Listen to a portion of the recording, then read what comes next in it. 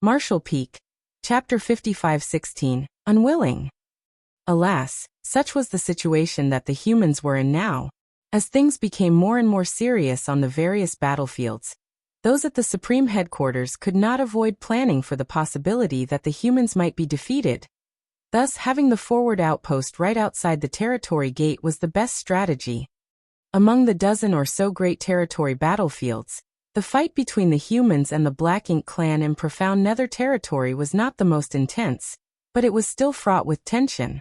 The 1 million-strong army's defense line had been quite long at first, but as the Black Ink clan army continued to press forward over the recent years, the front shrunk as well. Right now, the region that was under the humans' control was less than 30% of what they once had. Once the human race army retreated to a certain point, they would have no choice but to consider retreating from the territory altogether, regardless of how reluctant the humans in Profound Nether territory were. It would not be easy to organize the evacuation of over 1 million soldiers. The human race had to prepare their exit strategy in advance, or else, if they showed any signs of disorder, the Black Ink clan would surely pounce and inflict massive losses. Compared to the battles between the human race and the Black Ink clan on the Black Ink battlefield, the Black Ink clan's invasion now had led to battle between the two sides becoming far more frequent and fierce. Fights big and small broke out at every moment, and during each clash, both sides continued to suffer casualties. At the moment, somewhere less than half a day's journey away from the humans' forward outpost, the humans and the Black Ink clan were engaged in a relentless battle around a large universe fragment. The human race had 300,000 soldiers stationed at this universe fragment, which was covered in countless arrays and artifacts to aid them against the Black Ink clan's attacks. This battle had carried on for 3 months already. Thanks to the arrays and artifacts installed on the universe fragment as well as a steady stream of reinforcements from the rear, the human race had managed to fend off the Black Ink clan's attacks over 100 times and killed countless Black Ink clansmen. That being said, just like the human race had reinforcements, the Black Ink clan did too, and their numbers were far greater. As of now, the Black Ink clan occupied nearly all of the great territories in the 3,000 worlds, and had planted Black Ink nests in all of their conquered land. As a result, the Black Ink clan army had an endless stream of new soldiers to throw into the war. Even though many hunters moved through these great territories and destroyed numerous Black Ink nests, this barely made a dent in the number of Black Ink nests there were. No matter how many low-rank Black Ink nests they destroyed, it was no use if the humans did not destroy their source, which were the mid-rank Black Ink nests. Each time the human race destroyed one low-rank nest, the Black Ink clan would immediately regrow another, so it was merely an exercise in futility that wasted resources. For the Black Ink clan, who currently occupied basically all of the 3,000 worlds, they did not lack resources, and furthermore, they were receiving more from the Black Ink battlefield as well. The battle was particularly fierce just outside the universe fragment. Scores of human warships flew about as the light from spirit arrays and secret techniques shot out to push the Black Ink clan army back. Atop the universe fragment, an imposing middle-aged man dressed in a set of golden armor sat cross-legged as he stared out into the battlefield with a look of concern. The situation in Profound Nether territory did not look good, but the human race could not afford to lose this battle in particular. If they did, then the Profound Nether army would have no other place to retreat to. They would have to give up the entire Profound Nether territory, and the human race would lose yet another one of their front lines against the Black Ink clan. This outcome was hard for the human race to stomach, and a defeat here would surely cause a precipitous drop in morale.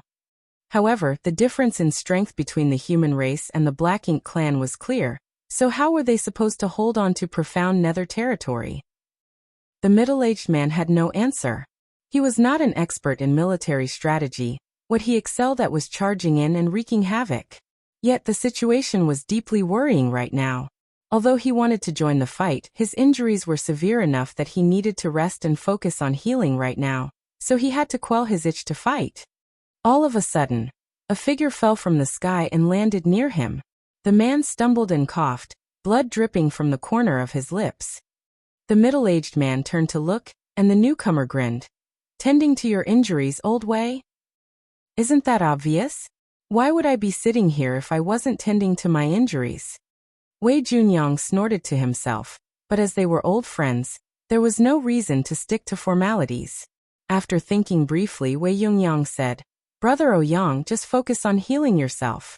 Don't force yourself to keep up. The person flashed a stubborn smile. Don't just pay attention to my injuries. That territory lord isn't having a good time either. I was so close. I nearly bashed his head apart. Alas, what a shame. However, he did sit down cross-legged and stuffed a pill into his mouth. If Yang Kai was here, he would have recognized the person that Wei Junyang addressed as Brother Ouyang. It was Ouyang Lai, the one he brought back from the Black Ink battlefield a few decades ago. They were all well acquainted with each other as their paths crossed numerous times at Great Evolution Pass. The two 8th Order Masters shared a preference for charging straight towards the enemy. Thus, they got along well, and had been friends for many years. There were quite a few 8th Order Open Heaven Realm Masters in profound Nether territory, as the 1 million-strong human army was made up of the remnants of the armies from over a dozen human Great Passes that fought on the Black Ink battlefield. This included Great Battle Pass and Great Evolution Pass.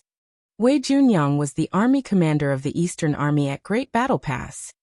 Over the past 500 or so years, the human race armies of the various Great Passes had gone through battles at the Primordial Heavens Source Grand Restriction, the No Return Pass, and the Barren Territory. These three major wars greatly depleted the human race's reserves. Thus, when the human race retreated to High Heaven Territory and the Star Boundary, the various Great Pass armies were disbanded and reorganized into armies named after the dozen or so Great Territory battlefields. The army here at Profound Nether Territory was the Profound Nether Army. If they failed to hold their ground in Profound Nether Territory, then the Profound Nether Army would be broken up and redistributed to the other armies. Right now, Wei Yungyang and Ouyang Lai were both commanders in the Profound Nether Army. As long as no 9th Order Open Heaven Realm Master showed up, the veteran 8th Order Army commanders would remain in charge. They were not the only army commanders here, though, as there were several other 8th Order Masters who held such a rank. After quietly tending to their injuries for a while, Ouyang Lai abruptly said, It's hard to fight against these innate territory lords. Compared to the territory lords they were used to facing on the Black Ink battlefield, these innate territory lords that came out of the Primordial Heavens Source Grand Restriction were far stronger. Back on the Black Ink battlefield, Ouyang Lai could kill average territory lords if he pushed himself to his limits, though he would suffer serious injuries in the process. However, when facing off against innate territory lords whose powers were on par with his, even his most fervent attacks did not achieve similar results. Earlier on the battlefield, he was clashing with an innate territory lord for quite some time, but in the end, both of them were heavily injured and had to withdraw to tend to their injuries. Ouyang Lai and Wei Yungyang both ranked among the strongest 8th Order Open Heaven Realm Masters, so if this was the case for them, then it was not hard to imagine the pressure the ordinary 8th Order Open Heaven Realm Masters faced. On the Black Ink battlefield, 8th Order Open Heaven Realm Masters were generally stronger than territory lords, but now, the positions had been flipped. That's to be expected, Wei Yungyang nodded coolly. It's said that the innate territory lords are born straight from the Black Ink nests and possess a trace of Mo's source. They are born with immense strength, but have to sacrifice their future for it. Innate territory lords could not become royal lords because all their potential was exhausted from the moment they were created, but due to this, they possess great strength from the moment they came to be and could stand toe-to-toe against the human race's most powerful 8th Order Open Heaven Realm Masters. I know that. I just don't like it. Ouyang Lai grumbled. Humans had to work hard and spend countless years to become 8th Order Masters. Along the way, they had to brave numerous risks and perils. However, the Black Ink clan did not have the same problem. A high-ranked Black Ink nest could give birth to numerous innate territory lords. All they needed was sufficient resources. Although Ouyang Lai considered the Black Ink clan his mortal enemy, he had to admit that their method of creating new masters was an unsolvable conundrum. After a moment of silence, Ouyang Lai asked, "What did those at the Supreme Headquarters say?" Wei Junyang sighed. They said that if the Profound Nether Army can't hold out against the enemy, We need to start making preparations to evacuate. Retreating again.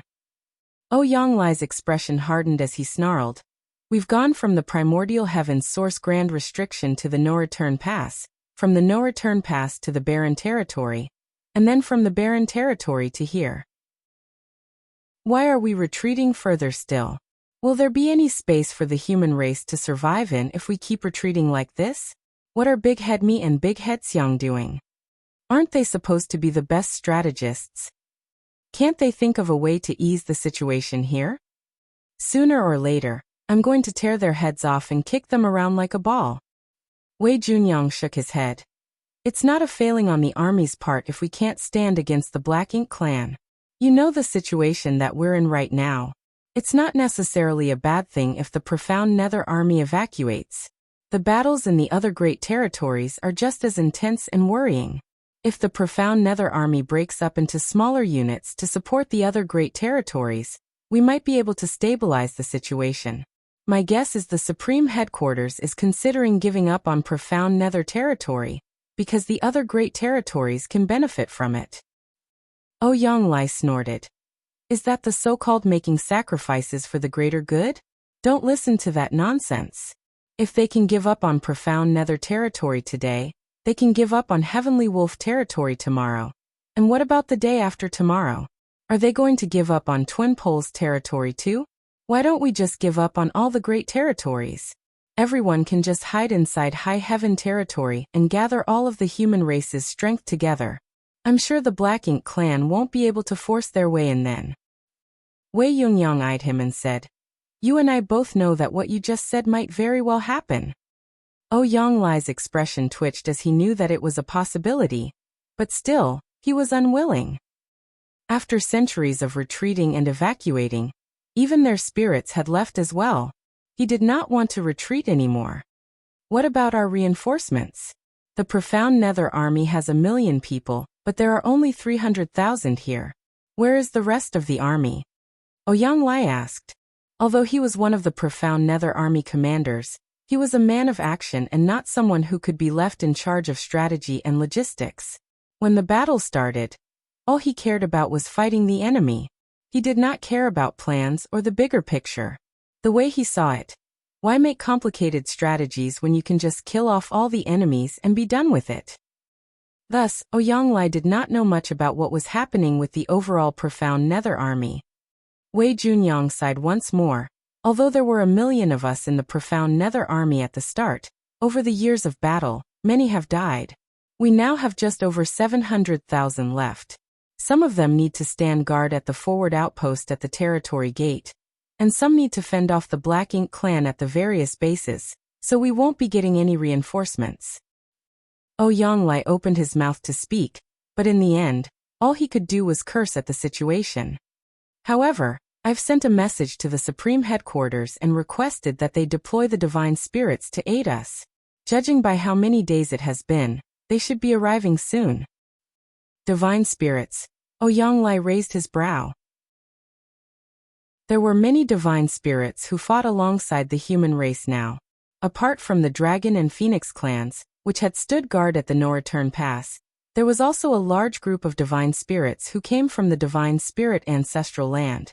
What's more, just over a decade ago, some 100 Divine Spirits suddenly appeared outside the star boundary, which gave the human race masters who were on guard there a huge fright.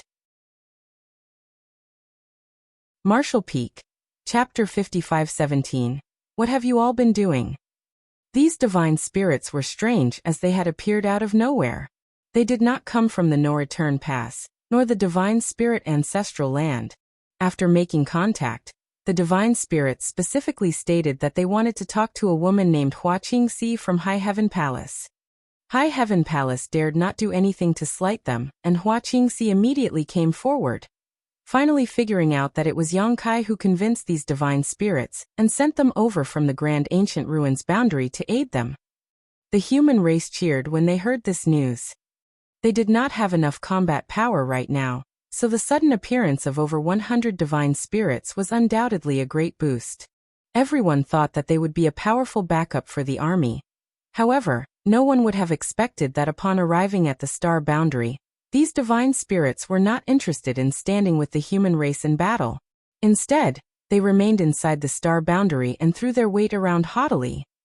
In the end, Fu Guang, who had been tending to his injuries, had to come out and teach them a harsh lesson before they restrained themselves. Following that, Hua Qingxi acted as a mediator and communicated with the divine spirits who came from Grand Ancient Ruins boundary. Eventually, they were willing to help the human race, but they refused to listen to anyone's orders. If the humans needed their help, the human race had to discuss the situation with them in advance, and they reserved the right to refuse. While the process had been difficult, the 100 or so divine spirits were still a force that could not be overlooked. Now, all divine spirits had been separated into several teams, not standing guard over any one battlefield, and instead being deployed by the Supreme Headquarters to any of the battlefields that needed aid. This way, the divine spirit's utility was maximized. There had been several times when the human race's defense lines in various frontline great territories had nearly been overrun when the divine spirits showed up and managed to turn the tide. Thus, one could say that the divine spirits played an essential part in moments of crises that allowed the human race to maintain their current lines. Therefore, when Ouyang Lai heard that Wei Junyang had already sent word to the Supreme Headquarters to ask for help from the divine spirits, he felt a lot less worried. However, he quickly started having concerns again and asked, "The divine spirits who are coming won't be the ones who came out of the Grand Ancient Ruins boundary, right?" Those divine spirits were a lot less reliable than the ones from the divine spirit ancestral land and the No Return Pass. Wei Junyang shook his head. "I'm not sure. There aren't many divine spirits, only 6 teams in total, and it's those at the Supreme Headquarters who have to decide which one to send to us." The two were still talking when something changed on the battlefield. Although the human race was under great pressure, they were still able to maintain a balance with the Black Ink clan. However, all of a sudden, over 10 incredibly powerful auras burst out on the battlefield. The human race army was caught off guard and multiple warships exploded one after the other. Open Heaven Realm Masters were slaughtered as well, and the Black Ink clan swarmed in from over a dozen different directions. Wei Junyang and Ouyang Lai, who had been tending to their injuries, immediately got to their feet with stormy expressions. "What are those people at the Supreme Headquarters doing?" Ouyang Lai ranted. "Why didn't we get any news that over a dozen territory lords were coming over?" Although there was a disparity in numbers between the 8th Order Open Heaven Realm Masters and the territory lords on the Profound Nether Territory battlefield, it was only a slight difference and both parties were fully aware of each other's strength. However, the dozen-plus auras that suddenly appeared were all unfamiliar, which meant that they were new and had not been seen on this battlefield before. While over a dozen territory lords was not necessarily a high number, they were all innate territory lords, and with the element of surprise on their side, it was quite possible for them to break through the defense lines. Wei Yungyang's expression was also dark as he quickly said, "Perhaps they did not come from other territories. Every now and then, some territory lords disappear after suffering heavy injuries. Those at the Supreme Headquarters have guessed that they might have gone back to the No Return Pass to heal, as they have many high-ranked Black Ink nests there, which makes it easier for them to rapidly recover. There's a high chance that these territory lords came from the No Return Pass." Both parties were stuck in a deadlock across all the various battlefields, so if over a dozen innate territory lords left any one of the front lines, there was no way that the Supreme Headquarters would not have noticed. Since the Supreme Headquarters did not send out any warnings, it meant that they did not know about the presence of these territory lords either. It was quite likely that these dozen or so territory lords came from the No Return Pass. It was clear that they swarmed here because they wanted to break the Profound Nether Territory's defense perimeter and claim the whole Great Territory for themselves. The 2 8th Order Army commanders could not spare any more time to tend to their injuries and immediately shot off into the sky, each of them heading for one of the newly appeared territory lords. At the same time, 8th Order Open Heaven Realm Masters from all directions shot out as well. Both Wei Junyang and Ouyang Lai knew full well that this might very well be the end of the battle here in Profound Nether Territory. The support of over a dozen innate territory lords was enough for the Black Ink clan to overrun the Profound Nether Army's defense lines. Under these circumstances, the profound Nether army could not even retreat, for if they did, the newly reinforced enemy would surely hit them from behind and inflict heavy casualties. Their only option now was to push back the Black Ink clan at risk of their lives, trying to open up a window to evacuate. This time, it had to be a fight to the death. The human race had encountered this situation far too many times though. Thus, even though the crisis had been sudden, the human army did not panic or back down. In the next instant, masters from both sides began clashing. With the support of a dozen more territory lords, the Black Ink clan army instantly gained the advantage and began pushing into the human lines. Countless flashes of light sparked across the void in bursts of varied colors. In less than half a day, 30% of the 300,000-strong human race army had died, and 2 8th Order Open Heaven Realm Masters had died as well. Although the 2 8th Order Masters had given it their all before their death, they only managed to severely wound their opponents. None of the innate territory lords had died. The loss of the 2 8th Order Open Heaven Realm Masters sent the human race army into a frenzy. Somewhere on the battlefield, Ouyang Lai spat out mouthfuls of blood, but he showed no signs of retreating. He kept attacking again and again. However, he was already injured and could not exert his full strength, so how could he best an innate territory lord? Fortunately, Ouyang Lai's ferocity managed to make the innate territory lord he was facing somewhat hesitant. If that had not been the case, the latter would have killed Ouyang Lai by now. That being said, the territory lord was in no rush. The humans were on the verge of collapse and the Black Ink clan was sure to come out victorious, so the territory lord had no reason to risk his neck in this fight against Ouyang Lai. Even if he just dragged the fight out, his side would still win. Not to mention the fact that there were more territory lords than there were 8th Order Open Heaven Realm Masters. The Black Ink clan had the absolute advantage here. After more fierce battling, the territory lord abruptly shot a menacing smirk at Ouyang Lai, whose heart jolted at the sight as he had a foreboding feeling. Just then, a piercing murderous intent came at him from the side, and the territory lord in front of him charged towards him as well. At this life or death moment, Ouyang Lai did not choose to back away. He charged forward and spat a mouthful of blood essence on his weapon, which instantly glowed brightly.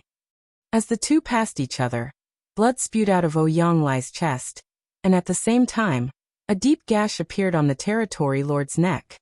It was so deep that bone was visible, and Ouyang Lai's sword intent lingered around the wound. The territory lord's expression darkened. Earlier, he had nearly died to his opponent's blade. It was true that the 8th Order Open Heaven Realm Masters could not be underestimated. Ouyang Lai slowly turned around and looked at his opponent, who had another innate territory lord beside him now. It was the one who had snuck up on him just now.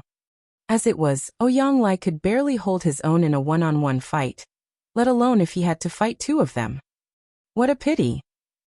Ouyang Lai sighed lamentably to himself.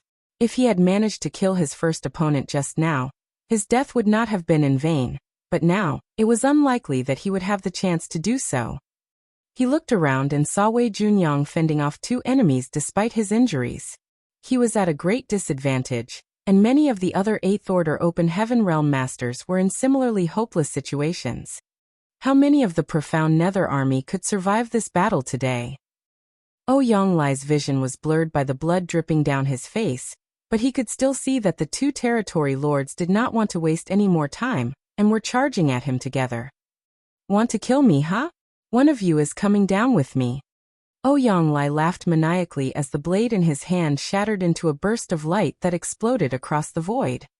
This was an artifact that he had cultivated for many years, and now that it was shattering on purpose, the sudden surge of power it released was quite terrifying. The two territory lords who were charging at Ouyang Lai sensed danger, and immediately moved backwards while he seized this chance to go forward. He had his eye on his first opponent and launched a flurry of attacks that left his opponent in tatters.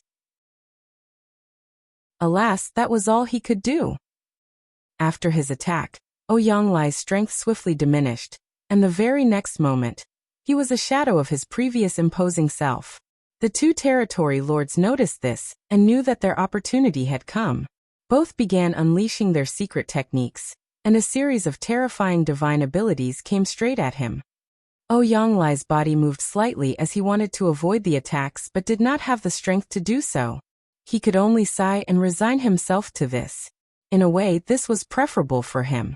Over the last few centuries, the human race was forced to retreat again and again, driving him to the limit of his tolerance. Perhaps dying in battle was a better option than slinking away in defeat. The constant overexertion had left Ouyang in a bit of a daze, so when a voice called out from nearby, he wasn't sure if he was hearing things or not. Exile. A deep voice rang out, and Ouyang figure became hazy as if he no longer existed. The two innate territory lords' attacks flew straight through Ouyang body, and the enormous strength shook the void, causing Ouyang to cough up a mouthful of blood, but he was not dead. As the territory lords reacted in shock, a dense murderous intent fell over them. A great distance away, a golden light broke through the void like a shooting star, weaving through the battlefield from the rear of the Black Ink clan army, and wherever it passed, the Black Ink clan lines collapsed.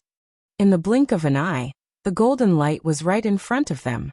Profound and mysterious strength swirled as the glow of a spear swiftly enlarged within the vision of one of the territory lords. The territory lord was terrified by the murderous intent that enveloped him. He wanted to fight back, but all of a sudden he felt a piercing pain in his head. Pain racked his entire body as his Black Ink strength no longer circulated properly. In the next instant, the spear covered in multicolored light pierced through the head of the powerful innate territory lord, causing his life aura to immediately swell up before bursting apart and dissipating. All of this only took a single breath, causing the other territory lord's expression to stiffen. He looked over and finally saw a young man with a cold look in his eyes withdrawing his spear. At the same time, the air seemed to quiver and the Eighth Order Open Heaven Realm Master who had been on the verge of death immediately disappeared, seemingly sent off somewhere. The territory lord locked eyes with the young man who snapped icily. "What have you all been doing while I was gone?" While he spoke, space seemed to freeze, and the innate territory lord felt as if he was about to meet his doom. A Ninth Order human master? Wasn't it said that the only two left were held up somewhere else? Where did this Ninth Order Open Heaven Realm Master come from? However, upon closer inspection, the territory lord noticed that his opponent only had the aura of an Eighth Order Open Heaven Realm Master, which only confused him further. After all, how could a mere Eighth Order human kill an innate territory lord in one blow? Martial Peak. Chapter 55:18, How Useless. Ouyang suddenly appeared on top of the universe fragment at the front lines of profound nether territory. Covered in blood and in complete disarray, even his aura was in total disorder. The intense battles against the innate territory lords seemed to have exhausted all of his energy. His mind was dazed and his head felt heavy. He was on the verge of losing consciousness at any moment, and he figured it would take over a year for him to recover from his ghastly injuries. He should be celebrating his escape from the clutches of death, but he had no clue how he managed to survive, and why he ended up here. However, a theory soon formed in his mind when he recalled the familiar voice he heard earlier. Thus, he gathered all the strength he could muster and looked out into the void. Immediately, he saw a familiar figure who was battling the innate territory lord who had snuck up on him earlier. It really is that brat. Ouyang was thunderstruck. Moments ago, he had already come to terms with his impending death. Yet in that life and death moment, space around him warped. He sensed that he had somehow merged with the void at that instant, allowing him to survive the attacks from two territory lords. Space secret technique. He knew that Yang Kai was the only one who could do this. Yang Kai also had to be the reason why he suddenly appeared on this universe fragment. That brat must have used his space secret technique to move me here. It's good that he came. Ouyang exhaled slowly before collapsing to the ground, no longer able to hold himself up anymore. All his strength seemed to evaporate at that moment. As he watched the innate territory lord scrambling around the battlefield to dodge Yang Kai's fierce attacks, a strange feeling formed in his heart. When did I start feeling a sense of relief whenever this brat shows up? It felt as if the humans would surely emerge victorious if Yang Kai was here. Ouyang Lai chuckled at the thought of how old men like him seemed so useless. Despite their millennia of cultivation, in the end, they had to rely on a younger generation when it came down to it. Yang Kai had saved him twice now if he included what happened back at the no-return pass. Honored master, take this pill. All of a sudden, a voice called out behind Ouyang Lai. Ouyang Lai turned around and saw his treasured disciple limping over to him with a bottle raised, one that contained valuable spirit pills. Gong Lian was severely injured as well. There was a large gash across his abdomen that had nearly cut him in half. He would not have retreated from the fight if it had not been for such grave injuries. Ouyang Lai glanced at his disciple's sorry state, before glancing at Yang Kai's magnificence on the battlefield, and could not help but exclaim with a sigh, "How useless!" This disciple of his was someone whose talents surpassed many others. He would not have taken Gong Lian in if that had not been the case. Gong Lian was now a 7th Order Open Heaven Realm Master after Ouyang Lai took him under his wing, and put a lot of thought and effort into training him. While Gong Lian was indeed a remarkable talent, that was still nothing in comparison to Yang Kai's achievements. Why did I not consider taking Yang Kai as my disciple? Gong Lian had purposely come over to give his honored master some medicine. He thought that this would lead to a touching moment between the master and disciple, so he did not expect to be criticized in such a manner instead and felt rather aggrieved. Honored master, the speed of this disciple's cultivation is already fast enough.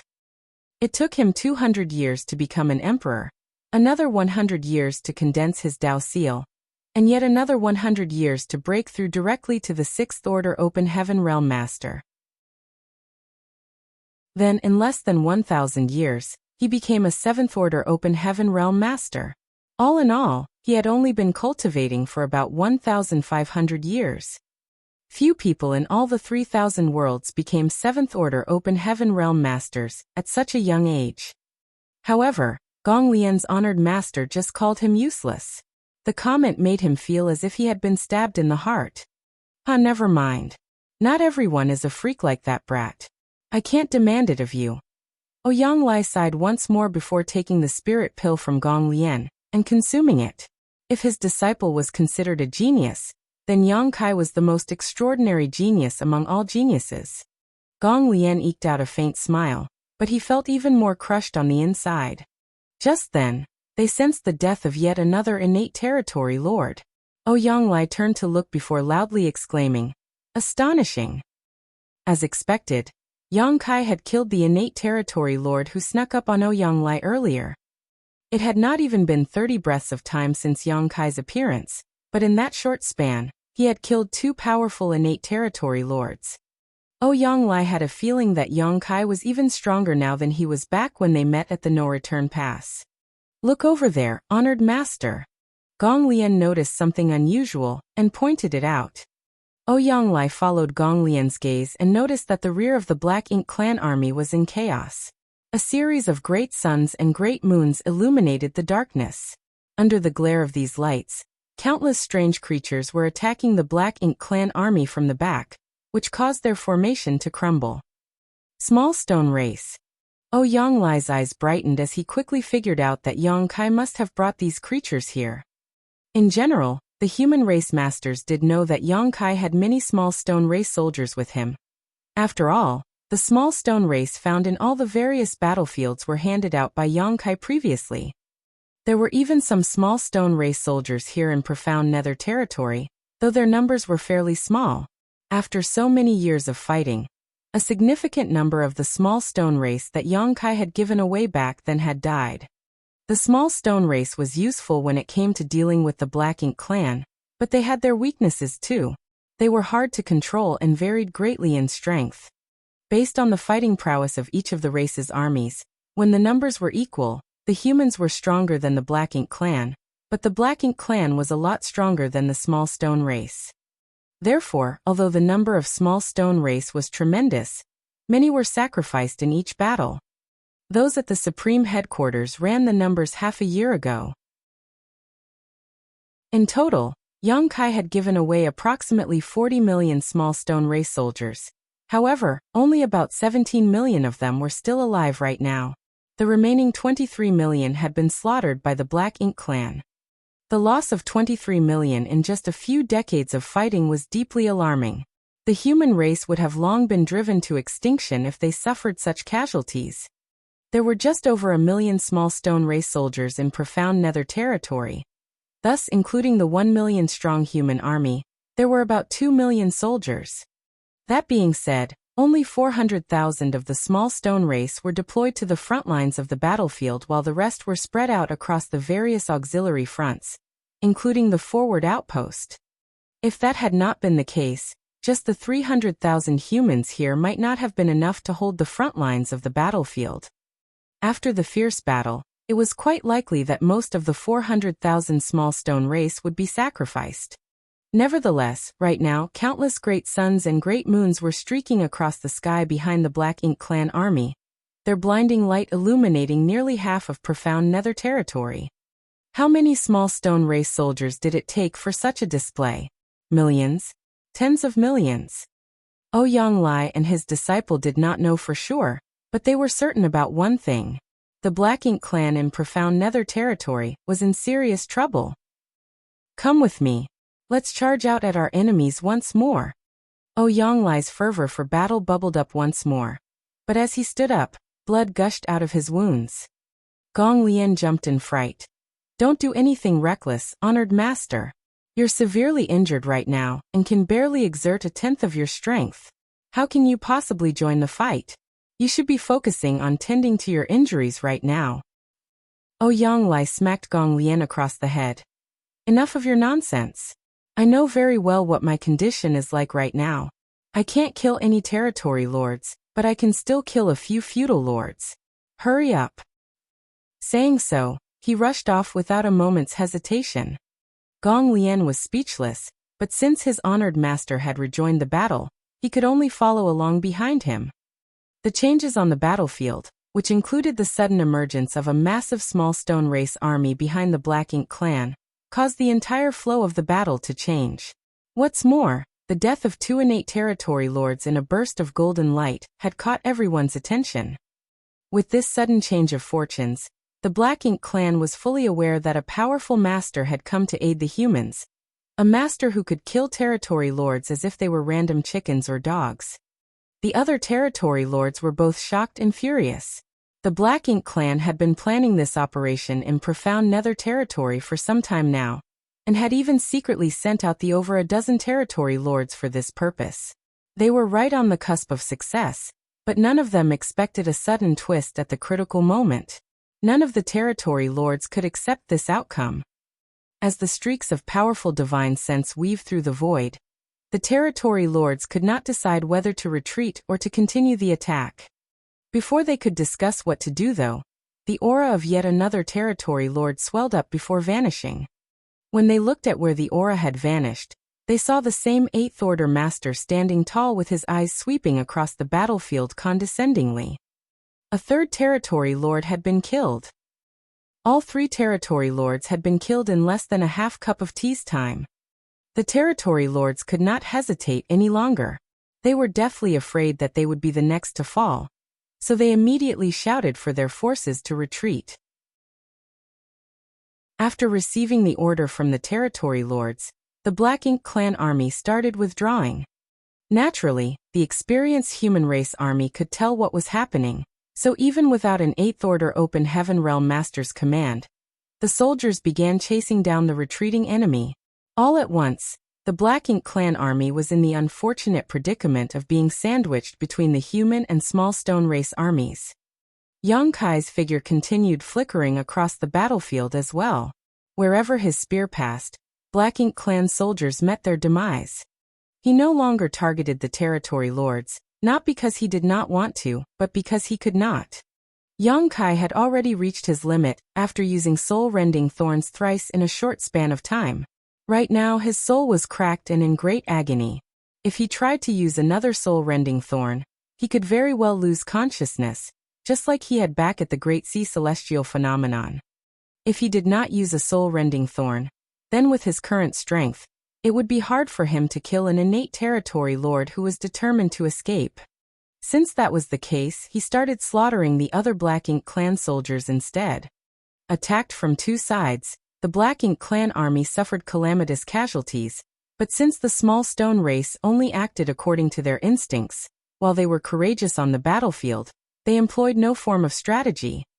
It was fairly easy for the Black Ink clan army to break through the small stone race's siege with just a few sacrifices. The tides had changed in a flash for the human race who were on the brink of doom just moments ago. The void was thick with world force as the light from all sorts of divine abilities and secret techniques blazed across the battlefield. The human race were victorious in this battle. Now it was only a matter of how many of their enemies they could destroy today. The Eighth Order Masters were truly glad and relieved that victory was theirs. Just an hour ago, it seemed certain that the human race would lose. They were already considering sacrificing all the remaining small stone race soldiers to buy time for the human race's evacuation. But everything changed with the arrival of one person. In a flash, the human race army and the small stone race grouped together as they pursued the Black Ink clan for several million kilometers, slaughtering them as they went. Suddenly, Yang Kai's heart jolted, and he turned his head as he sensed a familiar aura coming from a certain direction. He swiftly leapt across the void, and in the next instant, he appeared before a certain warship. As he looked up, he was greeted by several familiar faces, including some that looked coquettish, some glamorous, and some dignified. Those on the warship had been alarmed by the sudden appearance of this figure, but once they took a good look at him, their hearts settled back into place.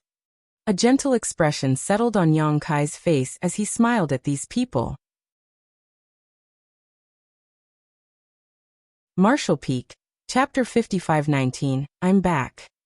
The cultivators on board this warship were all women with not a single man in sight. They were a true female army, and most of them had intimate relationships with Yang Kai. Earlier on, he rushed over because he sensed their auras. All at once, Yang Kai's heart was flooded with yearning. His mind raced with all that he longed to say to them, but in the end, all he said was a simple greeting, I'm back. Yes, he was back. It had been around 1,000 years since he left Black Territory, and now he was finally back.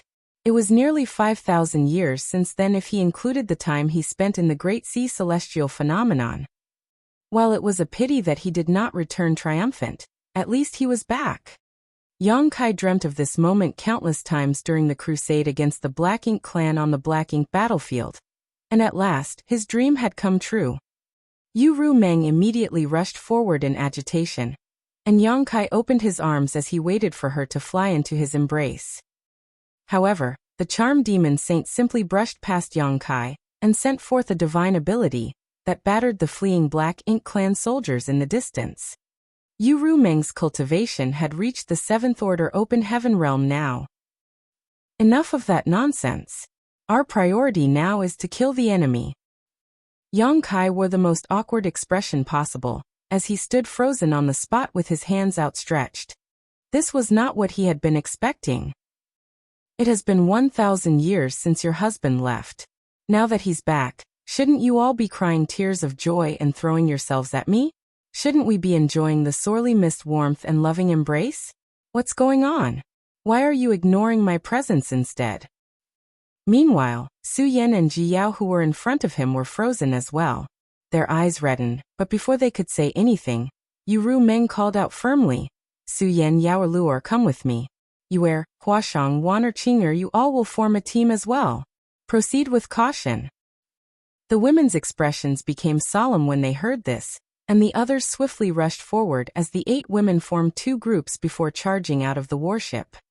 They formed 2 four-symbols formations, which was the simplest battle formation that was commonly used on the Black Ink battlefield, as all it required was sufficient numbers in the same order. Yang Kai had also used this battle formation with other 7th Order Open Heaven Realm Masters from dawn on occasion. While it was a simple battle formation, it allowed the cultivators to cover each other's backs and combine their strengths. Thus, it was incredibly useful in the chaos of the battlefield. There were only 10 people on board the warship, so now that 8 of them left, only 2 remained. Greetings, Sect Master. Luan Baifeng, one of the last two, bowed elegantly. Yang Kai nodded with the sternness that befitted his position as the sect master and waved his hand, at ease. Alas, it seemed his subordinates were more reliable. As for the madams, they seemed to be showing signs of rebellion. However, Yang Kai could understand their reactions. After all, he did basically abandon them for 1,000 years. It was not surprising that they were upset about it. These women had every reason to react the way they did. "Young master," Yuhi called out with a choked voice. Yang Kai walked over and stroked her head with a smile. "Good. You're a 7th Order Open Heaven Realm Master now. I see that you didn't neglect your cultivation." Yuhi was not the only one who was now in the 7th Order. In fact, all 10 women aboard this warship were in the 7th Order. It was not unexpected in the case of Yuhi and Luan Baifeng. They were already in the 6th Order when Yang Kai left, and during this time, neither Void Land nor High Heaven Palace lacked the resources for cultivation. There was also a World Tree clone in the Star Boundary as well. For those in the Open Heaven realm like Yuhi and Luan Baifeng, the clones' feedback effects did not give them any boost to their innate talent, but the environment still boosted their cultivation speed. Yu Ru Meng and Yang Kai's other wives had directly become 6th Order Open Heaven Realm Masters, and a number had even become disciples of ancestors from the cave heavens and paradises. Naturally, their cultivation would rapidly increase since they did not lack the resources or guidance they needed. This team of 10 consisted entirely of people Yang Kai trusted implicitly, so it was clear that someone had arranged this on purpose. No other squad could possess such a luxurious lineup. If 10 7th Order Open Heaven Realm Masters joined forces, they were even able to face off against a territory lord for some time. This was probably the reason why none of these women showed any signs of serious injury. Of course, there was another reason for this as well. Their warship was a little unique, and Yang Kai sensed it as soon as he came over. Based on age alone, Yuhi was much older than Yang Kai. After all, she had already been a veteran 5th Order Open Heaven Realm Master when she first met him. However, the moment Yang Kai stroked her head, she could not stop her tears from flowing as she stared at him with a teary-eyed smile. "Kill!" Yu Ru Meng shouted fiercely from in front of the warship. She did not hold back at all as she mercilessly slaughtered the Black Ink clan. Smelly man. How can he still be getting all sentimental at a time like this? Does he not know the meaning of the word death? Yang Kai bowed. "Senior, you must have had a hard time all these years. Many thanks for your care." The warship trembled slightly as an old voice rang out with a slightly teasing tone. "This old master didn't have to do much. You're the one who must work hard from now on." This was not a true warship, but rather one of Baishi's soul clones. Naturally, this clone did not possess the full strength of Baishi's true body, but it was similar in strength to a veteran 7th Order Master, so it was not weak by any means. Furthermore, Baishi was most proficient in defense. It would not be easy for Yu Ru Meng and the rest to encounter any form of trouble, as they had the protection of such a warship. These 10 7th Order Open Heaven Realm Masters were paired with one of Baishi's soul clones, and this combination was enough for them to fear nothing on the battlefield if they did not target the innate territory lords. Yang Kai did not know who the commanders were for the army here, but it had to be people who were well acquainted with him and knew about his importance. That was why they made these special arrangements for his family. Thus, Yang Kai made a note of the favor they had done for him. Yang Kai then turned around and said, "We'll catch up later. Please take over, senior." That was all Yang Kai said before he rushed out in a flash. He did not focus on helping Yu Ru Meng and the others, and instead charged forward with his spear in hand. Under the looming shadow of this spear, the Black Ink clan who were trying to flee were shredded like paper. Occasionally, some would survive the onslaught from Yang Kai, but Yu Ru Meng and the others who were following behind would easily deal with them. The human race army and the small stone race both chased down the retreating Black Ink clan, turning the once contested battlefield into a meat grinder filled with mournful screams and furious roars. "Withdraw!" All of a sudden, a piercing call echoed across the battlefield. The humans who had been fervently hunting down their enemies finally stopped. They could not continue chasing down the Black Ink clan anymore, lest they stretch themselves too thin and suffer serious losses from a sudden counterattack. Still, they had already dealt a crushing blow to the Black Ink clan army in profound Nether territory, making this a triumphant victory. They could not destroy the Black Ink clan in one blow, and if they forced the Black Ink clan into fighting back out of desperation, the humans would also suffer greatly. Thus, withdrawing after gaining some benefits was the optimal strategy. Yu Rumeng and the others swiftly returned to the warship, all of them breathing heavily and covered in sweat with visible streaks of blood on their clothes. It was evident that they had suffered some injuries in this battle. No one could guarantee that they would remain unscathed in the chaos of the battlefield, as accidents would always happen. Yang Kai did not return to the warship right away, and instead used his Great Sun and Great Moon marks to gather the surviving small stone race army first before rejoining the others. However, no one paid any attention to him. He wanted to talk to him, but a glare from Yu Rumeng forced her to remain still. All is not well within the family. Yang Kai lamented to himself as he watched these women sitting down cross-legged, none of them showing any signs of wanting to talk to him. He could not help but miss his gentlest little senior sister. If little senior sister was here, she wouldn't ignore me like this. Although he did not see Xia Ning Chang, he knew that she would not be here on the battlefield, as her specialty was not fighting. Alchemy was her strong suit. The human race army's need for all kinds of spirit pills was enormous, so alchemists like little senior sister had to remain behind in safety to refine spirit pills for those on the front lines.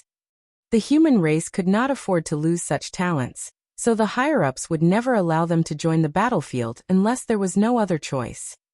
As the army retreated, numerous 8th Order Open Heaven Realm Masters passed by, but they merely nodded to Yang Kai in greeting, and showed no intention of coming over.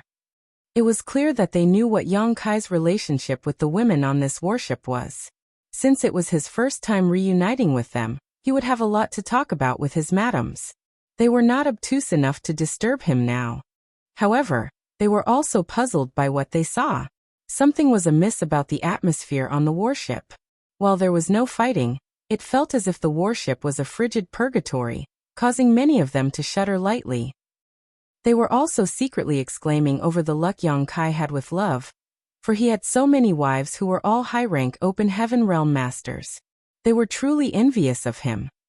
Bai Shi's quiet chuckle sounded, as if he was enjoying the show. Luan Baifeng was also glancing around at the others as she stood by the side. She was the only outsider among this group, but she did not treat herself as one. Instead, she was taking in the strange atmosphere in amusement. Everyone else was tending to their injuries. Thus, Yang Kai joined them awkwardly by sitting down cross-legged and stuffing a fistful of spirit pills into his mouth. He looked like an injured animal who was quietly licking his wounds, making for a pitiful sight. He felt a pang in her heart, but before she could do anything, Yu Rumeng's eyes flashed open and shot her a glare. He sighed. Although her heart ached for her young master, Madame Rumeng seemed to want to teach him a lesson, and it was best for her to stay out of these family issues. She knew that all the other madams followed Yu Rumeng's leadership and would go along with what she decided. After thinking about it, He figured that it was probably a good thing to teach her young master a lesson, so that he would not keep running around all the time. Previously, it was a little better as he only left for a few decades at most, which could not be considered long for cultivators of their realm. Plus, regardless of where he was still within the 3,000 worlds back then. However, this time, he left for around 1,000 years and had gone to an extremely dangerous place, constantly putting his life at risk. Amid the void, people were cleaning up the battlefield and retrieving the bodies of the fallen soldiers. This was done in silence as sorrow and grief spread through the area. While Yang Kai tended to his injuries, he checked with Bai Shi about the humans' current situation. After the battle at the Primordial Heaven's Source Grand Restriction, Yang Kai spent several centuries running around without even stopping for a moment. He did not partake in the battles at the No Return Pass and the Barren Territory either. Therefore, he knew nothing about the human race's present state. Now that he was back, the first thing he wanted to do was get some information. Bai Shi kept nothing from him. A long conversation later, Yang Kai had the gist of what happened with the human race in recent years. Back when the Black Ink clan broke through the passage between the Barren Territory and Wind Mist Territory, the human race began withdrawing and evacuating, with their end destination being High Heaven Territory, where the star boundary was located. Marshall Peak. Chapter 5520, Just Some Minor Injuries. Yang Kai knew about this in a general sense. He had helped the cultivators besieged in Swallowing Sea's territory, and several other great territories over the years. Many would not have been able to deal with the Black Ink clan if it had not been for his assistance and the small stone race soldiers he gave them to aid in their evacuation. This was something Yang Kai often did as he went around refining over 2,000 universe worlds in several hundred great territories. One could tell just how many evacuating great forces he must have run into solely based on the fact that he had given away some 40 million of the small stone race. Most of the cultivators in the great territories had already evacuated, saving those forces in their entirety. However, many had also been set upon by the Black Ink clan army on the way, wiping them out as a result. There was nothing that could be done about this. The Black Ink clan had invaded the entire 3,000 worlds, and few great territories could defend themselves from such an attack. The weaker cultivators from the scattered second-class great forces could not put up a fight against a massive and organized Black Ink clan army. All hope for the human race's future depended on the star boundary, as it was a true open heaven realm cradle. This was the reasoning behind the evacuation plan set by the human race's leaders. Otherwise, there was no reason why out of all the great territories in the 3,000 worlds, the human race had to head for High Heaven Territory where the star boundary was. However, not all of the great forces could be housed within High Heaven Territory.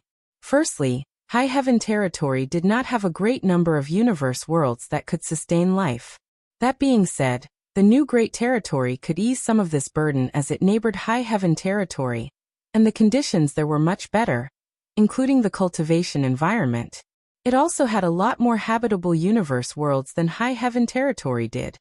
The new Great Territory could only be accessed from High Heaven Territory, so Yang Kai had set up a restriction back then to only allow those from Voidland and High Heaven Palace inside. Of course, this restriction was taken down now given the current circumstances. As long as the human race did not lose its hold on High Heaven Territory, the Black Ink clan couldn't invade the new Great Territory. Secondly, the humans could not resign themselves to surrendering without a fight. If they did stop trying to fight back, then all the Black Ink clan had to do was target High Heaven Territory. This would put the human race in a far too vulnerable position. Thus, the many leaders of the human race came to a decision. They gathered as many Open Heaven Realm Masters as they could and formed over a dozen armies based on the framework of the remnants of the armies from the Black Ink battlefield. These armies were then posted to defend the surrounding great territories with High Heaven Territory at the center. Profound Nether Territory was one of these battlefields, along with Heavenly Wolf Territory, Twin Poles Territory, and several others. Profound Nether Territory was said to have an army of 1 million soldiers, but after many years of fighting, that was no longer the case, unless the surviving small stone race were counted as well. Throughout the past few decades, Profound Nether Territory and the other frontline great territories were in a constant state of battle. While the humans did pay a heavy price in the process, they managed to gather most, if not all of their strength in these dozen or so great territories, and just barely managed to maintain their current perimeter. However, from the way things were progressing, the situation was gradually deteriorating. Over a dozen territory lords had appeared out of the blue and joined the main battle in Profound Nether Territory. The human race army had been caught off guard and suffered significant casualties as a result. Chances were they would have failed to hold on to Profound Nether Territory if the tides had not turned following Yang Kai's arrival. If the humans lost Profound Nether Territory, it would be a crushing blow not only to their army, but to their morale as well. The human race army in Profound Nether Territory was formed from over a dozen remnants of previous armies, including the Great Evolution Army, Great Battle Army, 9 Stars Army, and Purple Jade Army. These armies had previously gone through the 3 major wars at the Primordial Heavens Source Grand Restriction, the No Return Pass, and the Barren Territory. Thus, They were truly veterans with a wealth of experience. They formed the core of the profound Nether Army with cultivators from other various great forces, making up the rest of the numbers. This was the reason why Yang Kai ran into Yu Meng and the others here. Back then, the cultivators from Voidland and High Heaven Palace had joined the fight in the barren territory, and old ancestor Xiao Xiao personally recruited them into the Great Evolution Army. Thus, they could be considered soldiers who belonged to the Great Evolution Army. After hearing everything, Yang Kai was secretly relieved. He could have chosen any of the numerous routes that would have taken him back to the star boundary. But as he wanted to get there as quickly as possible, he chose the shortest one, which meant that he had to pass through profound Nether territory. He was filled with lingering dread at the thought of how terrible things would have been in profound Nether territory if he had not made it here in time. Thanks to your preempting back then, those from Void territory were able to prepare in advance. Therefore, when the order to evacuate was given, all of the great forces of Void territory were able to leave safely. But it's a shame when we think about the other living beings in those universe worlds. She sighed mournfully. The human race could not bring all the living beings in those universe worlds along with them when the Black Ink clan invaded, so they must have been turned into Black Ink disciples by now. I've already refined those universe worlds, Senior. You don't need to feel bad about them, Yang Kai said. Void territory was considered Yang Kai's territory, so he would not stand by and do nothing when it faced this existential crisis. When Yang Kai went to Void territory back then, he purposely checked on Voidland. When he realized that Voidland had completely disappeared, he figured that she must have evacuated everyone. At the time, the Black Ink clan had not invaded Void territory yet, so Yang Kai refined all the universe worlds and took them with him. She froze for a moment, not quite understanding what Yang Kai meant when he said he refined the universe worlds, but just as he was about to ask, he saw Yang Kai turning ashen-faced before coughing up a mouthful of golden blood. His aura swiftly deflated as he slumped backwards. She was alarmed while cries rang out from all directions. However, Yang Kai did not end up falling to the ground as a soft and nimble figure caught him. Yang Kai's eyelids parted slightly, and he saw Yu Meng's anxious expression. The others swiftly gathered around him with similarly concerned looks in their eyes. "Husband, what happened?" Yu Meng asked with a trembling voice. The demon saint's previous coldness was now replaced with great fear and worry. Yang Kai opened his mouth to respond, but before he could say anything, he spat out another mouthful of blood that dyed Yu Meng's clothes gold. Then he rasped, "I am fine. It's just some minor injuries." He tapped his finger ever so gently against the deck of the warship. She was startled for a moment before he quickly exclaimed, "How can you call that a minor injury? Your aura's unstable and your world force circulation is a mess right now. Did you get hit by one of those territory lords' final counterattacks?" "It's all right, it's nothing serious," Yang Kai insisted weakly. The more he insisted though, the more fraught the women around him became. Earlier on, they witnessed from afar the way Yang Kai had slaughtered 3 territory lords in quick succession. It went without saying that an 8th Order Open Heaven Realm Master like Yang Kai would have had to pay a heavy price in order to kill 3 territory lords like this. It was just that he had been hiding his injuries and putting up a strong front earlier. "Healing pills!" Yu Meng cried out, and Su Yang quickly stuffed a few high-quality spirit pills into Yang Kai's mouth. Shanqing Luo quickly kneeled beside Yang Kai and grabbed his hand to check on his injuries, but a moment later, Luo frowned. She did not detect any trace of physical wounds, so she stared at Yang Kai in puzzlement and began to ask, "Husband, your injuries?" Yang Kai forced out a weak smile. "My body's fine. It's my soul that's injured." "Soul-rending thorns?" Zhu Qing asked grimly. Yang Kai was taken aback as he asked, "How did you know?" "Senior Ouyang told us about them. He told us a lot about you actually," Shui Yu explained softly. "Senior Ouyang? Ouyang Lai?" Shui Yu nodded. Yang Kai came to a sudden realization. Since there were remnants of the Great Evolution Army here in the profound Nether Army, it was not unusual that Ouyang Lai was here as well. Ouyang Lai did know about the soul-rending thorns as back then, outside Great Evolution Pass all those years ago. Ouyang Lai was the one watching over Yang Kai. With just his 7th Order Open Heaven Realm cultivation, Yang Kai managed to kill and critically wound numerous Territory Lords and 8th Order Black Ink disciples inside the Black Ink nest space with the help of the soul-rending thorns. From the looks of it, it had most likely been Yang Lai's doing that led to Yu Meng and the rest forming this special squad. Yu Meng noticed that Yang Kai wanted to ask more questions, so she quickly blocked his mouth with her hand. "Stop talking. You should be focusing on tending to your injuries now." Yang Kai paused before nodding lightly and settled into a more comfortable position in Yu Meng's arms before closing his eyes. The women around him were all beside themselves with worry. Meanwhile, on the universe fragment at the front lines, the human army returned in victory and settled down to rest as well. However, the news that Yang Kai was seriously injured spread in next to no time. Therefore, quite a number of 8th Order Open Heaven Realm Masters wanted to visit him, with Yang Lai and Wei Junyang at the helm. However, Yu Meng and the others stopped them by saying that their husband was too injured and could not see anyone as he had to focus on his recovery first. Naturally, Yang Lai and the others were understanding enough. They asked about the cause of Yang Kai's injuries, and when they found out it was the price he had to pay to be able to slaughter 3 Territory Lords, they were deeply troubled. One of the 8th Order Masters brought out some special spirit pills he had been safekeeping, and passed them to Yu Meng before assuring her that she could focus on tending to Yang Kai. Yu Meng accepted the pills and thanked him. That boy killed 3 innate Territory Lords in less than an incense stick of time. He has grown too quickly. Wei Junyang turned back to glance at the warship that was formed out of Bai Shi's soul clone with an indiscernible expression. When Wei Junyang first heard about Yang Kai back then on the Black Ink battlefield, the latter had only been a 6th Order junior, yet Yang Kai had the same cultivation as him now.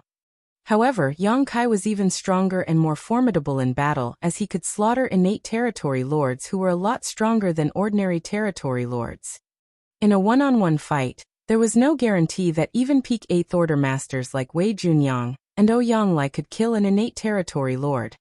Nevertheless, Yang Kai did just that, though it seemed that he had paid heavily in the process. "Have we grown too old?" Kong Chengde chuckled. He was originally the army commander of the 9 Stars Army's Southern Army.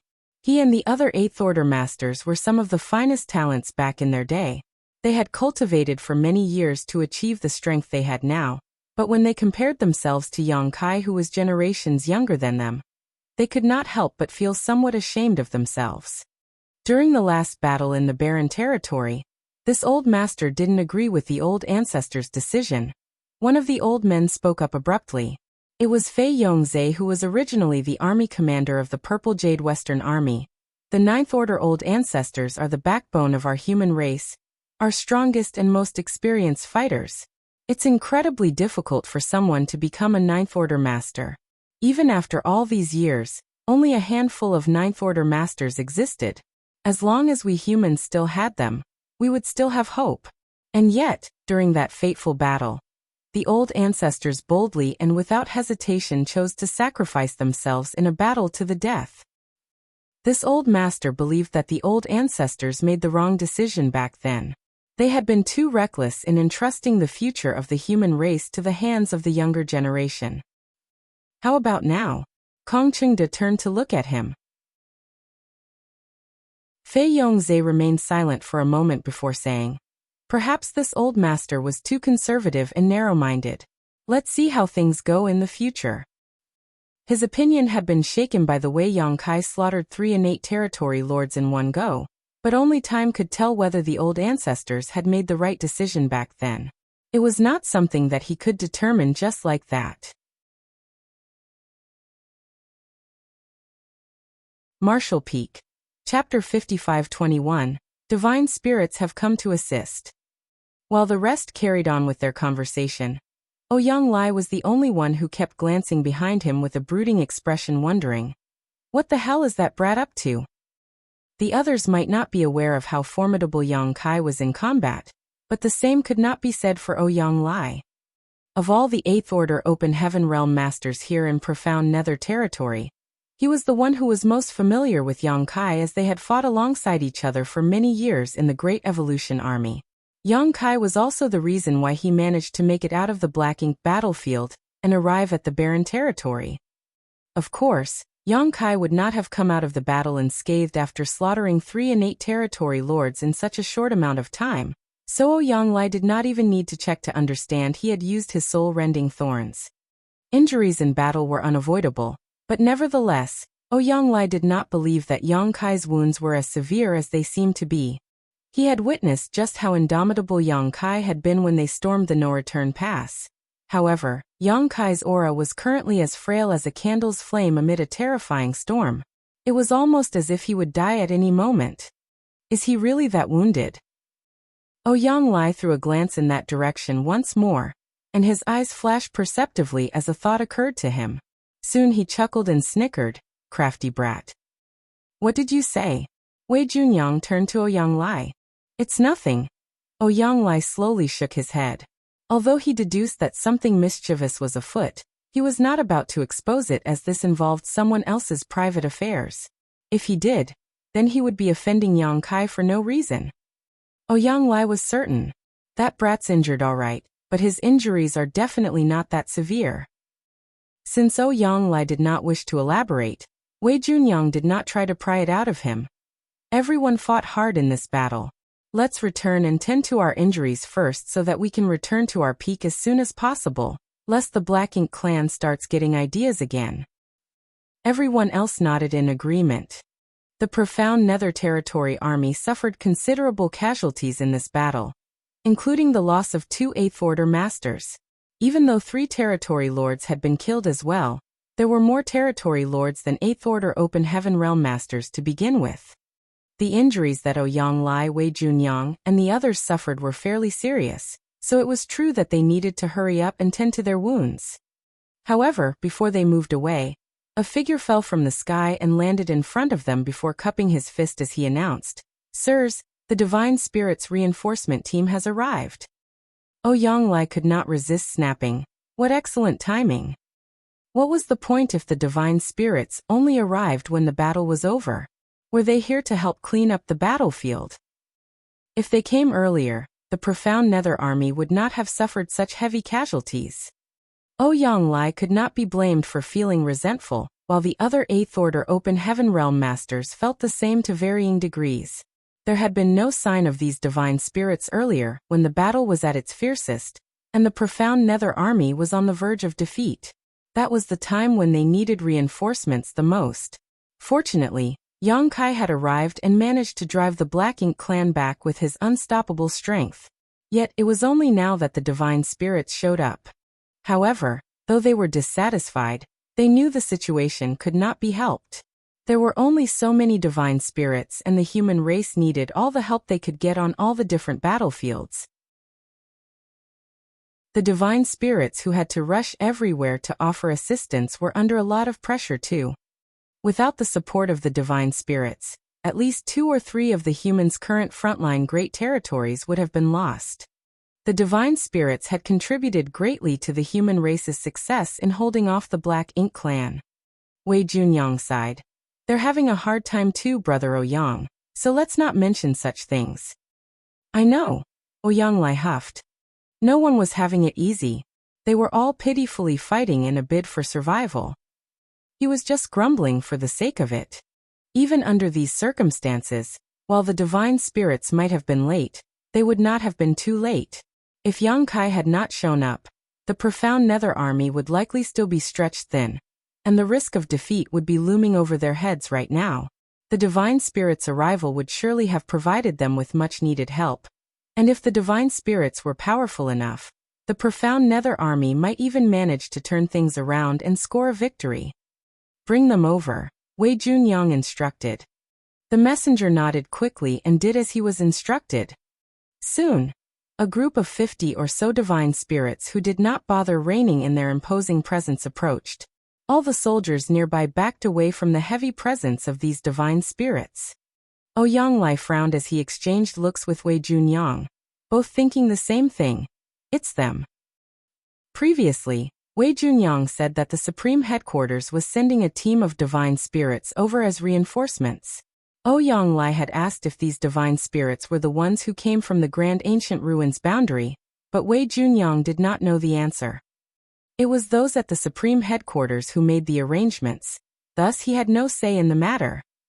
From the looks of it, the divine spirits were indeed the ones from the Grand Ancient Ruins boundary. It was easy enough to tell. Although these divine spirits had a domineering presence, they were basically all on par with 7th Order Open Heaven Realm Masters in terms of strength. Only a few of them were on par with 8th Order Open Heaven Realm Masters.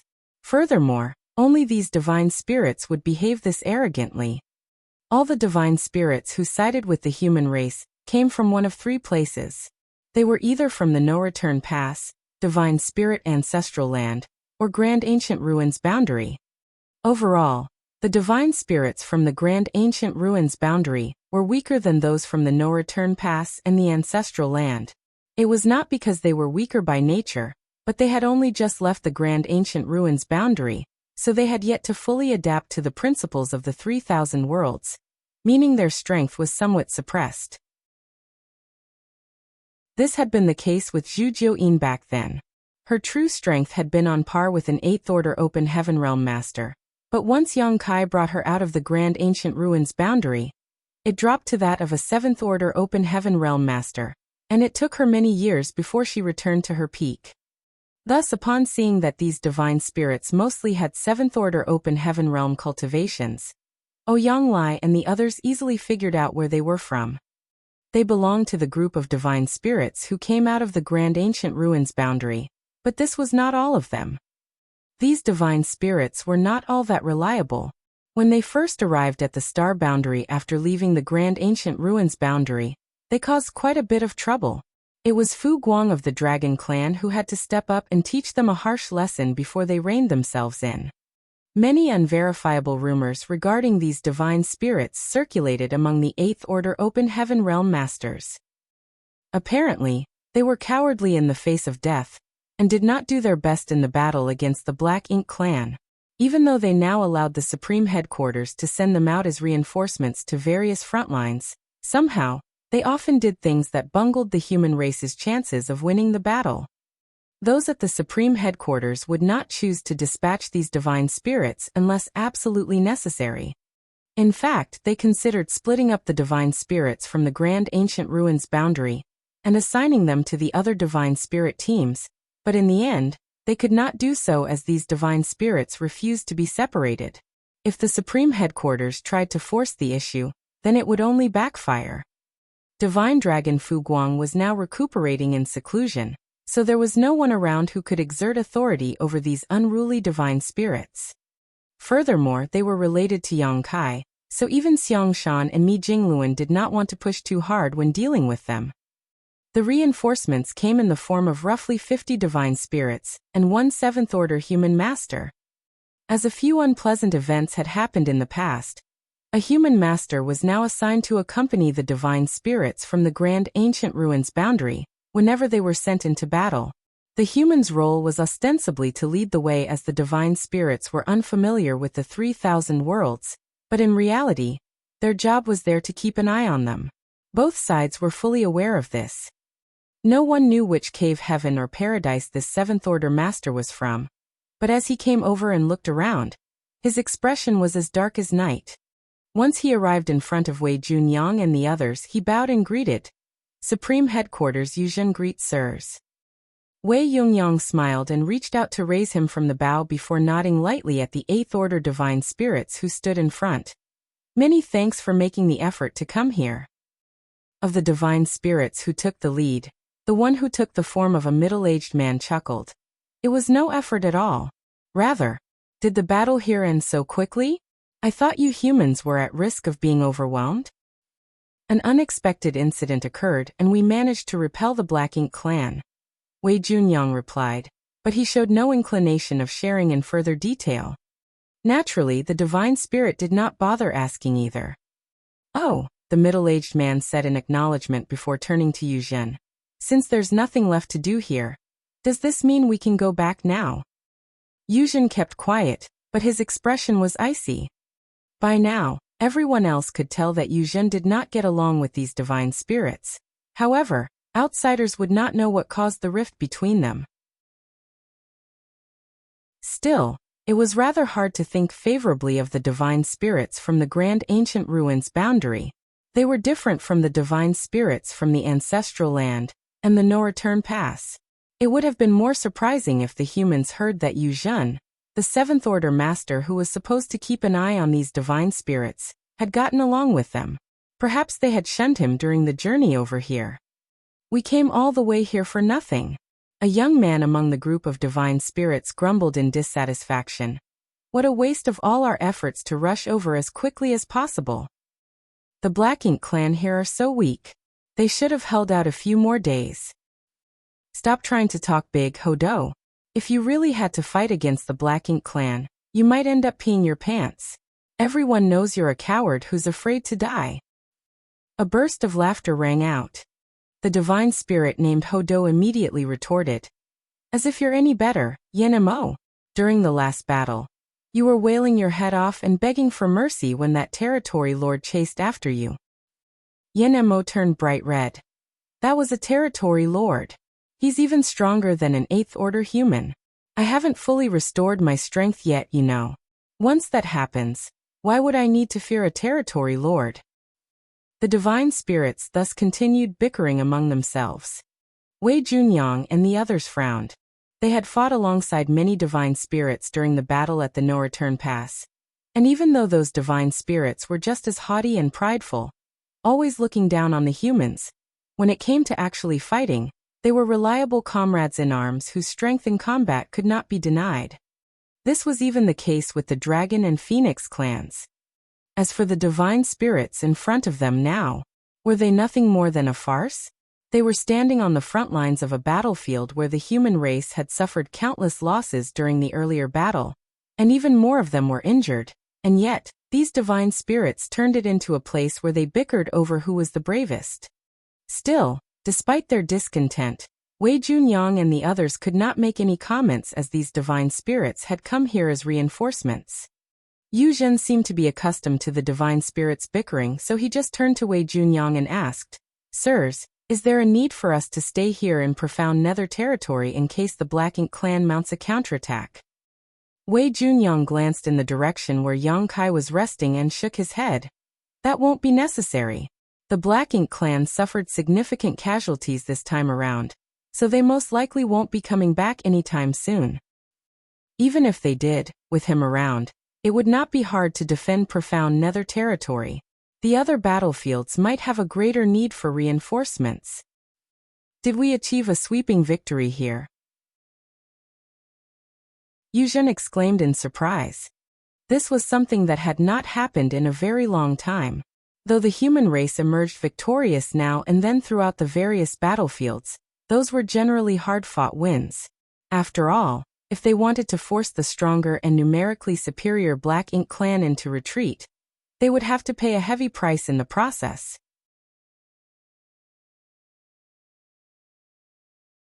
Marshall Peak. Chapter 5522, What About Me? Yu Zhen was ecstatic. If the human race achieved a sweeping victory in profound nether territory, the good news was bound to improve the morale of the armies on the other battlefields. Wei Yungyang shook his head and corrected with a bitter smile. It was a costly victory. It could have been considered a sweeping victory if they had not lost 2 8th Order Open Heaven Realm Masters, but they did, so the victory was no longer as sweet. Yu Zhen paled when he heard this. Did we lose an 8th Order Open Heaven Realm Master? Wei Junyang nodded morosely, too. Yu Zhen's figure rocked ever so slightly. Ever since the human race army established the current frontline battlefields including profound nether territory, they had only lost 10 8th Order Masters in total. Those 10 had been lost throughout the many decades of fighting. However, 2 8th Order Open Heaven Realm Masters had been sacrificed in just this one battle alone. Regardless of how much the human race managed to achieve in return, it was still a costly victory. It was not easy to become an 8th Order Open Heaven Realm Master. Those who did were the most talented cultivators among the human race, and yet it still took several millennia for one to reach such a height. Far too many 8th Order Open Heaven Realm Masters had died throughout the years of battle, So the surviving ones were now the human race's pillars of strength. Yet 2 Eighth Order Open Heaven Realm Masters died in the battle in profound nether territory. Yu Zhen lowered his head and clenched his fists. His voice quavered as he said, "The 2 sirs need not have died. If we had only arrived sooner." Upon seeing that Yu Zhen blamed himself for this, Ouyang Lai went forward and patted him on the shoulder. "Our 2 brothers died honorably. You don't need to let their deaths weigh too heavily on you. It wasn't your fault." Although 2 Eighth Order Open Heaven Realm Masters were sacrificed in battle, they managed to gravely injure their opponents before they took their last breath. Dying on the battlefield was an honorable way for them to go. Yu Zhen slowly shook his head before all of a sudden, he glared at the divine spirits with bloodshot eyes. "You were supposed to come here as reinforcements, but all of you kept causing undue delays. Your lack of urgency resulted in the death of 2 of the profound Nether Army's 8th Order Division commanders. I will report this to the Supreme Headquarters, and hope you can give a reasonable justification for your actions when the time comes." "What did you say?" Ouyang Lai and the others were shocked to hear this. Wei Junyang's expression was grim. "Undue delays? What happened?" When everyone heard Yu Zhen's statement earlier, they thought he was merely blaming himself for the situation, but from the looks of it now, it seemed that something else must have happened. All at once, the 8th Order Open Heaven Realm Masters began staring at the divine spirits with sharp, piercing gazes. An undue delay was not something to be taken lightly, and as the one who was tasked with overseeing these divine spirits, Yu Zhen's words carried great weight. If it was just as Yu Zhen had said and the divine spirits did hinder military operations, then it was a serious matter. Wei Junyang and the others believed Yu Zhen's words without any hesitation or doubt, and they had a good reason for this, as the divine spirits from the Grand Ancient Ruins boundary had done this in the past. It happened during the first time they were sent to aid the humans in battle. They took so long on the trip over that, by the time they arrived on the battlefield, the fighting was nearly over. As no human was keeping an eye on them at the time, there was no way of confirming whether or not the divine spirits had done this on purpose. Due to that incident, there was now always a human race master who accompanied the divine spirits from the Grand Ancient Ruins boundary whenever they were deployed as reinforcements. Meanwhile, despite the 8th Order Open Heaven Realm Masters' gazes, the divine spirits were unperturbed. Some of them were on par with 8th Order Masters, so they were not afraid of Wei Junyang and the other humans. Furthermore, the human race needed their strength. Even if the human race discovered anything in their investigations, they could not do anything about it. The middle-aged man who was in the lead chuckled as he began releasing his divine spirit presence to its fullest. Wei Junyang and the others were fairly injured in the first place, and now they became even paler. He looked at Yu Zhen and retorted coolly, "Watch what you say, boy. Ever since we received the command, we have done our best to rush over as soon as possible. How did we cause any undue delays?" The pressure from a mature divine spirit was directed fully at Yu Zhen, and it made him feel as if he was being crushed under a mountain. He could barely keep himself upright, let alone speak. Yu Zhen and the middle-aged man were an order apart in terms of cultivation. "What are you doing?" Wei Junyang fought back with an imposing presence of his own as he eyed that middle-aged man coldly. "Are you trying to start a revolt in front of the army? See if I don't cut your head off." The middle-aged man glanced at Wei Junyang before snorting, "As if you could." The two locked gazes as their imposing presence clashed, but it was clear that Wei Junyang was having a harder time as his complexion grew even paler. The middle-aged man looked around before declaring, "You should be honored that we divine spirits have come to help. However, not only did you not thank us, you even have the gall to spew such nonsense. Unbelievable. The losses you've suffered on the battlefield here have nothing to do with us. It's all because of how useless you are. Even if we did arrive sooner, so what? If you're useless, you're useless. You should just die and move on to your next life instead of sticking around and embarrassing yourselves." Everyone immediately flew into an uproar.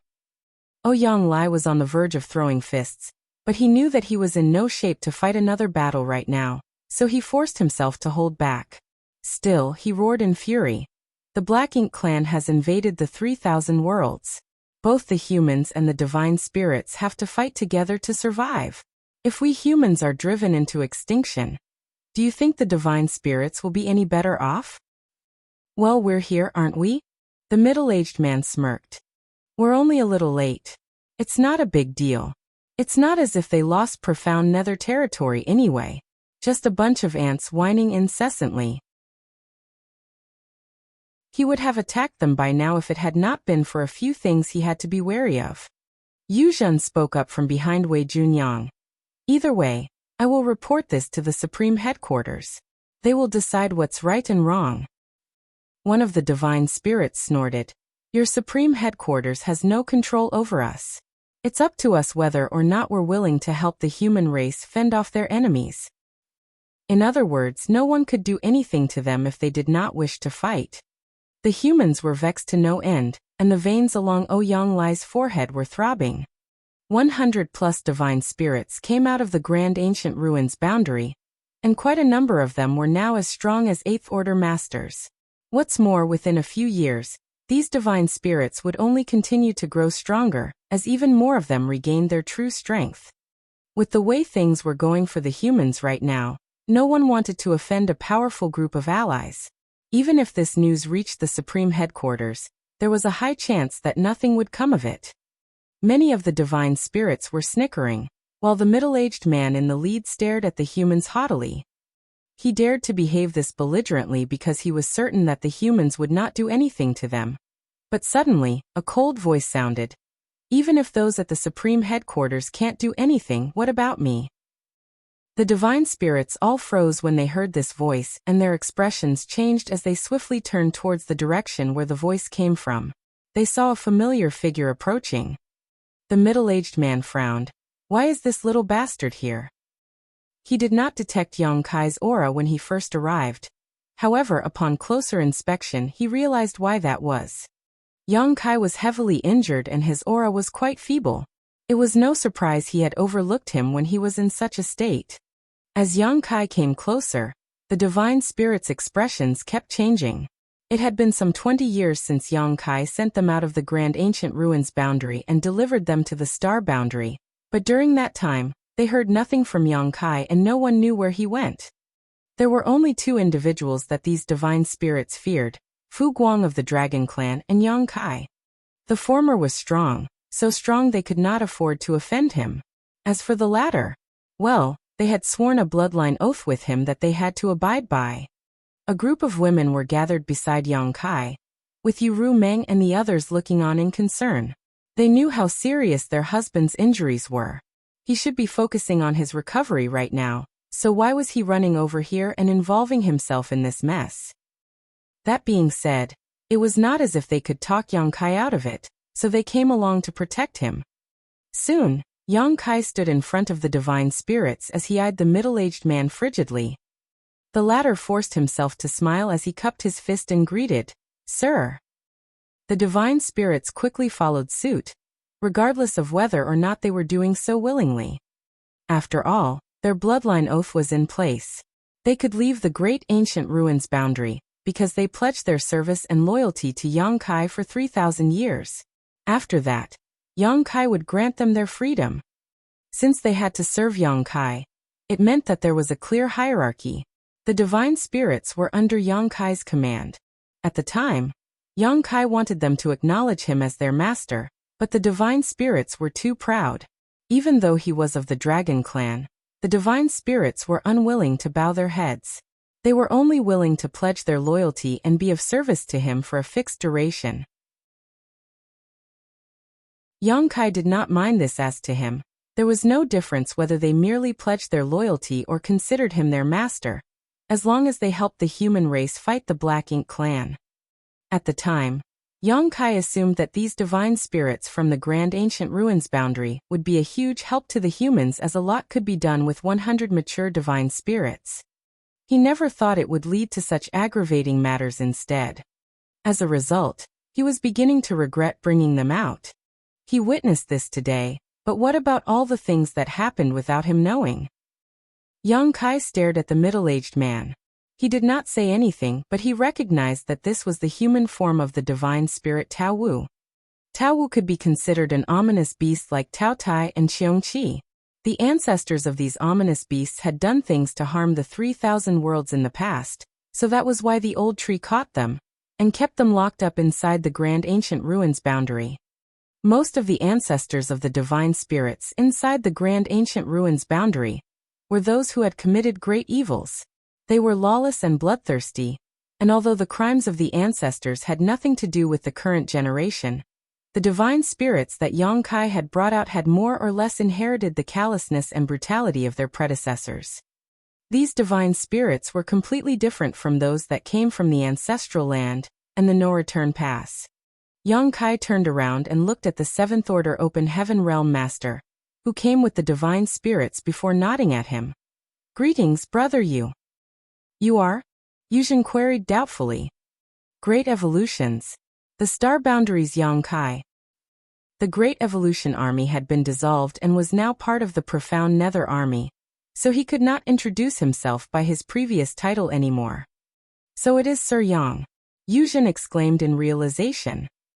He had long since heard about the immensely talented human from the star boundary, who took less than 1,000 years to go from 5th Order to 8th Order. He initially thought it was just an exaggerated story, but upon seeing Yang Kai now, he realized that it was true after all. He's really an 8th Order Open Heaven Realm Master now, though his injuries seem quite serious. Yuzhen knew that Yang Kai had to be a lot younger than him, but he addressed Yang Kai respectfully anyway due to the latter's higher cultivation. Marshall Peak, Chapter 55-23. For those who hinder military operations, the sentence is death. Yang Kai nodded and asked, "Brother Yu, I heard you saying there were undue delays along the way. What happened?" Before Yuzhen could answer, Tao Wu quickly cried out, "That's just a misunderstanding, sir." Yang Kai glanced at him. "I didn't ask you." Tao Wu tried to explain himself anyway, but Yang Kai cut him off with a cold stare. "Say one more word and I'll relieve you of your head." Tao Wu turned red with fury, but he dared not speak up again.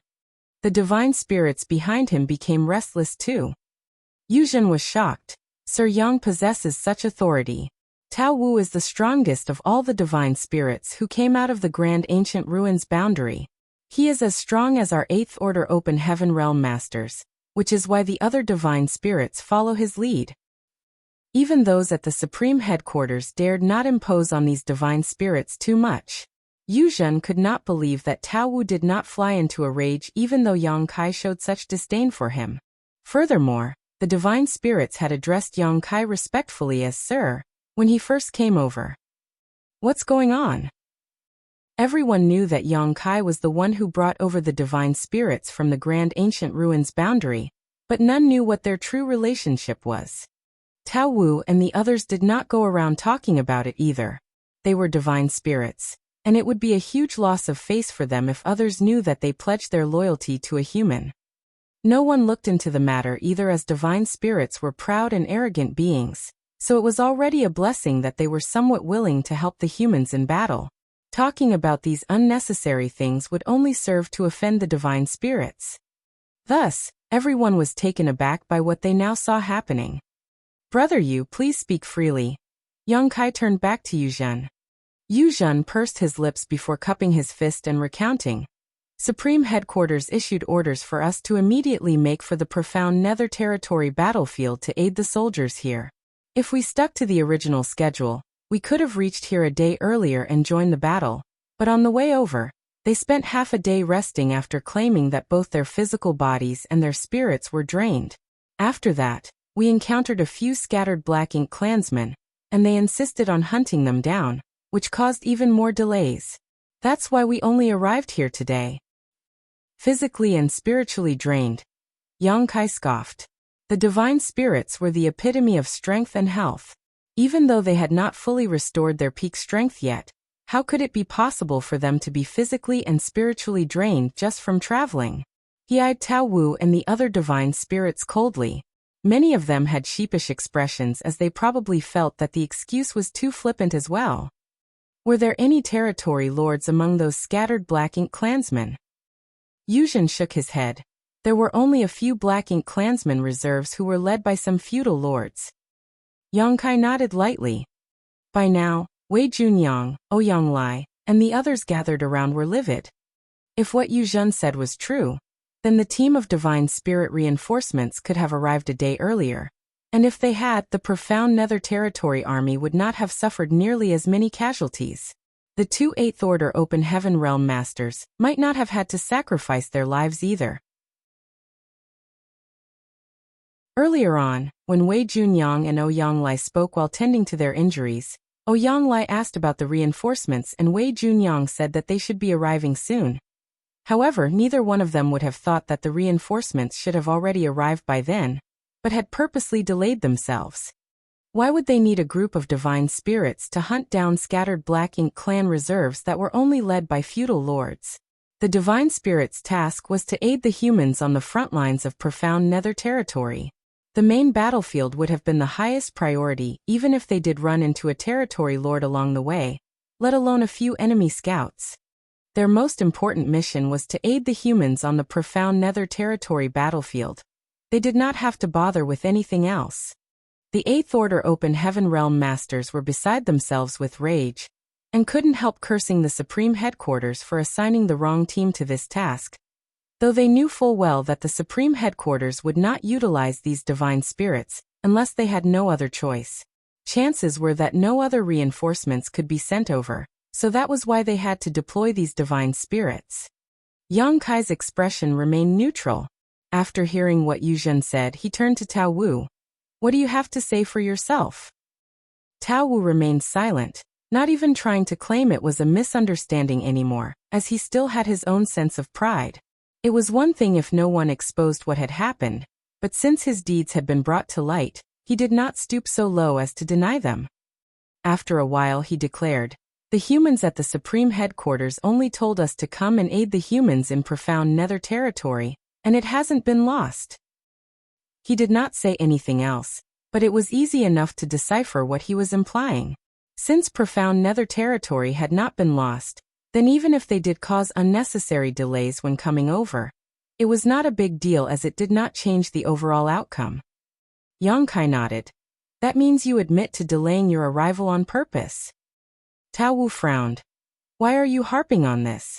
Even if I admit it, so what? Are the humans going to kill us divine spirits? You wouldn't dare. The humans were already having a hard time holding their front lines, and were stretched thin as they tried to fend off the Black Ink clan.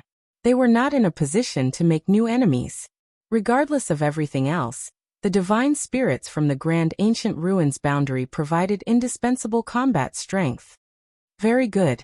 Yang Kai's icy gaze fixed on Tao Wu before all of a sudden he growled. Senior Ouyang, what are the rules of the human race army? Ouyang Lai stepped forward and rattled off. When the army is in battle, the punishment for desertion is death. For those who disrupt morale, the sentence is death. For those who hinder military operations, the sentence is death. He spat out the last few words venomously. Yang Kai raised his hand and summoned his Azure Dragon Spear. With the tip of the spear nearly pressing against Tao Wu's head, Yang Kai asked through gritted teeth, "Do you understand now?" The air was filled with murderous intent. Yu Meng and the other women began circulating their world force in preparation for what was to come. They would take their husband's side no matter what he did, even if he chose to join the Black Ink clan, so there was no need to hesitate at this juncture. On the other hand, Wei Junyang and the others froze in shock. Although they found these divine spirits reprehensible and deserving of death, it would not be easy to settle the situation if it got too far out of hand. After all, the human race still needed these divine spirits' help. The 8th Order Masters had long since outgrown the age of holding on to grudges. They held important positions and had to act in the human race's best interests. What's more, it was not just one or two divine spirits here, it was 50 of them. There were also another 50 on a different battlefield. The divine spirits were alarmed by Yang Kai's aggressive approach, and could not help but unleash their divine spirit pressure as well. In a blink of an eye, the atmosphere grew tense. Many of the human race masters who had been observing in secret noticed the change and quickly flew over from all directions. They too began exerting their presence to challenge the divine spirits. Yu Zhen was dumbstruck as he never thought things would come to this. He resented these divine spirits and was going to report their misconduct to the Supreme Headquarters, but he knew full well that the Supreme Headquarters could not do anything about it. At most, the Supreme Commanders would reprimand the divine spirits, but in the end, they would have to smooth things over without making a huge fuss. Division Commander Yang is so brave and decisive. His spear is almost stabbing into the divine spirit's face. It could not be denied that the sight the humans saw now was incredibly satisfying. The anger that welled up inside them previously was now appeased. However, after a momentary bout of gratification, they started worrying. How were they going to settle the situation if it went any further? We can't let it come to blows, right? The divine spirits from the Grand Ancient Ruins boundary are firm about sticking together, so if a fight breaks out, it's our side that will suffer losses. How ironic it would be if they survived the onslaught from the Black Ink clan army, only to die at the hands of these divine spirits. Many others shared Yu Zhen's worries, and a few veteran 8th Order masters were frowning hard as well. Yang Kai's still too young. Doing this may feel satisfying for now, but it won't resolve the issue. If things went too far, it would fall on them, the older ones, to clean up the mess, so why even bother? With such thoughts in mind, they started communicating with Yang Kai as they reminded him to focus on the bigger picture. However, Yang Kai's expression remained indifferent, as if he did not hear them. Tao Wu seemed to have noticed their transmissions. Just moments ago his expression was grim, but now he abruptly laughed and said to Yang Kai, "Do you want to execute me, sir?" "Why wouldn't I execute you?" Yang Kai replied. "You're their leader, the one who decides what they do, so you should take responsibility for everything." Tao Wu shook his head. "If you insist, sir, then I have nothing to say. However," he paused and chuckled, "if you're going to attack me, sir, then I will respond in kind. This does not go against the oath." They were not in the Grand Ancient Ruins boundary anymore. While there, the divine spirit's strength had been suppressed and they could not stand against Yang Kai, resulting in Zhu Jian and the others being soundly defeated. As Yang Kai was able to take them out of the Grand Ancient Ruins boundary, they willingly made a bloodline oath to pledge their loyalty to Yang Kai for 3,000 years. No one could break a bloodline oath, so they had to abide by its conditions, but if Yang Kai tried to kill them, they had the right to defend themselves. After all, they had pledged their loyalty to him, not their lives. It would be far too unreasonable for them to have to die at Yang Kai's whim. So what if this brat is an 8th Order Open Heaven Realm Master? Is my strength not equal to his? Tao Wu thought. Furthermore, Tao Wu was certain that Yang Kai was merely trying to scare him, for if Yang Kai did want to go through with it, he wouldn't need to make such a grand spectacle of things. He would have just thrust his spear out and been done with it rather than wasting his breath on all this nonsense. Tao Wu actually readily welcomed the possibility of Yang Kai attacking him. That way, he would no longer have to abide by his oath and would have the chance to rid himself of the need to serve for 3,000 years.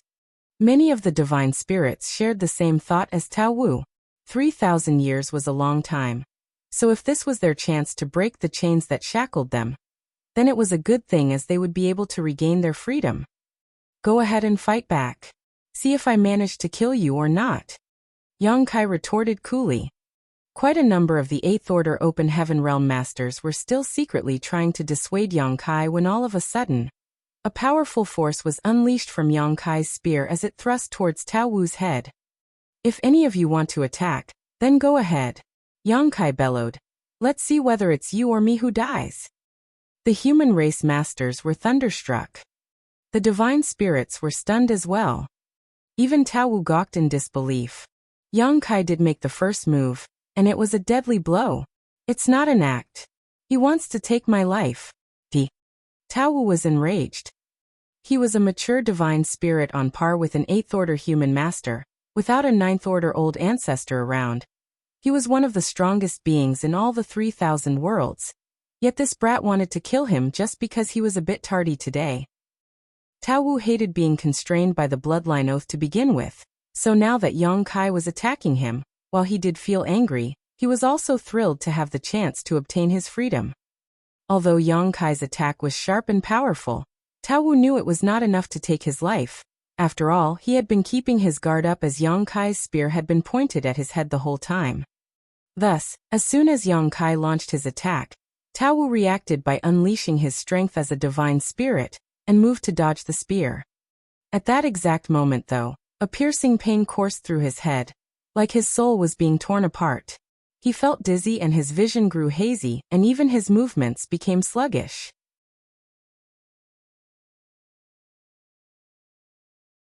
Martial Peak. Chapter 55-24 really killed. It would not have been as bad for Tao Wu if that was all. The force unleashed by Yang Kai's spear was brutal and relentless, but it was still not enough to kill him. At most, he would be heavily injured. Yet, all of a sudden, a mysterious force shrouded Tao Wu, causing over half of his strength to instantly be suppressed. He was already in agony over his soul being ripped apart, and now his divine spirit strength was nullified as well. It meant he could not withstand the menacing blow from Yang Kai's spear. A muffled sound rang out as the azure dragon spear pierced right through Tao Wu's skull, his eyes still wide with fear and disbelief. His strength diffused into the air as his blood essence spurted out, filling the void with a heavy scent of metal. The human race masters gasped in shock while the divine spirits showed a similar reaction. He really killed him.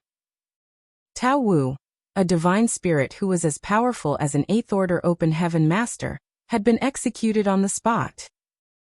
Before this happened, both the humans and the divine spirits thought it was unlikely that Yang Kai would follow through with his threat. They assumed he simply wanted to intimidate Tao Wu. Otherwise, he would not have exposed his murderous intent. Tao Wu was not weak by any means, and any sane person would have their guard up when they sensed such potent murderous intent being directed at them. Wei Junyang and the others had already prepared what they were going to say. They were going to wait until Yang Kai had finished with his threats before they came in and smoothed things over.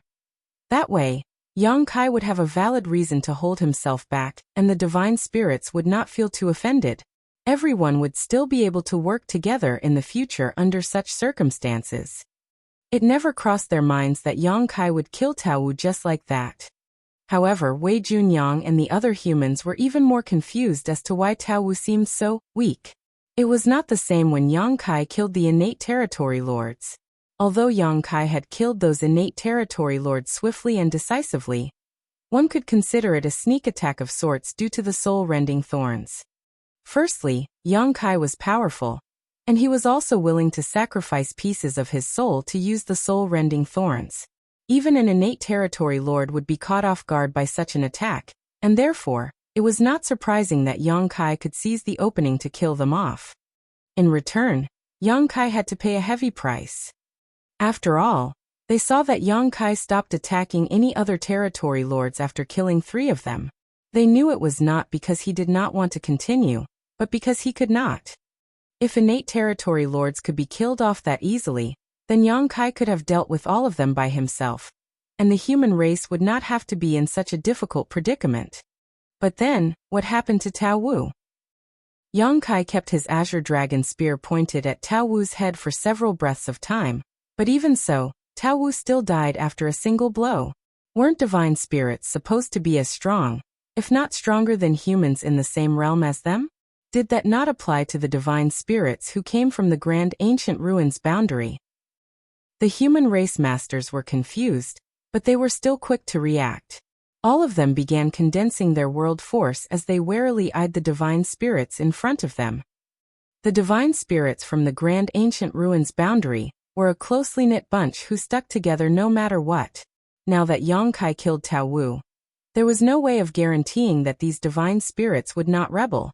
However, even after a few breaths, the divine spirits showed no signs of acting, still just stuck in their state of shock. Tao Wu's dead.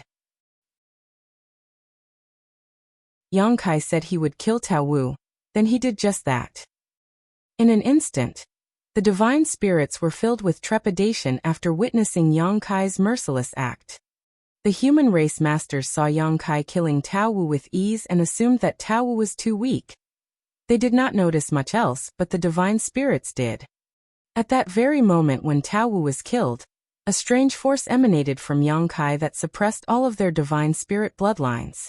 When that happened, the divine spirits felt as if they were being crushed under the weight of an entire universe world, making it difficult for them to even breathe. What kind of power was that? Most of the divine spirits had no clue, but a few of the strongest seemed to have sensed something and stared at the back of Yongkai's hands in shock. There seemed to be some kind of mysterious imprints that glowed momentarily, but they disappeared too quickly, so none of them got a clear look at them. Was that the source of that suppressing power? The divine spirits were shaken. If Yongkai had the power to completely suppress their bloodlines, it was not a shock that Tao Wu died. Nevertheless, what was it that enabled him to do so? Even a master as strong as Tao Wu could not resist it. These divine spirits left the Grand Ancient Ruins boundary not too long ago, so they had no clue that Yongkai possessed the Great Sun and Great Moon marks. As it was, not many people knew about these two great marks, only the human race's highest authority figures did. They knew that these two great marks gave Yongkai the ability to use purifying light. Without them, it was impossible to extract power from the yellow and blue crystals, and then merge them to form purifying light. However, only one or two others knew that purifying light was not the only thing these two great marks were capable of. After all, these two marks were personally bestowed upon Yongkai by the sun's burning light and moon's serene glimmer, and were formed from those two supreme beings' source strength. Even though Big Brother Huang and Big Sister Lan denied being the progenitors of the divine spirits, they were still connected to them somehow. On top of that, their bloodlines surpassed those of all divine spirits, so their source auras alone were enough to suppress divine spirits by force. It was similar to the Dragon Clan's bloodline suppression. Those of the Dragon Clan with pure dragon veins had the natural ability to suppress those whose bloodline wasn't as pure. Back then, when Yongkai headed for the no-return pass on old ancestor Xiao Zhao's orders, Ji Lao San showed up to challenge him. In just 2 strikes, Yongkai easily managed to subdue Ji Lao San. Even when Ji Lao San assumed his dragon form, Yongkai was able to smack him back into his human form with just a casual slap. What Yongkai relied upon at the time was not his strength or his dragon vein, as Ji Lao San's dragon vein was not any weaker than his, but rather the Great Sun and Great Moon marks. Even Ji Lao San's Dragon Clan bloodline was suppressed to the point where he could not fight back, so how could Tao Wu fare any better? How could Tao Wu possibly survive a sudden attack in the form of a soul-rending thorn combined with the suppression from the source of the two great marks?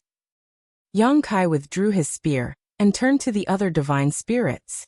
Earlier, when he attacked Tao Wu, a few divine spirits surged their strength, as if they wanted to help the latter, but the two great marks nullified everything, and before they could come to their senses, Tao Wu was dead. Now that Yongkai was eyeing them coldly, the divine spirits turned pale, and held their breaths in fear that Yongkai would attack them next. Even Tao Wu had died without being able to fight back, so the rest knew they were no match for Yongkai. Thus, a strange scene played out in front of everyone. The humans were grim and alert as they were afraid that Yongkai's act of executing Tao Wu would lead to a frenzied response from the divine spirits. If that happened, it would undoubtedly lead to a fierce battle, and many more humans might die. If that was indeed what was to come, then the irony of the situation could not be missed. However, the divine spirits showed no signs of wanting to avenge Tao Wu. Rather, they were cowering in fear and did not even dare to speak up. Why do they look so terrified? Wei Junyang and Ouyang Lai exchanged nonplussed glances. Were the divine spirits from the Grand Ancient Ruins boundary that afraid of Yongkai?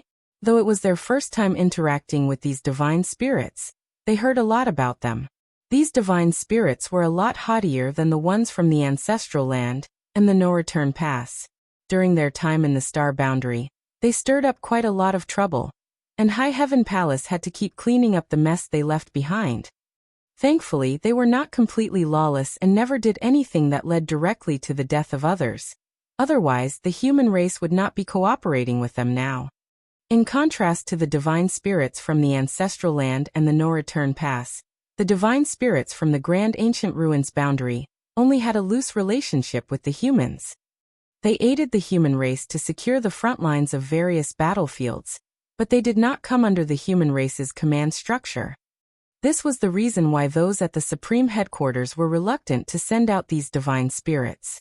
There was no way of guaranteeing what they would do.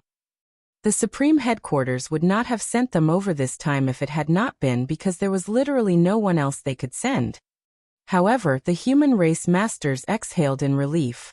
They were thankful that a fight did not break out, and there was still the chance of peacefully resolving this situation.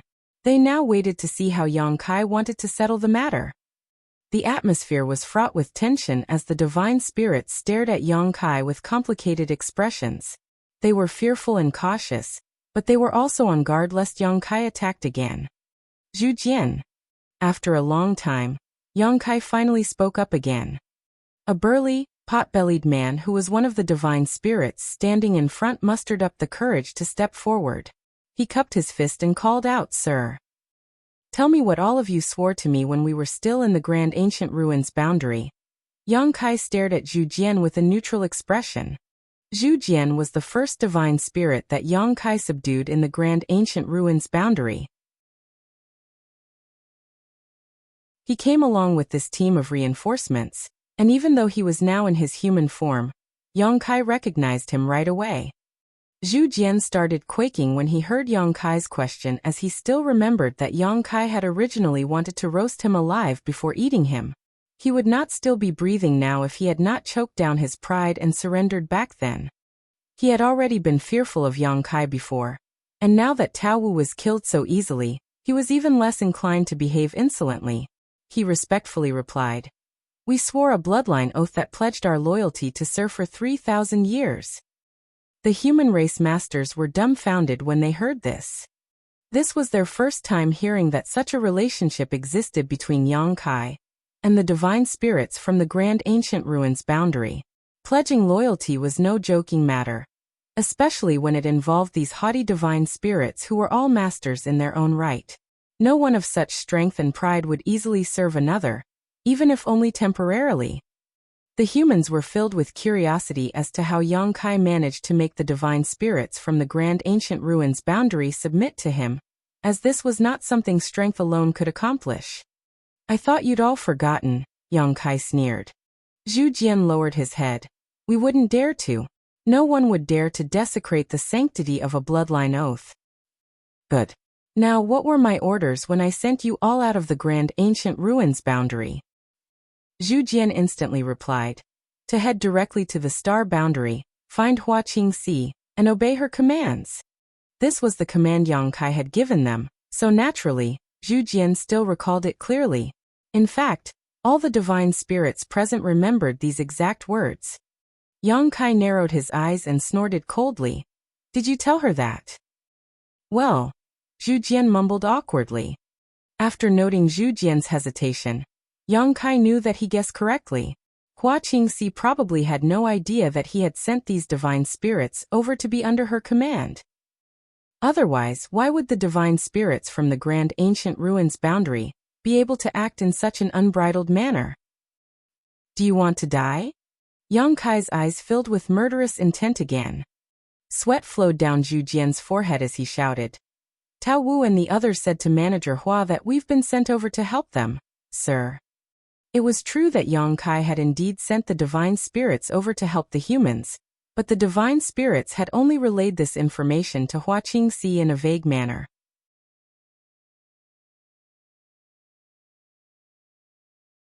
Martial Peak, Chapter 55-25, Punishment. The divine spirits did not tell Hua Qingxi that they were supposed to be under her command. By only saying they were sent to help, they were able to decide what they wished to do. Their original orders were to be under her command, which meant they had to do whatever they were told to. It was clear that these were two vastly different situations. They had clearly twisted the truth on purpose. It was probably the result of their pride. Due to this, Hua Qingxi misunderstood the situation. As the human race were now dealing with a powerful team of reinforcements who were supposedly helping the human race of their own volition, the humans would compromise and put up with a lot of things. This allowed the divine spirits from the Grand Ancient Ruins boundary to behave even more wantonly. That was why they could establish a so-called collaborative relationship with the human race's leaders, rather than one of subordinates and superiors. You're all quite shrewd, aren't you? Yang Kai sneered. Yang Kai knew he was partly to blame for this too. He had been in a rush to take Wu Kuang to the primordial heaven's source grand restriction, so he opened a passage with the help of the old tree, and sent the divine spirits to the star boundary without going along with them to ensure things went smoothly. None of this would have happened if he had just taken a moment to return to the star boundary and explain the situation to Hua Qingxi. Still, it was impossible for him to have predicted these divine spirits would act so shamelessly. What did Manager Hua instruct you to do? Yang Kai asked. Zhu Jian was sweating. Manager Hua told us to join the battlefields and work together with the human race army. Yang Kai coldly snorted. Is this how you work together with them? The battle in profound nether territory rapidly intensified when the Black Ink clan snuck in a large number of territory lords, causing the human race army to fall into a critical disadvantage. But you lot purposely delayed your arrival. Profound nether territory might have been lost to the enemy if I hadn't returned by coincidence. Now it was Wei Junyang and the others who looked ashamed. Yang Kai was right. If it had not been for his sudden appearance, they would have most likely decided to abandon profound nether territory and retreat in order to preserve as much manpower as possible, though the efficacy of such a strategy was questionable at best. Yang Kai's cold gaze swept across the group of divine spirits, but none of them dared to speak. Yang Kai was boiling with rage and wanted nothing more than for one of them to jump out and refute him, which would give him the chance to set another example, but none of them dared to come forward. Tao Wu said that the Supreme Headquarters had no control over your actions, but since Manager Hua told you to work together with the humans, it very much meant they have the right to command you. As your leader, Tao Wu hindered military operations and caused the human race army to suffer heavy casualties, so I executed him for his crimes. Do any of you have a problem with that? This was a redundant question, as who among them would have the gall to protest now? After hearing what Yang Kai said, not only did the divine spirits not voice any dissatisfaction, but many of them even relaxed. Although Yang Kai had not stated things clearly, his words implied that he was only going to punish their leader, Tao Wu, for this. Now that Tao Wu was dead, Yang Kai was unlikely to execute the other divine spirits. Sir has made a wise decision.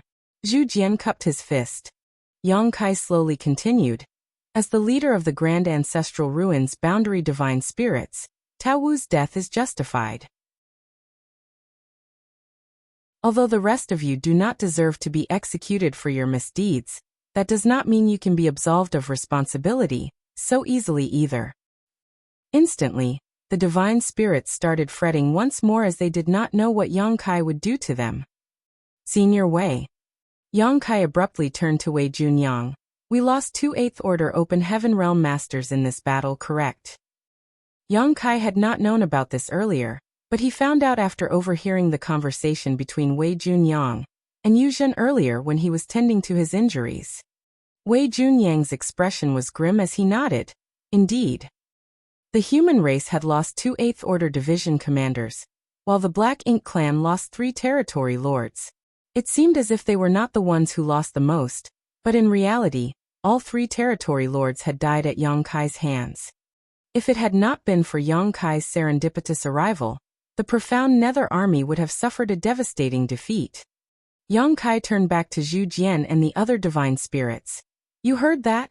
He snarled coldly. 2 8th Order Open Heaven Realm Masters died because you were late. Zhu Jian and the other divine spirits felt aggrieved, but they dared not refute him. Within 3 months, I want to see the heads of 2 territory lords. I don't care how you do it, where you do it, or when you do it. The method is up to you, but if you fail to do so, Yang Kai eyed them once more. It will be your heads that start rolling. The divine spirits paled. Don't think I'm joking about this, Yang Kai continued icily. There are a total of 49 of you, and 3 of you have reached the level of 8th Order Human Masters. It should be easy enough for you to kill 2 territory lords. Of course, feel free to try and run. If you flee, then perhaps I won't be able to find you in the vastness of the 3,000 worlds. We wouldn't dare. Zhu Jian replied bitterly. Who would dare to run when their bloodline oath was still in effect? Would it even be possible for them to run? But to kill 2 innate territory lords. Even though the divine spirits were fairly strong, it was not easy to kill a territory lord. All the territory lords were accompanied by Black Ink clan armies, which were at least 100,000 strong. If they wanted to kill a territory lord, they would first have to deal with the army under their command. Zhu Jian was livid as he thought to himself. Tao Wu didn't just smash open his own head, he dragged us down with him too. Why did he have to cause those delays anyway? He's dead now, but we're being punished in his place. However, despite grumbling on the inside, Zhu Jian knew that the divine spirits had been caged up inside the grand ancient ruins boundary the whole time, and now that they finally had a chance at freedom, none of them wanted to risk their lives in any way. They valued their lives more than anything. This was why the divine spirits from the grand ancient ruins boundary were even more cowardly than the divine spirits from other places. Maybe you can surrender yourselves to the Black Ink clan and support them instead, Yang Kai suggested with a smile as he surveyed the divine spirits. Not a peep was heard from the divine spirits. After all, there was no way they were going to do that. If they chose to side with the Black Ink clan, that would mean offering themselves up to be corrupted by Black Ink's strength. Even though they had a lot more resistance to Black Ink's strength than humans did, they wouldn't be able to withstand being corrupted forever. I'm tired. I will take my leave now, sirs. Yang Kai waved at Wei Junyang and the others before heading back to Baishi's soul clone. He kept coughing up blood as he walked, looking like he was on the verge of death, and this brought even more heartache to Su Yan and the others. He was already injured. Even though it looked as if he easily killed off Tao Wu, who knows what kind of price he had to pay to do so. Soon, Yang Kai was back inside the warship that was made out of Baishi's soul clone. He looked deathly pale as he sat down to rest while Su Yan sat behind him so that he could lean against her. The other women crowded around, expressing their concern and fussing over Yang Kai as he wheezed and gasped. Yu Rumeng on the other hand stood back and watched the scene unfold with a clear gaze, scoffing on the inside. Yang Kai managed to fool her earlier, and as a result, she had been on edge for quite some time. However, she realized that he did not seem like an injured person at all when he killed Tao Wu. No physical injuries but an injured soul instead, was it? She knew very well that he had the soul-warming lotus. She had been too concerned earlier, and it had been around 1,000 years since they last met, so it did not occur to her then, but it did now. No matter how injured his soul is, nothing will happen because he has the soul-warming lotus to protect and heal it.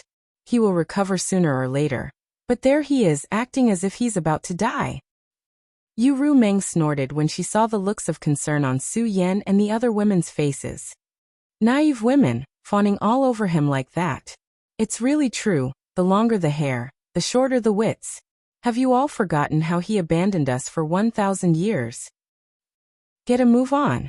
Do none of you have any injuries to tend to? Meanwhile, Wei Junyang ordered the human masters to disperse.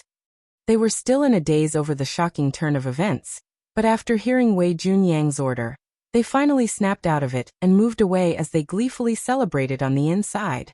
They had long since heard about the abhorrent behavior of these divine spirits from the grand ancient ruins boundary.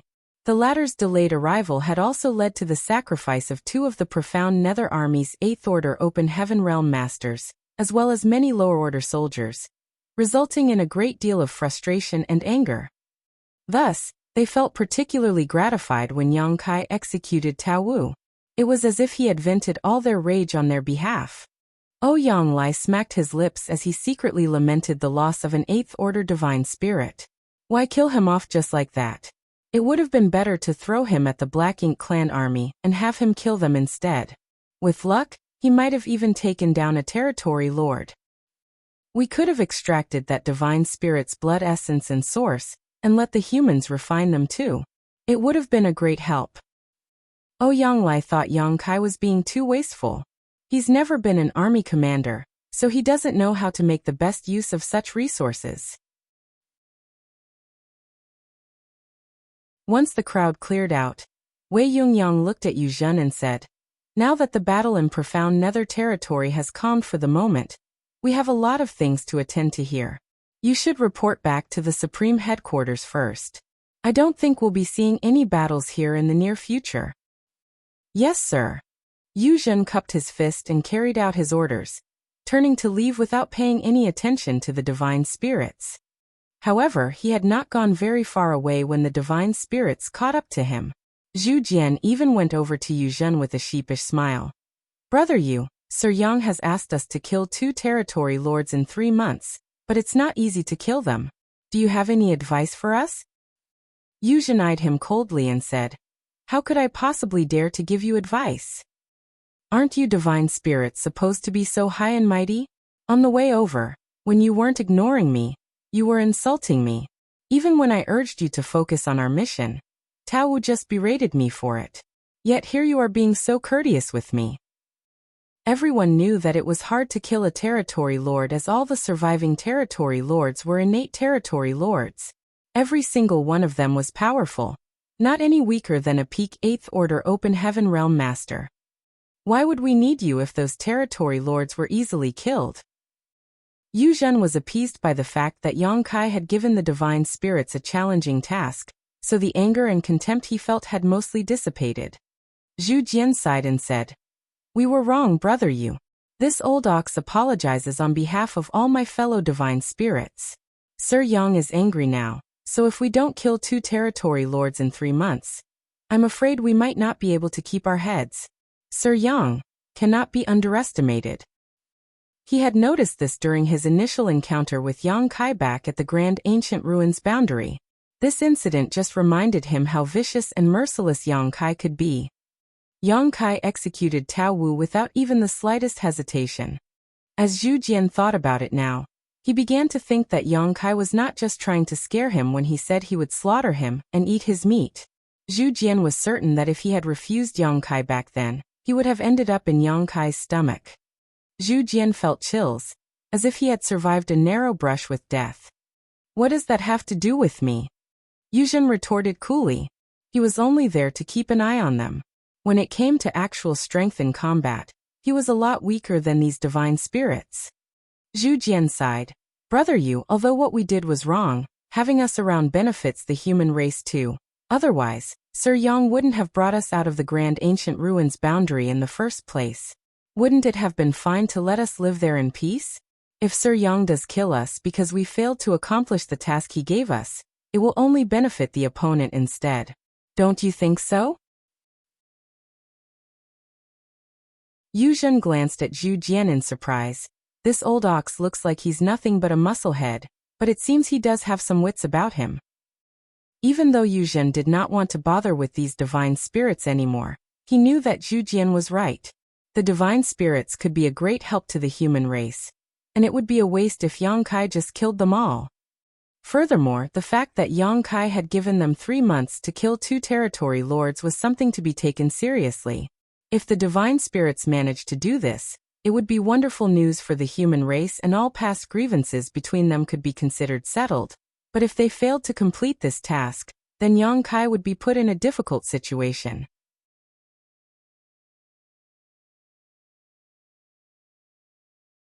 Martial Peak, Chapter 5526. From now on, I'll call him Big Head Yang.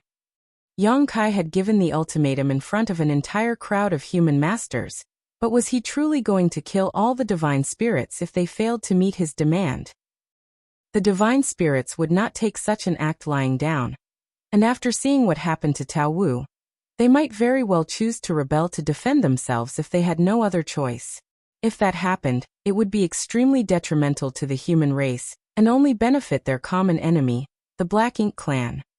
Thus, even though Yu Zhen was somewhat reluctant, he softened his tone and said, 3 months isn't very long, and it will be hard to kill 2 territory lords in that time. I'm just a 7th Order Open Heaven Realm Master, so I can't help you with it.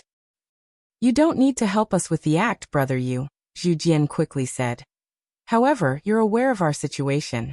We don't have much information about the different battlefields. We didn't pay much attention to the battles back then, but now that Sir has given us an order, we'll surely do our best to meet his expectations. How's this? When you go back to the Supreme Headquarters, please put in a good word for us, brother Yu, and find out which battlefield requires the most assistance right now. We'll head over at once, and we won't stop until we kill a few territory lords. Yu Zhen stared at Zhu Jian in surprise, as if he was startled to find that Zhu Jian had a brain after all. Zhu Jian just flashed him a simple-minded smile. It was indeed a good strategy. The human race were clashing with the Black Ink clan on over a dozen different battlefields, and the fights were getting more intense by the day. Those at the Supreme Headquarters had overall command of the war, so naturally, they knew exactly what was happening on all the fronts. If Yu Zhen could find a way to get some information from the Supreme Headquarters and give the Divine Spirits a few pointers, then it would be fairly easy for the latter to kill 2 territory lords within 3 months. After all, these Divine Spirits could not be considered weak, and there were many of them. Yu Zhen was laughing happily on the inside. Those at the Supreme Headquarters had been extremely resistant to sending out the Divine Spirits from the Grand Ancient Ruins boundary, because they were too unreliable. The human race would not have sent these Divine Spirits to profound Nether territory as reinforcements if they had other options available. Even though Yu Zhen was sent along to supervise the Divine Spirits, they were still able to play a few tricks. Well, now that Yang Kai has set an example by executing Tao Wu, I bet the Divine Spirits from the Grand Ancient Ruins boundary won't have the gall to disobey orders again. Yu Zhen nodded and said, "That's not a problem. I'll help you get this information." Zhu Jian quickly cupped his fist. "Many thanks, brother Yu." Zhu Jian finally exhaled, feeling like a weight had been lifted off his chest. With Yu Zhen's help, they would most likely be able to overcome this challenge. But in the process of killing 2 territory lords, who knows if we might suffer any casualties? Zhu Jian shuddered when he recalled the way Yang Kai executed Tao Wu. He made up his mind to talk to the rest of the Divine Spirits from the Grand Ancient Ruins boundary, and warn them to do as told, lest they follow in Tao Wu's footsteps. "Brother Ouyang, how do you feel about all of us coming together and submitting a request to the Supreme Headquarters for Yang Kai to become the army commander here and oversee profound Nether territory?" Wei Junyang abruptly asked from his spot on the universe fragment. Ouyang Lai was taken aback. Let him be the army commander of an entire battlefield? He's strong enough, but not experienced enough, don't you think? I can't believe Wei Junyang would even suggest that. No one could deny Yang Kai's strength. Even after killing 3 territory lords in a row, he could still kill the Divine Spirit Tao Wu with a single thrust of his spear despite being heavily injured. Based on strength alone, none of the 8th Order Open Heaven Realm Masters in profound Nether territory were his match. However, Ouyang Lai did not think it was a wise decision to make Yang Kai the army commander of the profound Nether army. Yang Kai was too young, still a rising star by all measures. There were many more experienced people above him, including 8th Order Open Heaven Realm Masters, who were even more experienced in strategy and command than Ouyang Lai and Wei Junyang. Although there were quite a number of 8th Order Open Heaven Realm Masters on the profound Nether territory battlefield, none of them was the actual army commander, who presided over the entire situation. Wei Junyang was considered the leader, but he, Ouyang Lai, Fei Yongzhe, Kong Chengde, and 2 other 8th Order Open Heaven Realm Masters all currently shared that responsibility among them. Whenever a decision needed to be made, the 8th Order Open Heaven Realm Masters would come together and form a joint plan of action based on the directives set by the Supreme Headquarters. As it was, Ouyang Lai was mainly a silent member of this team of commanders. All he ever cared about was charging at the enemy, so he did not get involved in the day-to-day operations of the army. Even so, Ouyang Lai was shocked that Wei Junyang suggested having Yang Kai assume full command of profound Nether territory. Wei Junyang was a powerful 8th Order Open Heaven Realm Master, and would not easily defer to someone else's authority. Though this was not because he was wildly ambitious or power-hungry, it was simply because it was hard to be convinced by someone's leadership if that person was neither powerful enough nor experienced enough. Do you think so highly of him, old Wei? Wei Junyang eyed Ouyang Lai a little helplessly. Everyone else liked saying that he and Ouyang Lai were 2 peas in a pod, so that was why they considered each other confidants. Still, Why would the Supreme Headquarters feel it was safe to let him be in charge at profound Nether territory if he did not have some wits about him? Brother Ouyang is the only one who doesn't think at all. Why do you think Yang Kai executed Tao Wu? All of a sudden, Wei Junyang asked an off-topic question. Ouyang Lai stared at him blankly. He killed a divine spirit who hindered military operations. What other reason could there be? I knew you wouldn't have picked up on anything else.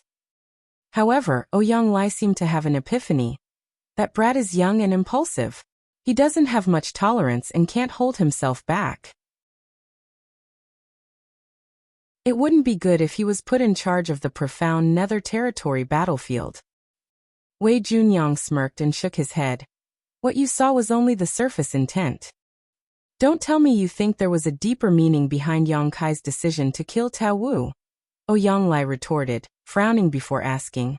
What was he considering? Wei Junyang glanced at Bai Shi's soul clone and said, It's true that he's young and impulsive, but I think he executed Tao Wu more to send a warning to the divine spirits from the Grand Ancient Ruins boundary, and to open up an opportunity for reconciliation between them and we humans. Ouyang Lai paused in thought. He was reckless, but that did not mean he could not think. He just couldn't be bothered to spend time mulling things over. However, now that Wei Junyang pointed this out to him, he had a vague idea of what Yang Kai's motives had been. The divine spirits from the Grand Ancient Ruins boundary have a pretty bad reputation. However, they haven't committed any grave mistakes thus far, so those at the Supreme Headquarters can't be too harsh on them. This time around though, their delay led to the deaths of 2 8th Order Open Heaven Realm Masters. If word of this got back to the Supreme Headquarters, Xiangshan, Mi Jingluan and the rest wouldn't let it slide so easily. According to the rules of the army, Tao Wu would have to be executed. But could they do that? Perhaps it wouldn't have been difficult to kill Tao Wu, but it would mean offending all the divine spirits from the Grand Ancient Ruins boundary, and they're a group with significant strength. Yet if the Supreme Headquarters did not punish Tao Wu, how would they appease the rest of the human army? They would have had to choose between two extremely difficult decisions if Yang Kai hadn't executed Tao Wu. Ouyang Lai nodded in agreement. Yes. That's right. That's what I thought too. As if you can think of this with that dull head of yours. Wei Junyang ignored him and continued. Once the news got out, it would have caused a rift between the humans and the divine spirits. Now that the Black Ink clan has invaded the 3,000 worlds, the humans and the divine spirits need to stand together. But this rift might even affect the divine spirits from the ancestral land and the no-return pass, since at the end of the day, they're also divine spirits, just like the ones from the Grand Ancient Ruins boundary. With how things are going in the 3,000 worlds, who knows when the tides will turn against us? If the humans and the divine spirits can't work together to fend off our common enemy, then it'll lead to endless troubles. Ouyang Lai nodded fervently. That's just what I was thinking. That's why Tao Wu had to die, and Yang Kai had to be the one to kill him. That way, the human race wouldn't bear animosity towards the divine spirits even after the fact. Ouyang Lai slapped his thigh. That brat takes after Big Head Xiang and Big Head me. From now on, I'll call him Big Head Yang. He turned around and eyed Gong Lian, who was right behind him, and admonished him sternly. You should learn from your senior brother Yang. Don't rush into the battlefield like a fool. Use your brain more often. Gong Lian was so exasperated he could only feel tired. I'm not the one who rushes into the battlefield like a fool. That would be you, honored master. Also, when did Yang Kai become senior brother Yang to me? He's a lot younger than me. Well, he's stronger than me now, so I guess it's not wrong to call him senior brother. Naturally, Gong Lian dared not refute Ouyang Lai aloud. Yes, this disciple will remember. Thus he just respectfully replied. After telling off his disciple, Ouyang Lai began discussing with Wei Junyang. I don't mind if Yang Kai becomes the army commander here, but I'm not sure how Old Fei and the others will feel about this. Wei Junyang chuckled and said, What's there for them to think or feel about it? The old ancestors are tied up in Wind Mist territory and can't leave, and all the battlefields lack capable people who can take charge and be the pillar for others. Yang Kai is powerful and has an enormous small stone race army with him. If he assumes command over profound nether territory, then he will be the rock that everyone can depend on. Old Fei and the others would want nothing more than that. That's true. Oh Yonglai imagined what the situation at profound nether territory would be like in the future and grinned. It's decided then. Let Yongkai be in charge of profound nether territory. We'll be his subordinates and run his errands for him. He did not care about prestige or glory. Even though Yongkai was younger than him, he believed that the profound nether army would be blessed to have Yongkai as their commander. Out of the blue though, a thought occurred to him. Would Yongkai be willing to take up the role? He will. Wei Junyang declared with full confidence. And even if he isn't, he will have to. Aboard the warship made from Baishi's soul clone, Yongkai closed his eyes and focused on recuperating while Su Yan and the others gathered around him as they did the same. In reality, if Yongkai heard Wei Junyang's analysis about appeasing the human race army and mending the rift between the humans and the divine spirits, his response would have been simple. What the hell are you talking about? He did what he did without considering anything else. He executed Tao Wu simply because the latter disobeyed orders. In Yongkai's mind it was all very straightforward.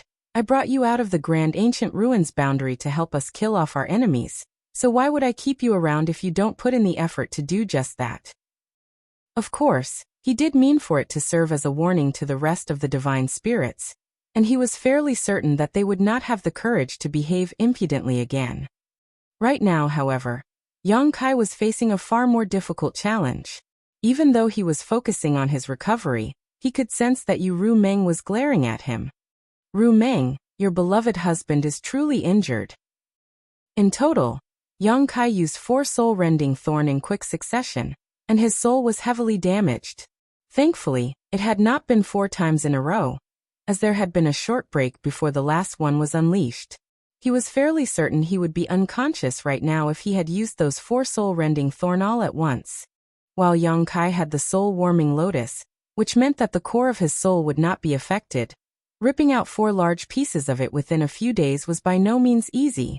It would take him quite some time to recover. Ru Meng needs to be taught a lesson. Yongkai fumed to himself, swearing to spend many long, arduous nights with her doing just that once he recovered. The human race army was busy tending to their wounds and other cleanup tasks after the battle. Though the profound Nether army suffered significant casualties in this battle, the Black Ink clan did not have it any better. After such an intense battle like this one, it was likely that profound Nether territory would experience a long period of calm. If nothing unexpected occurred, then it was unlikely that a huge battle would break out for many years, though smaller skirmishes were inevitable. This was not only true of profound Nether territory, but also of all the other great territory battlefields.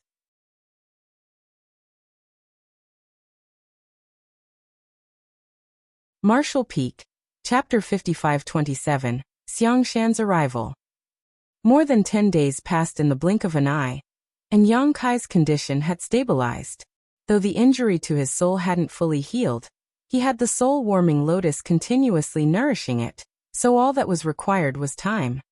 He had used soul-rending thorns many times by now, and was used to getting injured in this fashion. Moreover, after having torn apart his soul countless times, his soul had become more robust and resilient than before. When he thought about it, this was something that happened often because the path of martial Tao usually followed the principle of tribulation before success, so the process of constantly tearing apart his soul and restoring it could be considered a type of cultivation. It was just that such a cultivation method wasn't widely usable by others. At this moment, Yongkai was summoning purifying light and sealing it into a purifying Black Ink battleship. Now all the battlefields were strained because there were a large number of troops but limited logistical resources. When fighting against the Black Ink clan, the first hurdle the humans had to cross was the corruption of Black Ink strength. Purifying Black Ink pills could solve the greater half of that issue. However, with over a dozen battlefields and more than 10 million troops almost constantly engaged in battle, there was a huge demand for purifying Black Ink pills. Even after gathering all the alchemists in the 3,000 worlds and having them work without rest, there still weren't enough pills to satisfy the demand. Without purifying black ink pills to suppress the corruption of black ink strength, soldiers wouldn't be able to go all out when fighting the Black Ink clan, and would lose about 30% of their combat efficacy. Back when they were on the Black Ink battlefield, the soldiers from all great passes had purifying light, but after so many years of battle, the purifying light from all those great passes had been depleted. Fortunately, Yang Kai had returned, and there was an abundance of yellow and blue crystals in his small universe, so they could have as much purifying light as they wanted. Moreover, Yang Kai was no longer the only one who could use purifying light. Sun Yin could as well. In the chaotic dead territory, Yang Kai asked Big Brother Huang and Big Sister Lan to bestow him more great sun and moon marks, because he was preparing for this moment. Previously, he was the only one who could summon purifying light, which was very inefficient. But now that Sun Yin also had the great sun and moon marks embedded on the back of her hands, she could help Yang Kai share the burden, so summoning purifying light had become less stressful. Not only that, but Yang Kai was preparing to pass out the remaining 9 sets of marks because once that was done, almost all the battlefields would have someone who could summon purifying light, which could greatly relieve the pressure the human race was facing. Of course, if one wanted to take on the great sun and moon marks, one had to have a divine spirit source and bloodline. The source strength from the burning light and serene glimmer was too powerful, making it impossible for those without bloodline ties to them to withstand, so only divine spirits could accept the 2 marks. Yang Kai had let Wei Junyang relay this message to the Supreme Headquarters. There were now more than a dozen battlefields, so the 9 remaining marks naturally couldn't be distributed evenly among them. As for how to allocate these personnel, that was a problem the Supreme Headquarters had to solve. After a long period of being constantly busy, Yang Kai finally had some time to rest. Since Yang Kai was now proficient in many grand daos, whether it be alchemy, artifact refining, or arrays, he had some attainments in all of them. As the saying goes, those who were able could do more, so he naturally wouldn't have time to rest. Today, Yang Kai was repairing a warship when a 7th Order Open Heaven Realm Master flew over and landed in front of him before cupping his fist and said, "Sir, someone from the Supreme Headquarters has arrived. Senior Wei and Senior Ouyang have asked that you head over there and join the discussion." "Why do I need to head over there?" Yang Kai was a little taken aback. Though he was an 8th Order Open Heaven Realm Master and could count as a division commander, he hadn't received any official appointment from the higher-ups, so he was still quite free. However, Wei Junyang and the others asked him to head over to join their discussion, which meant they might have something planned for him. Yang Kai knew that very well because 8th Order Open Heaven Realm Masters were now the mainstay of the human race, so each 8th Order Master had to take on a leadership role. The main reason Yang Kai was reluctant to go over was that he felt he had the strength and ability but needed more experience. So if he was officially appointed as a division commander, it would be very stressful for him. Moreover, he still had something important he needed to do. If he were appointed as a commander, he might not have much time to do that. Cough. Cough. Yang Kai covered his chest and coughed a few times before speaking with a pale face. "Go back and tell Senior Brother Wei that my injuries have worsened, so I have returned to rest." While saying so, he didn't even bother about repairing the warship, and turned around to leave in the direction of his temporary accommodations. Having just reunited with his many wives, Yang Kai had many things to say to them. So Yuru Meng and the others had transformed a small universe fragment near the front lines into a temporary palace. No one had said anything about their actions either. The 7th Order Open Heaven Realm Master let out a bitter laugh before dashing over and stopping Yang Kai in his path. He bowed and said, "Sir, it's an order from the higher-ups, so please don't make things difficult for me." Meanwhile, he was thinking, could this sir have discovered something? Otherwise, why is he trying to flee? With a bitter expression, Yang Kai persuaded the 7th Order Open Heaven Realm Master, "I'm not making things difficult for you. My injuries have indeed gotten worse." Saying so, he coughed a few more times and spat out a mouthful of blood. The 7th Order Open Heaven Realm Master was speechless. Isn't this a little too exaggerated? But seeing that Yang Kai had gone to such lengths to avoid going there, he couldn't say anything else. Just as he was about to leave, a majestic voice boomed from the main conference hall. "Smelly brat, get your ass over here." Stunned, Yang Kai looked at the Seventh Order Open Heaven Realm Master and asked, "Who is the person that came from the Supreme Headquarters?" With a slight smile, the Seventh Order Master replied, "It's Senior Xiangshan who personally came over." Yang Kai felt frustrated. Damn big head Xiang. Can't that bastard stay at the Supreme Headquarters to just oversee everything? Why come all the way here? While he was complaining inside, his pale face gradually returned to normal as he sighed and beckoned to the Seventh Order Open Heaven Realm Master. "Come on, let's go. Since Big Head Xiang has arrived, I should at least give him some face." Thus, Yang Kai decided that he would go over, but would only listen and not make any comments during the discussion. After all, his goal was to have freedom, so they should just forget about appointing him to a post in the army. If I had known this would happen, I would have returned to the star boundary for a visit because little senior sister is still there. "Sir, please." The Seventh Order Open Heaven Realm Master gestured with a smile.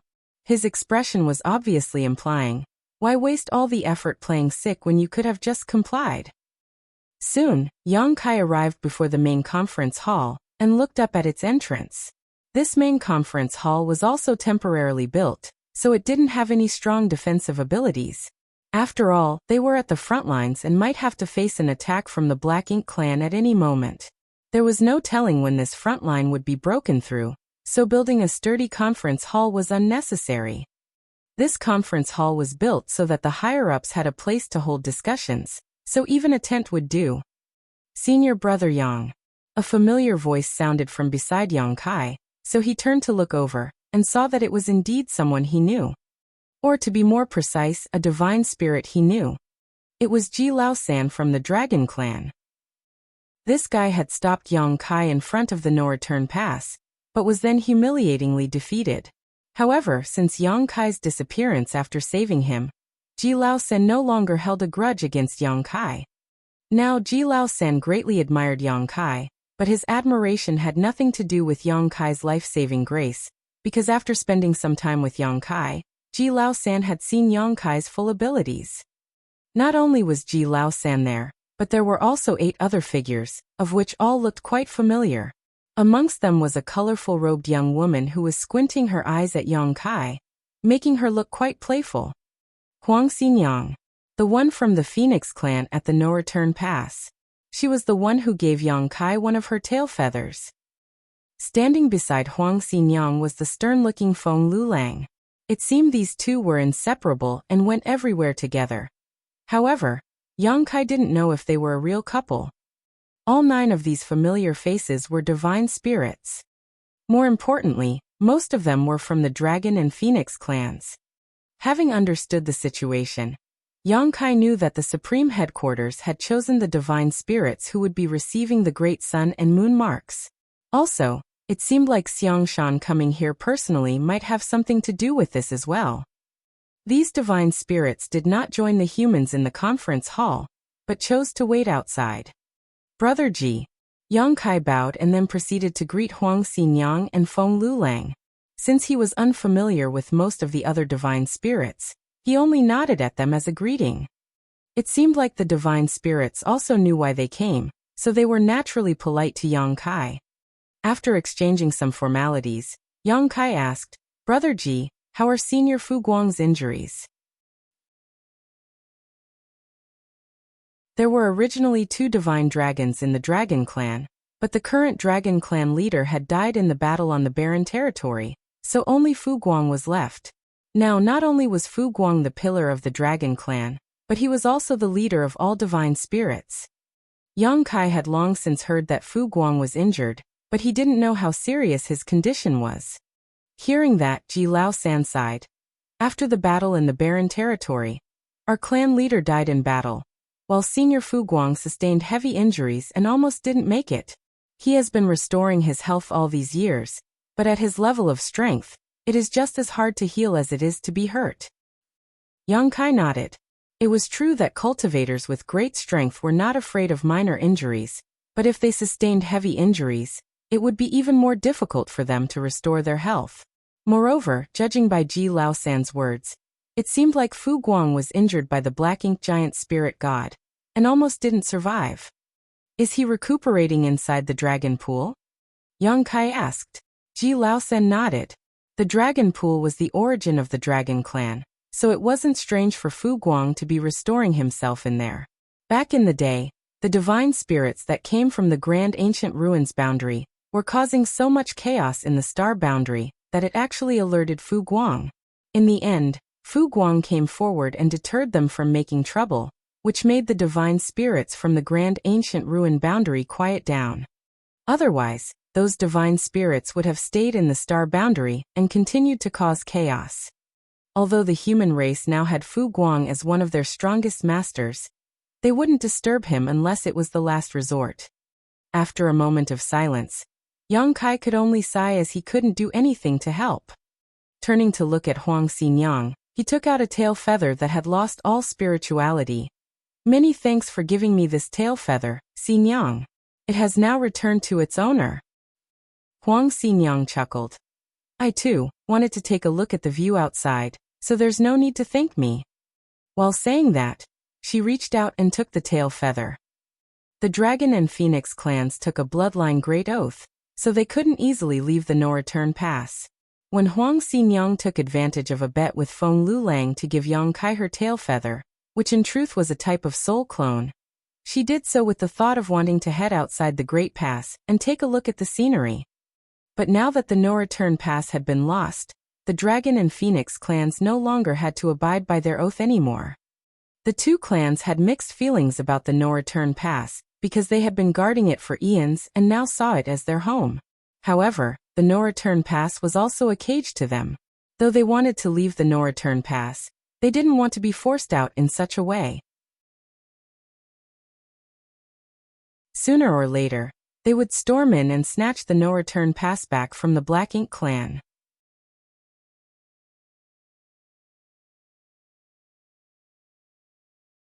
Marshall Peak, Chapter 55-28 Enormous Announcement. It was all laughs at the entrance of the main conference hall. Whether they were people Yang Kai knew or not, they all swarmed over to talk to him. This couldn't be helped, because they all knew the reason they were gathered here. Yang Kai had received 9 pairs of marks from the Burning Light and Serene Glimmer, and was about to give them out, so now they owed Yang Kai. Moreover, the divine spirits were guessing that the source marks from the Burning Light and Serene Glimmer might not only allow them to summon purifying light, but it might also have the effect of purifying their bloodline. Before today, the divine spirits had gone through a selective trial because of the matter of who would receive the marks. In the end, it was these 9 who prevailed.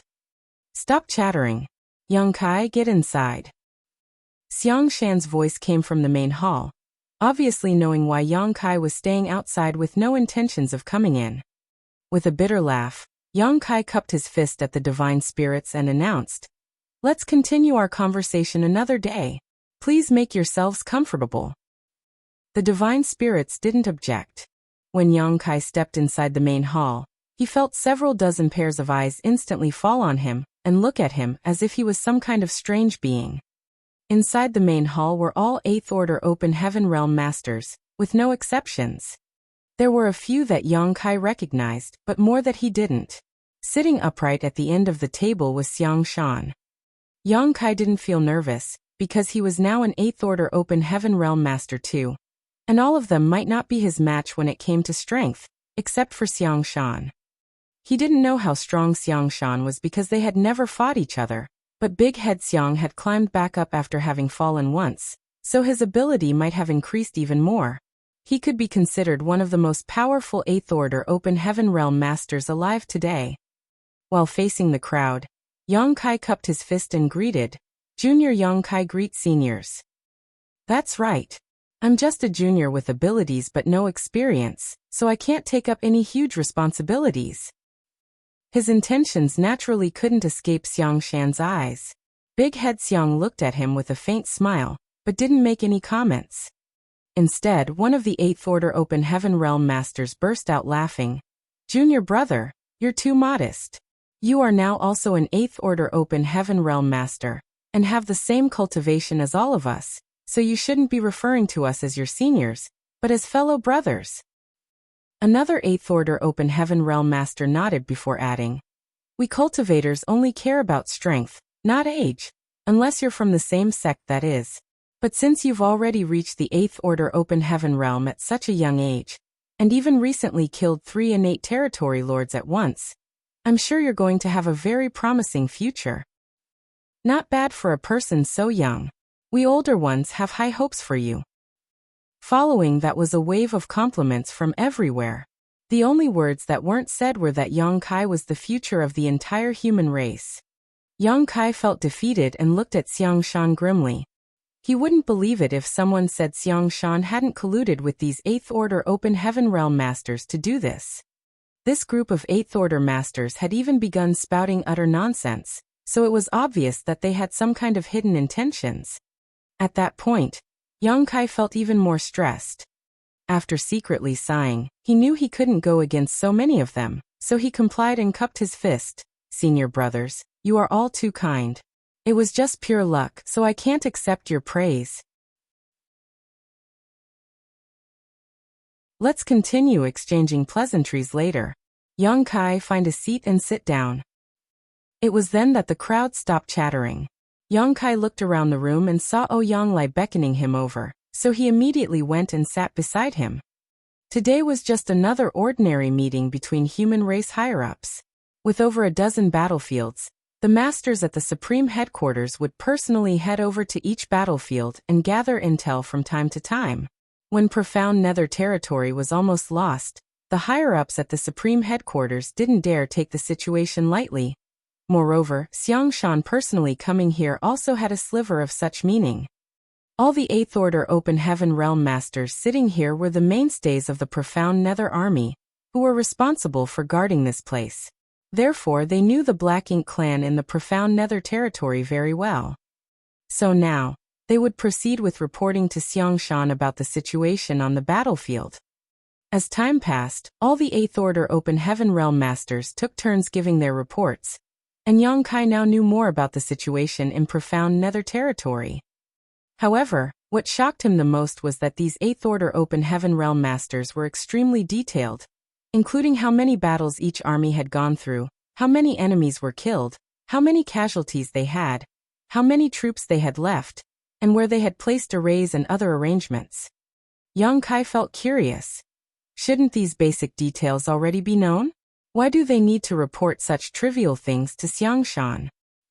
Turning his head to look at Xiang Shan, Yang Kai found him sitting upright while seriously listening to every word while nodding occasionally. The human race needed leaders like Xiang Shan to be able to band together when fighting against the Black Ink clan. Although Yang Kai had decided to only listen but not speak, it turned out that there weren't many opportunities for him to get in a word. He had recently arrived at profound Nether territory, where he would either spend time at the palace fooling around with his wives, casting purifying light, fixing warships, or patching up spirit arrays. There was indeed not much for him to say as he was fairly ignorant of the general situation. There was an infinite joy in the activities done inside the bedroom. After spending over 1,000 years in celibacy on the Black Ink battlefield, 5,000 if the years in the Great Sea Celestial Phenomenon were counted, Yang Kai felt as though he had finally been set free and returned to the time when he could do whatever he wanted. All his wives were constantly blushing every day, and Ru Meng wouldn't lose her temper that much anymore, behaving in a gentle and considerate manner most of the time. Yang Kai, do you have anything to add? Xiang Shan suddenly turned to look at Yang Kai.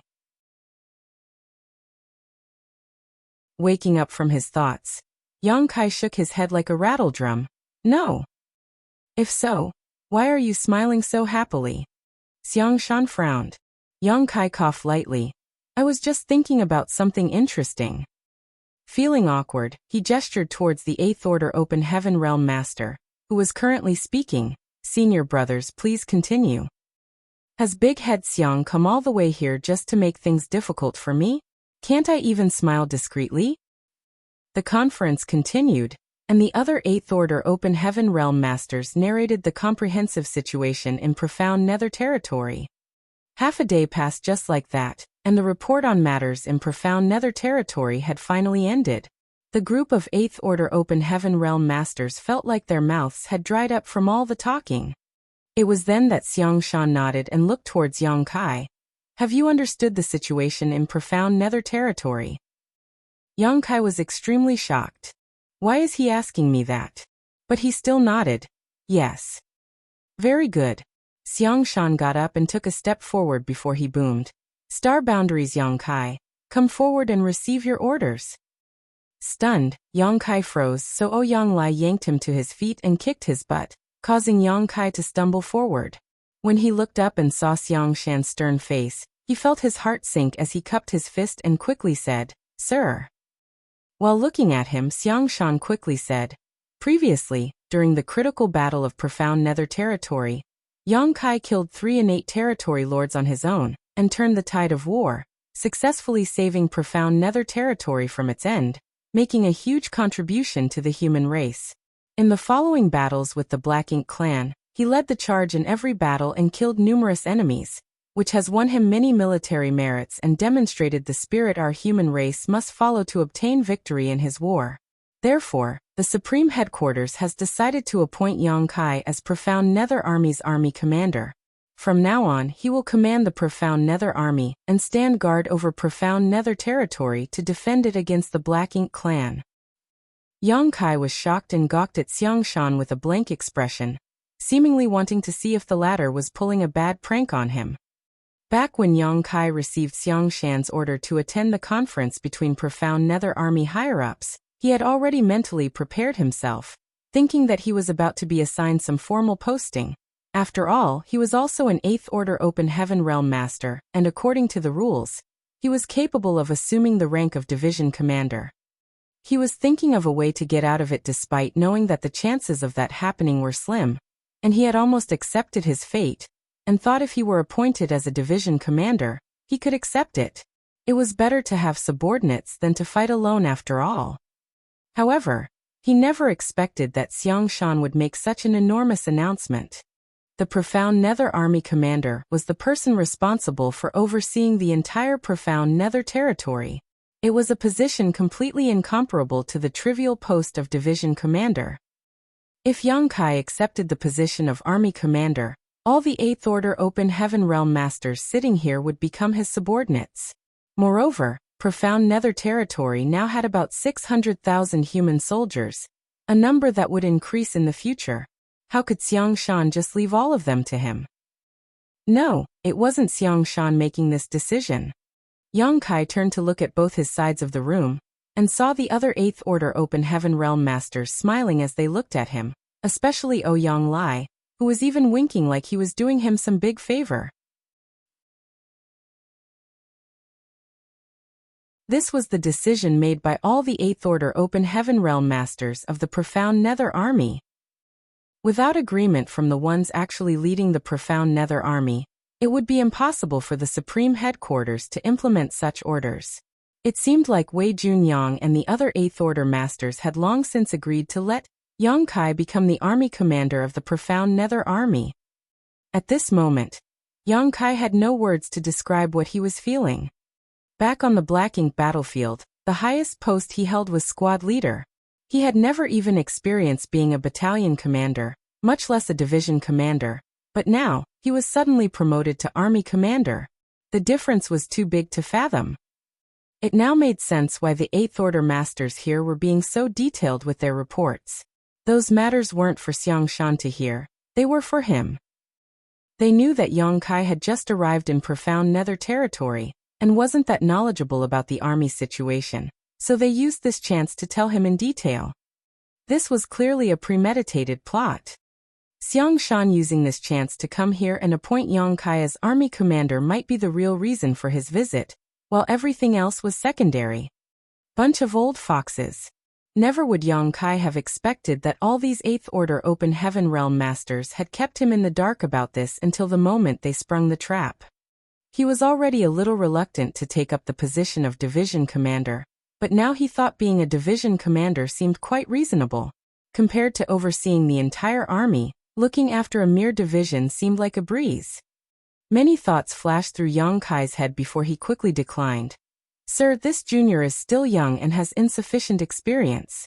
The army commander of the Profound Nether Army is a critical position, and I'm afraid I might not be able to handle it, so please choose someone else, sir. Xiang Shan replied calmly, although you're still young and inexperienced, no one can compare to you in regards to military merits. What's more, you have all the 8th Order Open Heaven Realm Master here today to support you, so what's there to worry about? Unless you're unwilling to take up this role. That was indeed what Yang Kai was thinking, and he immediately nodded.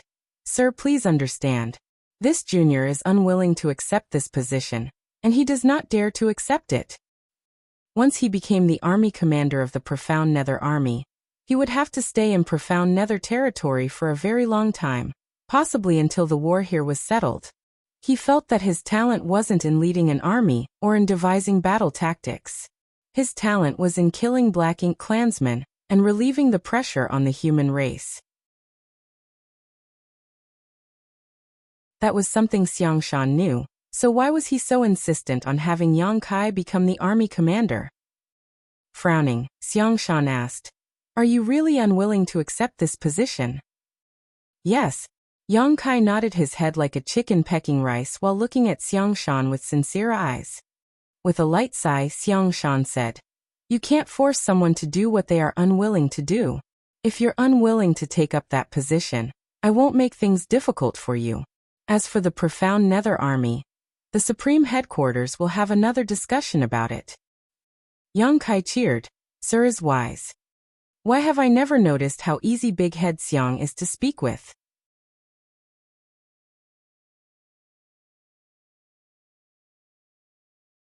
Marshall Peak. Chapter 55-29. Do your consciences not hurt at all? Report. Following a shout, a 7th Order Open Heaven Realm soldier ran into the main hall and cupped his fist at Xiang Shan. The Black Ink clan army has been sighted advancing from 10 million kilometers outside the Eastern Front. They appear to be rallying for another attack. Under normal circumstances, there wouldn't be anyone barging into the higher-ups conference, but an urgent military situation was an exception. Obviously, the Black Ink clan on the Eastern Front pressing in on them was an urgent military situation. Bold, Wei Junyang bellowed. Those Black Ink clansmen must be courting death. While he spoke, he exuded his majestic 8th Order Open Heaven Realm aura. Ouyang Lai also exclaimed, "It seems like they haven't learnt their lesson yet." Not only were these two cursing the Black Ink clan, but the other 8th Order Open Heaven Realm Masters all joined in, causing the main conference hall to instantly fill with all kinds of voices. Meanwhile, Yang Kai frowned. What is the Black Ink clan up to? They have just lost a major battle and 3 territory lords. How could they come back for another attack after such a short amount of time?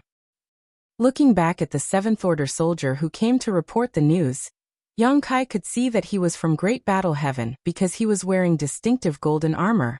Undried blood still marred his armor, which seemed to indicate that he was injured. What caught Yang Kai's attention though was that the other 8th Order Open Heaven Realm Masters of Profound Nether Army were too calm.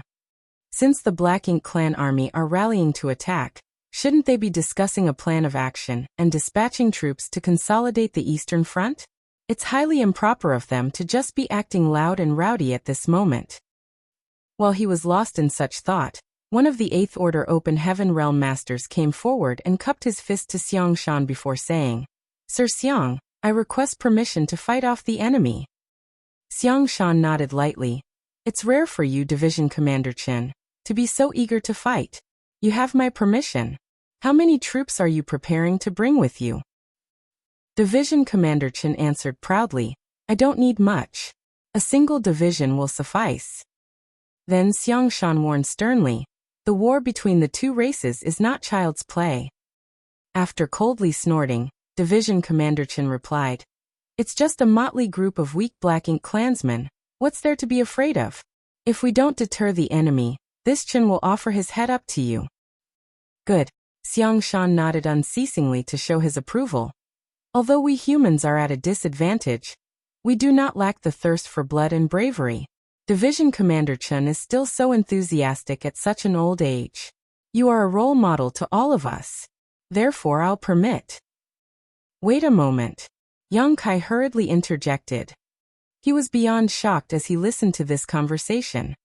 In such an urgent situation, you old 8th Order masters made a snap decision just like that, and Xiang Shan actually agreed to it? What about the difference between the enemy's army and ours? What about the number of enemies coming over? With such a lack of information, how could you reach a decision so quickly?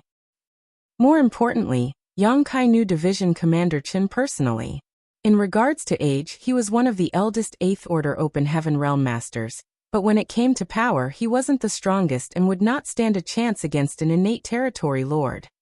Under such circumstances, how could this old man have the confidence to say he would only bring a single division out to fight the enemy? Was he just bluffing? However, the other 8th Order Open Heaven Realm Masters showed no signs of wanting to stop him. Yang Kai, do you have something to say? Xiang Shan turned around to look at Yang Kai. Feeling his head pulsing, Yang Kai cupped his fist and suggested, Senior Xiang, if I remember correctly, the number of soldiers in a single division of the Profound Nether Army is about 20,000, right? 20,000 Open Heaven Realm Masters was no small number. One had to know that back at the Black Ink battlefield, a division only had 500 to 600 troops. However, all the Open Heaven Realm Masters on the Black Ink battlefield were 5th Order Open Heaven Realm Masters and above. The Profound Nether Army even had soldiers in the 1st and 2nd Order Open Heaven Realm, so when comparing the two types of divisions, although 20,000 soldiers was a lot more than 500, the overall difference in strength wasn't that large. Indeed, Division Commander Chen nodded.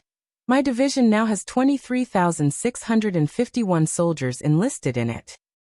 Though the old man was up there in age, his memory had not deteriorated and he knew his troops like the back of his hand. Feeling speechless, Yang Kai looked at him and asked, Do you know how many troops the Black Ink clan has brought over to attack us? Division Commander Chen snorted coldly. Who cares how many troops they have? We will kill them all. Once he said that, he didn't even wait for Yang Kai to respond before cupping his fist to Xiang Shan and announcing, Sir, this Chen will be off then. This mission to defend our homeland will either end with victory, or us dying in battle. If the situation comes to that, I would have to trouble all of you to help us gather our corpses. Nodding, Xiang Shan promised, We won't let our soldiers' corpses rot in the wilderness. Division Commander Chen, please wait. Yang Kai shouted again. He couldn't let Division Commander Chen run away, because the squad his wives were in just happened to be under Division Commander Chen's jurisdiction. It wouldn't matter to Yang Kai if Division Commander Chen decided to deploy in force to push back the enemy, but if he was going with his division alone, Ru Meng, Su Yan, and the others would get dispatched too. Yang Kai, how dare you continuously interrupt us when we're discussing sending troops to defend our front lines? Are you trying to disrupt military order? Yang Kai's heart clenched as he quickly cupped his fist. I dare not do such a thing. But what? Xiang Shan looked at him coldly. But something isn't right here. Yang Kai looked at Xiang Shan, and then at the other 8th Order Open Heaven Realm Masters around him. What he saw was Wei Junyang looking up at the sky as if nothing concerned him, while Ouyang Lai was looking down at the floor as if a flower was growing between his feet.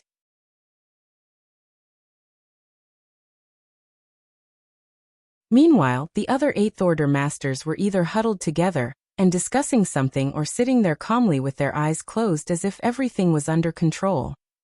At that moment, Yang Kai failed to stifle his laughter. So this is how it is.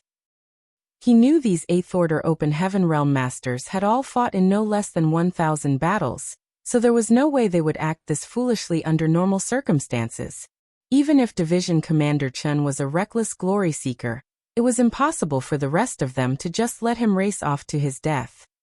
Moreover, Xiang Shan was a man with incredible tactical insight. The strategy he came up with to reclaim Great Evolution Pass, and the skill with which he executed it were both extremely shocking, so it was impossible for him to immediately agree when Division Commander Chen asked to lead a single division off into battle, with no idea about the enemy's composition. If he did, he wouldn't be Xiang Shan but someone like Ouyang Lai. After sighing, Yang Kai explained, "Senior brothers, you have all lived for thousands or even tens of thousands of years. Do your consciences not hurt at all, working together to trick a junior like me?" Snorting, Division Commander Chen insisted, "Junior brother, whatever do you mean? I'm getting on in years and my mind is not quite what it used to be. Please speak plainly." Yang Kai gave him a sorrowful look. "You're clearly the most enthusiastic one in this plan." Meanwhile, Xiang Shan still had the same cold expression. "Speak up if you have something you want to say. Stop wasting time with all this nonsense." "Haven't I made myself clear enough? It's you old farts that are playing dumb. I guess it's true when they say the older a person, the more cunning they are. Judging from this situation, the Eastern Front probably isn't under threat at all. It's only been about 10 days since the Black Ink clan suffered serious losses. They wouldn't dare launch a full offensive so soon." This was all just a big show. The 8th Order masters in this room, and even the 7th Order soldier who came to deliver the report, were all in on this matter. They were acting out a play with Yang Kai as the only audience member. "These old farts are obviously trying to force me to do something I'm incapable of. It's a fake emergency this time, but what about next time? If there really is a next time, this Division Commander Chen will definitely lead his division to charge the enemy." Yang Kai sighed internally. It seemed he couldn't avoid this matter. While he was lost in his thoughts, the 7th Order soldier shouted again in a voice filled with grief and anger, "Sirs, this situation is urgent. Please come to a decision as soon as possible. Otherwise, the Eastern Front might not be able to hold." Asterisk cough. Cough. Star. Then he spat out a mouthful of blood, seeming to be heavily injured. "Really? Really?" Yang Kai glanced at the soldier who was looking straight ahead, and had a pale complexion and a depressed aura. Xiang Shan glared and muttered, "Yang Kai, stand down. Since you don't want to be appointed as the army commander, you have no right to speak here. Division Commander Chen, head back and lead your division to reinforce the Eastern Front. If you cannot defeat the enemy, I'll head over there and behead you myself." While cupping his fist, Division Commander Chen replied, "This Chen accepts the order. We will not let you down." After that, he turned around and strode towards the door, but he still stared into Yang Kai's eyes, seeming to say, "If you don't speak up, this old master will really lead my force into battle. It doesn't matter if there were no enemies at the Eastern Front this time, because there were enemies in the Black Ink clan's camp. Are you afraid now? How could this junior be qualified for this?" Yang Kai smiled bitterly. However, he was honestly quite touched inside. All these 8th Order Open Heaven Realm Masters had worked together with Xiang Shan to act out such a performance for him just so that he would take up the position of the Profound Nether Army's army commander. This was a kind of wholehearted trust that was rare to see. Taking a deep breath, Yang Kai cupped his fist and boomed, "Since all of you senior brothers think so highly of me, this junior is willing to take up the position of army commander and guard Profound Nether territory. This junior will risk his life to make sure Profound Nether territory is never lost." "So you've changed your mind?" Xiang Shan's lips curled up ever so slightly as he teased. While looking at him with a blank stare, Yang Kai didn't say anything. "Do I have a choice? Old Man Chen is halfway out of the main conference hall, so if I don't change my mind he will really leave. His leaving is not that concerning, but my wives will definitely have to follow him to the battlefield." Then Xiang Shan stopped playing with him and spoke sternly. "Overseeing Profound Nether territory is a very heavy task. If this territory is lost on your watch, you'll be punished according to military law." "Understood. Yang Kai, receive your orders." Xiang Shan roared before taking out a token. "The Supreme Headquarters hereby appoints Yang Kai as Army Commander of the Profound Nether Army. This is the Army Commander token. With this, you will assume full command of all soldiers in the Profound Nether Army. If anyone dares to disobey or rebel against you, they will be sentenced to death without exception." "We accept the order." All the 8th Order Open Heaven Realm Masters bowed in unison. Yang Kai accepts the order. Yang Kai came forward and raised both hands to receive the profound Nether Army's army commander token, which suddenly felt quite heavy. This wasn't just a token, it was a physical representation of the lives of hundreds of thousands of soldiers that were being entrusted to him.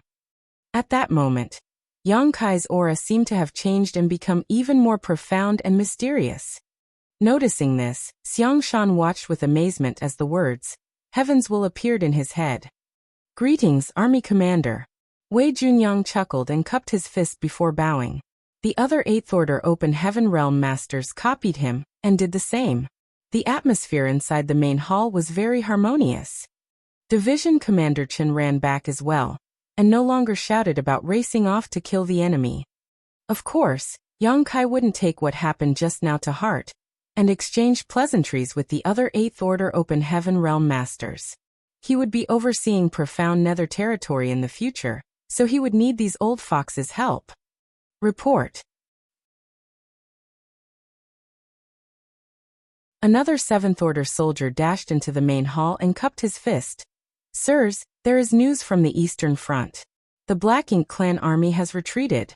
It seems like their previous actions were just a feint. There is no imminent attack." Nodding, Xiang Shan replied, "It's good that the Black Ink clan has retreated. Division Commander Chen, you may take a rest as well." Division Commander Chen laughed. The Black Ink clan retreated before the news about junior brother Yang taking up the position as army commander was released. It seems like the heavens are siding with us today. The group of 8th Order Open Heaven Realm Masters all nodded in agreement. Yang Kai looked around and couldn't help rolling his eyes. Were these old farts still acting even now?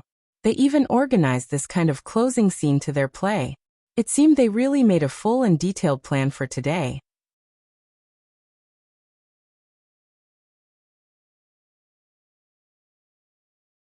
Marshall Peak.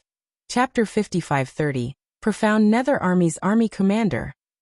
Thinking back to the time when they gathered at Azure Void Pass to form the Great Evolution Army, Xiang Shan and Lu Zhiping were appointed as Great Evolution's Eastern and Western Army commanders. On that same day, many of the 8th Order Open Heaven Realm Masters were appointed as division commanders, and accepted with great solemnity. Back then, Yang Kai was just a 7th Order squad leader. Never had he imagined he would someday hold the army commander token like today, so he couldn't help but sigh internally. Being an army commander wasn't just any duty, it was a responsibility to become the central pillar for an army of hundreds of thousands of soldiers. Can I do it? Yang Kai didn't know the answer to that question, but since things had already come to this point, he could only give it his all and do his best. From today onwards, his every decision will affect hundreds of thousands of lives directly. I can't spend too long here. Besides the appointment of Profound Nether Army's army commander, there is one other thing I need to accomplish here. Xiang Shan spoke up. Yang Kai put away the token and nodded. Please say it, senior brother. At first, he thought it was about the great sun and moon marks, but that was just a minor matter because he had already given one set of marks to Su Yan. Moreover, the 9 divine spirits outside were the ones who had been chosen to receive the marks, so all that was needed was to call them inside. He wasn't expecting Xiang Shan to not talk about this matter, but instead summoned his universe chart. Then, with a wave of his hand, a 3-dimensional virtual image appeared before everyone. Following that, Xiang Shan moved his hand and pointed at a particular spot. A month ago, the Supreme Headquarters received intelligence that the cultivators from more than a dozen sects in the Acacia territory have been besieged by the Black Ink clan, and are facing a critical situation. If they don't get any reinforcements soon, they might not be able to hold out much longer. Wei Junyang frowned. Where did this information come from? Is it reliable? Xiang Shan nodded. The intelligence was brought to us by a few different roaming hunter teams, so its likely authenticity was deemed high. Afterwards, the Supreme Headquarters moved and confirmed it. Division Commander Chen raised an eyebrow. Is the Supreme Headquarters asking Profound Nether territory to send out troops to rescue them? That's right. Xiang Shan nodded. At first, there was no plan to have Profound Nether territory carry out this mission, But all the other great territory battlefields are engaged in heated conflicts right now, so our side is at a disadvantage and can't dispatch troops for a rescue mission. However, Profound Nether Territory could be said to have won a great victory during the previous battle, so there should not be any large-scale battles here for the foreseeable future. Therefore, you are the ones most suited to attempt this rescue mission. While saying that, he looked at Yang Kai. Junior brother, now that you are the army commander, you will be responsible for planning and executing this mission. You must bring our trapped allies back safely. Yang Kai knew this was also a test to see how he would deal with such matters.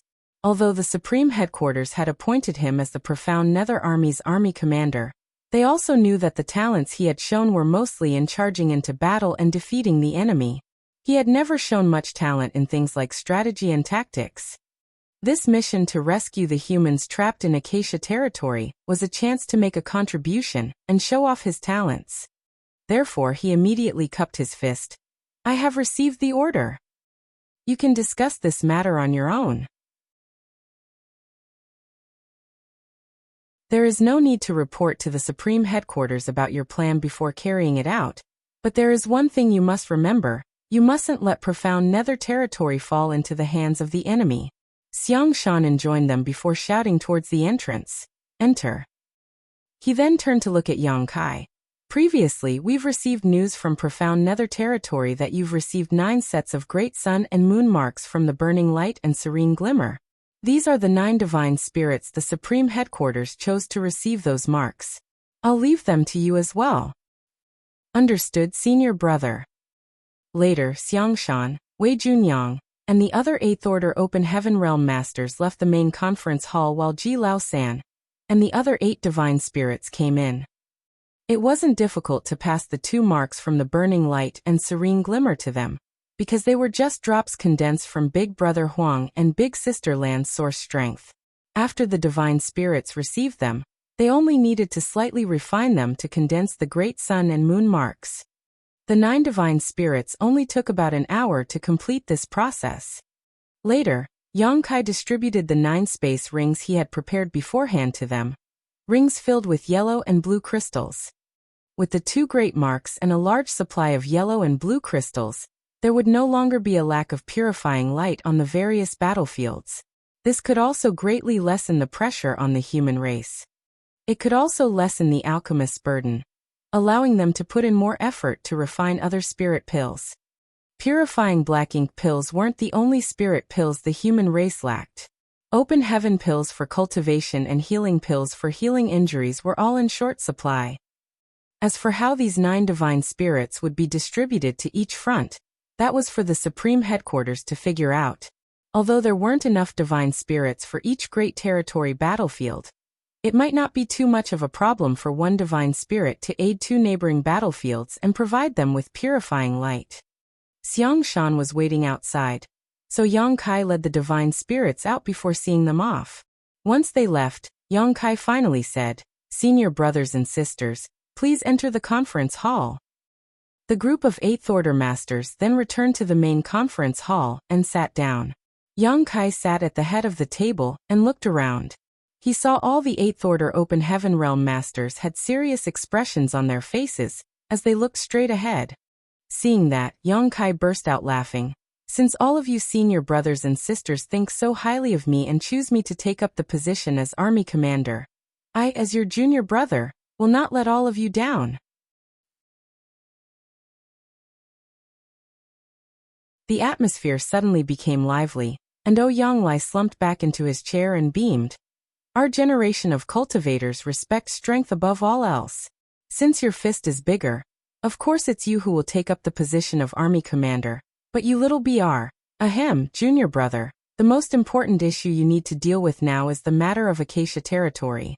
This is your first mission after your appointment, so you have to do it well." Wei Junyang added, "Indeed. Since the Supreme Headquarters has entrusted us with this mission, we must do our best to complete the task, and not let the other battlefields look down on us." Nodding, Yang Kai replied, "Both senior brothers are right, but I've only recently returned from the outside.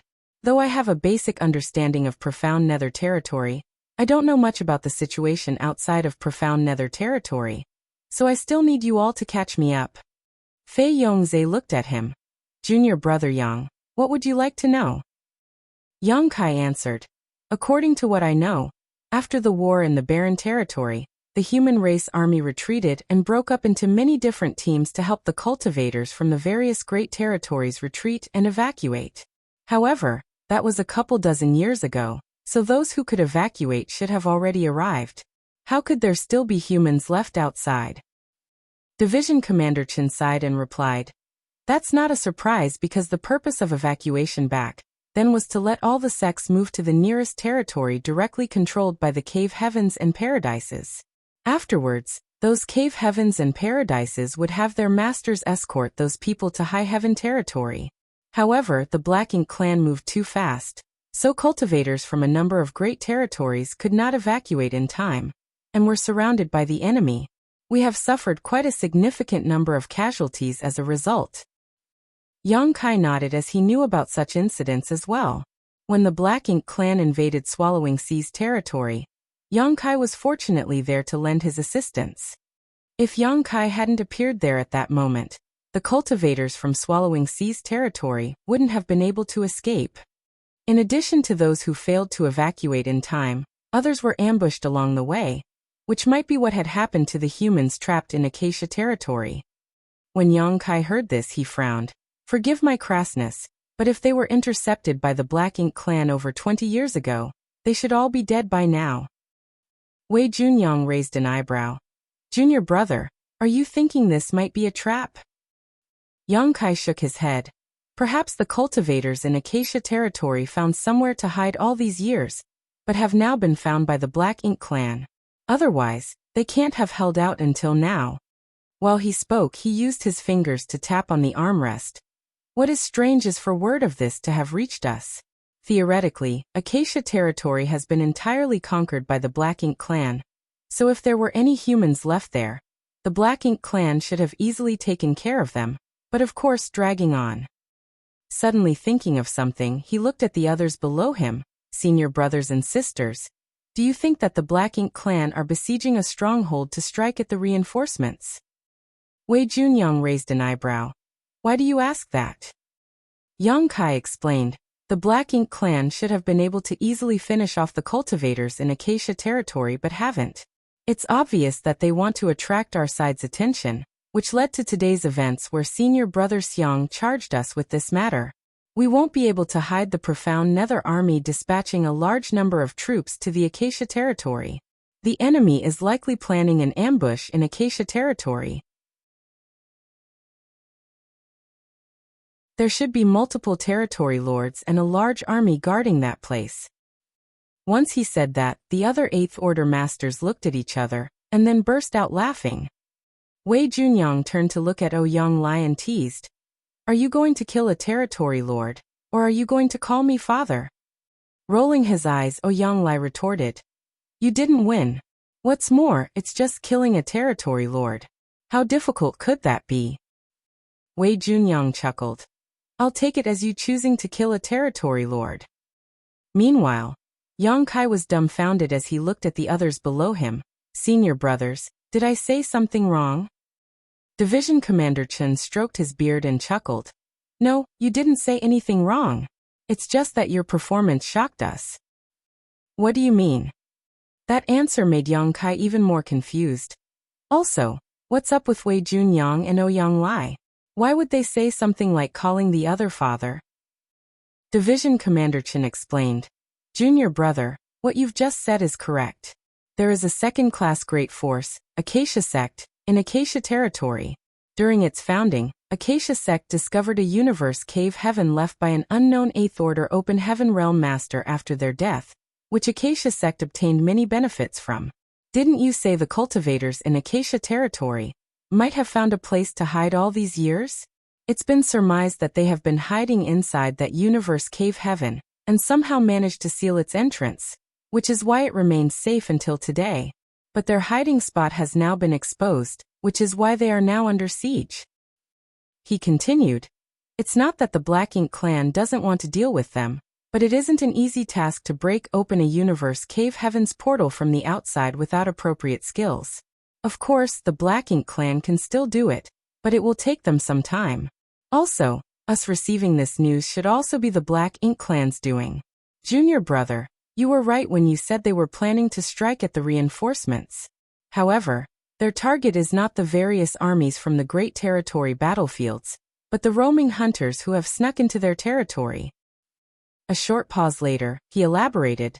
There are many human masters that are either unwilling to be governed or are simply not used to functioning in an army and working with others, so they choose to become roaming hunters instead and sneak deep into the great territories that the Black Ink clan controls. Over the years, the hunters have attacked and killed many Black Ink clansmen, and traces of them can be found in many great territories. There are indeed many Black Ink clansmen, but most of them are busy battling the human race army, so those roaming hunters take the chance to cause chaos behind the Black Ink clan's lines by destroying Black Ink nests and raiding their supply lines.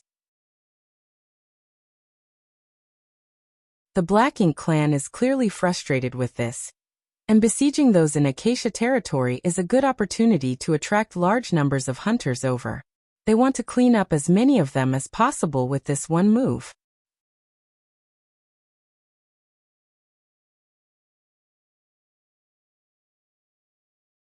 Marshall Peak. Chapter 5531. I'll head over there myself. It wasn't the first time Yang Kai had heard of hunters.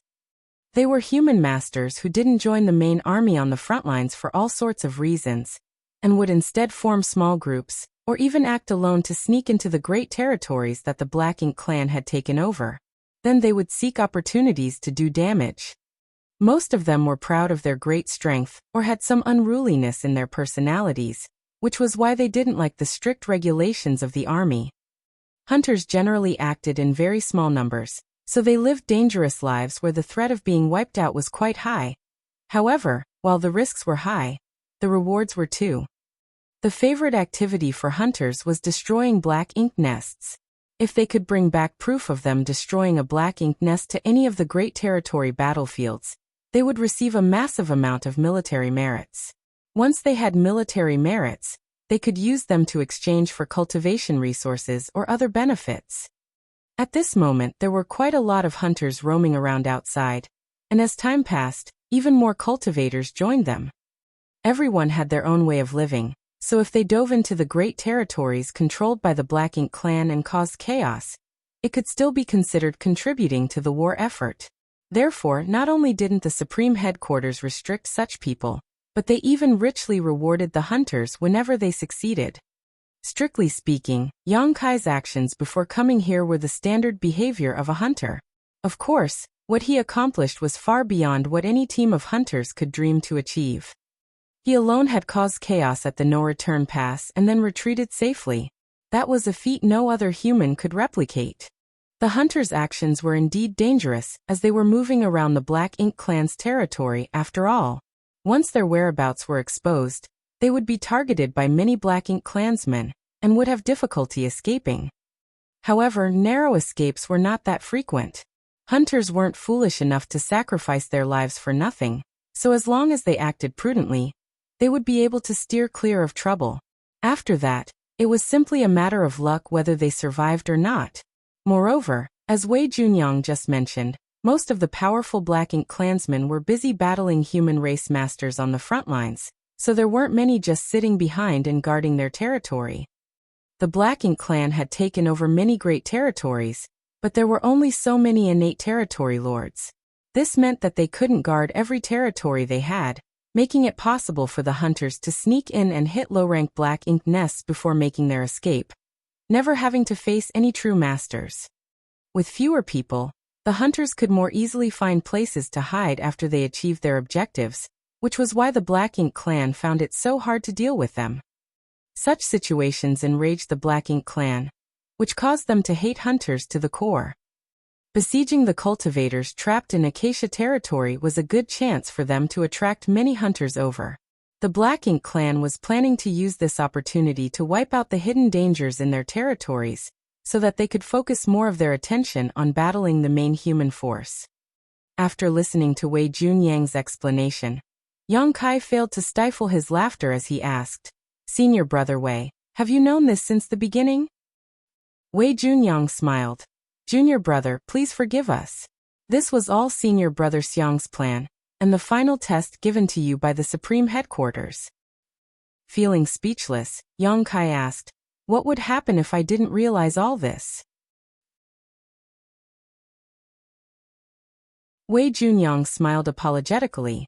Senior brother Xiang hasn't gone far, and the news of appointing junior brother as army commander hasn't been announced to the army yet. In other words, if Yang Kai wasn't able to see the bigger picture and accurately assess the situation, Xiang Shan might have returned to take back the army commander token. When Yang Kai heard that, he rolled his eyes. "Fortunately, the news of my appointment has yet to be announced to the entire army. Although I'm young, I would like to keep some face. These old farts simply won't act their age."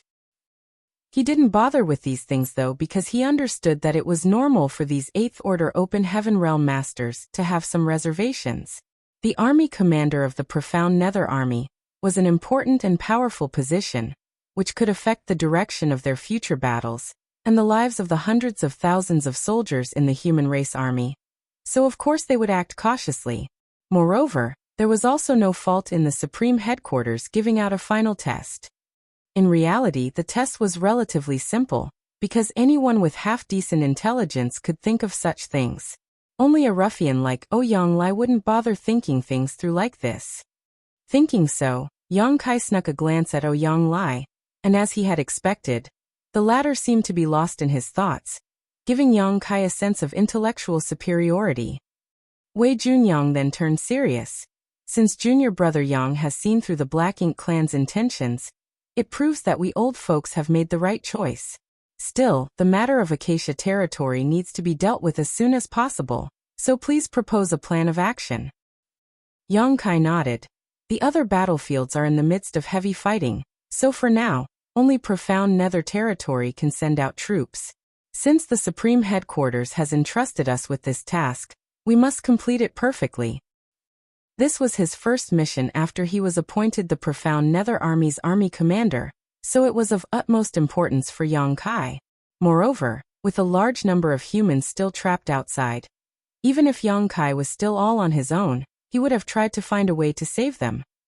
"Senior brothers, do any of you have a plan in mind?" Yang Kai glanced around. Kong Chengde quickly said, "Since the Black Ink clan intends to deal with the hunters, there must be at least a few territory lords hiding in Acacia territory. Although we don't have solid intelligence from the hunters, I suspect there to be between 3 and 5 territory lords lying in ambush." The hunters weren't weak, and though there weren't any 8th Order Open Heaven Realm Masters among them, 7th Order Masters weren't lacking. Feudal lords could defeat 7th Order Masters in greater numbers, but killing them was another matter. The Black Ink clan's only option was to have the territory lords move if they wanted this thing to be settled conclusively. 3 to 5 territory lords standing guard in Acacia territory could be said to be an extremely secure arrangement. Of course, the number might be different, but this estimate shouldn't be too far off. The arrangement of territory lords wasn't without consideration because the Black Ink clan needed a lot of territory lords to oversee the main battlefield in order to ensure that they had maintained the upper hand when fighting against the human race army. In addition, territory lords who were heavily injured after battling the 8th Order Open Heaven Realm Masters would be sent back to the no-return past to sink into dormancy inside Black Ink nests to heal more rapidly. Therefore, although the number of territory lords on the whole exceeded the number of 8th Order Open Heaven Realm Masters, and they had the upper hand when fighting against the human race army, the human race's situation hadn't worsened to the point where they didn't stand a chance against the enemy. Now that Yang Kai had brought back a huge amount of yellow and blue crystals, and given out 10 great sun and moon marks, the human situation would only become better. Fei Yongzhe spoke up. "Let's plan for the worst. If Acacia territory has 5 territory lords standing guard, we would have to dispatch 8 8th Order Open Heaven Realm Masters if we want to rescue the trapped cultivators. 8 8th Order Open Heaven Realm Masters. That wasn't a small number, especially when all the 8th Order Open Heaven Realm Masters in Profound Nether territory were overseeing important sections of the front lines and couldn't be easily transferred. However, only by dispatching 8 Eighth Order Open Heaven Realm Masters could they be sure they could suppress 5 innate territory lords. Sending 8 was also a precaution against the enemy having deployed more than 5 territory lords. Though the mission to rescue the cultivators trapped in Acacia territory didn't seem difficult, it wasn't an easy mission to execute. Moreover, Yang Kai looked at the crowd of 8th Order Open Heaven Realm Masters around him and noticed that they each had varying degrees of injuries. The previous battle was only about 10 days ago, so these 8th Order Masters hadn't even gotten a chance to heal yet, which meant they could not exert their full strength at the moment. The territory lords in Profound Nether territory didn't fare much better, so they weren't a pressing concern, but the territory lords in Acacia territory would all be in peak condition. Wei Junyang was clear about this too, so he proposed, "Perhaps we can ask the divine spirits for help." In its current condition, it would be difficult for the Profound Nether army to carry out this rescue mission on its own. Therefore, they could only ask others for help. Hearing this though, Yang Kai shook his head. "The divine spirits might not be able to help us." Yang Lai frowned. "How can you say that before trying?" Yang Kai answered, "If the divine spirits could help us, senior brother Xiang would have told us beforehand, but since he didn't, that could only mean that the divine spirits are also all battling the enemy on the various battlefields. What's more, a few days ago, the Supreme Headquarters even dispatched the batch of divine spirits Tao Wu belonged to, which means that the other battlefields need extra help as well. If it weren't their last resort, the Supreme Headquarters wouldn't have sent the divine spirits from the Grand Ancient Ruins boundary. Hence, even if the Profound Nether army asked for help, the Supreme Headquarters might not be able to mobilize any manpower for them. In contrast with the trapped cultivators in the Acacia territory, the Great Territory battlefields were more important at the moment. If the Supreme Headquarters had to make a choice, they would rather ensure the safety of the front lines rather than save those trapped cultivators. Makes sense, Wei Junyang nodded. At first, he thought it wouldn't be much of a difficult task to save those trapped cultivators in Acacia territory, but now that he thought more deeply about the situation, this matter was indeed a difficult task to complete.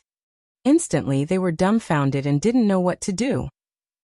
It seemed like the Supreme Headquarters had given Profound Nether territory a tough mission. Could this also be a test for Yang Kai after being appointed as an army commander? After everyone fell silent, Yang Kai stood up and announced with a determined expression, "I'll head over myself." The crowd of 8th Order Masters was shocked, and Fei Yongzhe was taken aback. "Junior brother, are you really going to Acacia territory by yourself?" Yang Kai nodded. "We have no other options besides this." Profound Nether territory couldn't dispatch 8 8th Order Open Heaven Realm Masters at once, and they couldn't ask the divine spirits for help, so after careful consideration, Yang Kai decided that acting alone was the best course of action. Kong Chengde quickly objected. "Junior brother, you can't. You're now the army commander of the Profound Nether army, so how could you risk your safety? Moreover, what will happen to Profound Nether territory after you leave?" This statement just made Yang Kai burst out laughing. "Senior brother Kong, your words are exaggerated. This junior brother has just been appointed to the Profound Nether army's army commander position, but before now, when have I not been roaming around the dangerous territories? Since I was able to safely cross those territories back then, why can't I do the same now?" No matter how dangerous Acacia territory was, could it be any more dangerous than the no-return pass? Yang Kai had safely returned from the very heart of the Black Ink clan's headquarters, so a trivial Acacia territory was nothing to him. Moreover, before I was appointed, senior brothers and sister have kept Profound Nether territory well organized, so there's no way that you all won't be able to do the same without me. The Black Ink clan here has just suffered a heavy defeat and lost 3 territory lords, so there won't be any huge battles in Profound Nether territory for at least a few years.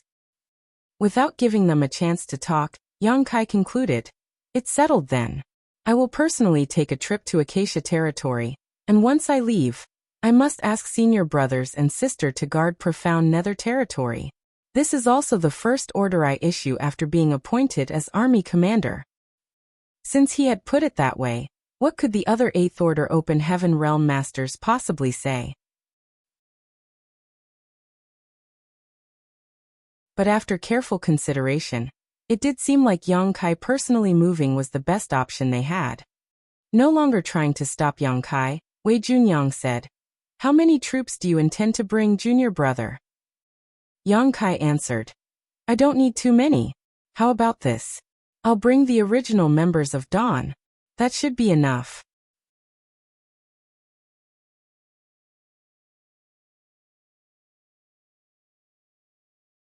Martial Peak. Chapter 5532 Brains and Brawn.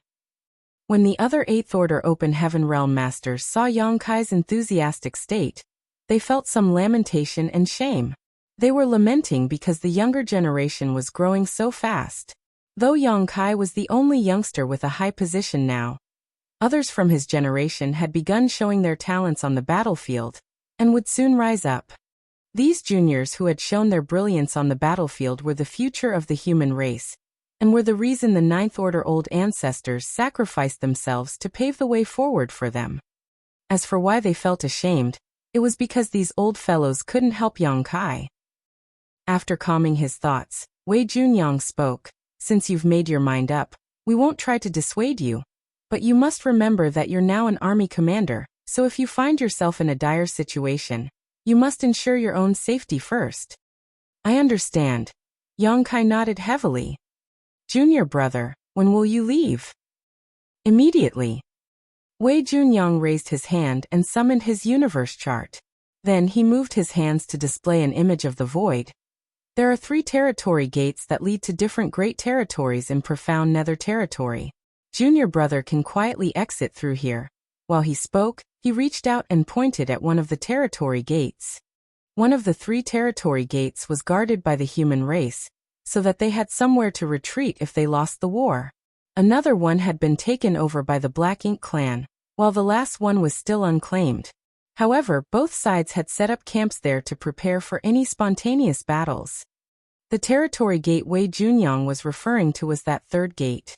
Although the human race couldn't claim that territory gate, they could absolutely find a way to send Yang Kai and a small team through the portal. A minor battle would be enough of a distraction to slip through the territory gate. However, Yang Kai instead asked, "Which territory gate is the nearest to Acacia territory?" Going through different territory gates meant they would have to take different routes. Sometimes, a slight difference might mean they had to cross several additional great territories to get to their destination. Wei Junyang studied the 3 territory gates before pointing to the territory gate being guarded by the Black Ink clan. "This one." He was then slightly stunned and asked, "Junior brother, don't tell me you want to go through this one?" Yang Kai replied, "There's no time to waste, so we naturally have to take the fastest route possible." "Nonsense!" Fei Yongzhe reprimanded. "The Black Ink clan army's main camp is there. How are you going to pass by them? If you get surrounded, you'll die." Smiling, Yang Kai assured him, "That's why I need the profound Nether Army's help." Wei Junyang thought about it and asked, "You want the profound Nether Army to pressure the Black Ink clan? Aren't you afraid they might suddenly rise up and attack you?" Yang Kai explained, "I just killed 3 territory lords a few days ago, so the Black Ink clan is definitely paying more attention to me. Now that I'm overseeing profound Nether territory, those territory lords might be feeling on the edge, wondering which one of them would be next. Senior brothers, place yourselves in the territory lord's shoes. If I suddenly try to leave this great territory, would you give your all to stop me, or just let me pass?" Fei Yongzhe was about to continue reprimanding Yang Kai, but hearing this question he frowned and hummed for a moment. The other Eighth Order Open Heaven Realm Masters were looking at each other. Eventually, Wei Junyang spoke up. "If junior brother is the only one leaving, of course, they would pick up a fight because the ability you displayed is too shocking, so the Black Ink clan naturally wants to get rid of you. If you give them the opportunity, why wouldn't they take it? But if you add the profound Nether Army, that is another story.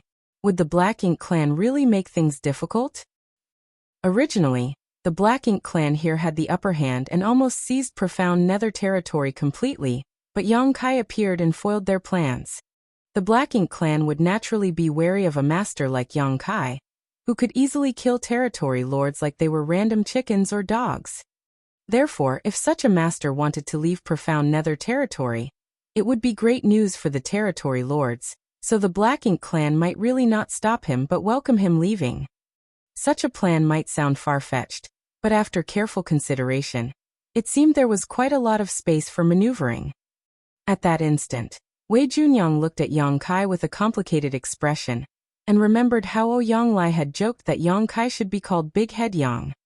The next generation was very admirable indeed. If one only had brawn but no brains, they would be nothing more than a ruffian. However, like Yong Kai, people with brains and brawn were the bane of the Black Ink clan. It's also fine if they don't let us pass. We can just start another battle, Yong Kai beamed. If they still aren't afraid of me, I'll just kill another 3 territory lords. There are only so many territory lords here, so they will have to let us pass sooner or later. Ouyang Lai felt his blood boiling when he heard that. I agree. If we really start a battle, I'll be the vanguard. Wei Junyang glared at him before looking at Yong Kai. Even if the Black Ink clan are willing to let you pass, isn't your departure the same as telling the Black Ink clan that their biggest concern has left, and that they can start another war without fear while you're gone? Although the human race wasn't afraid to start another battle, they had suffered a significant loss during the last one, and still needed time to recuperate.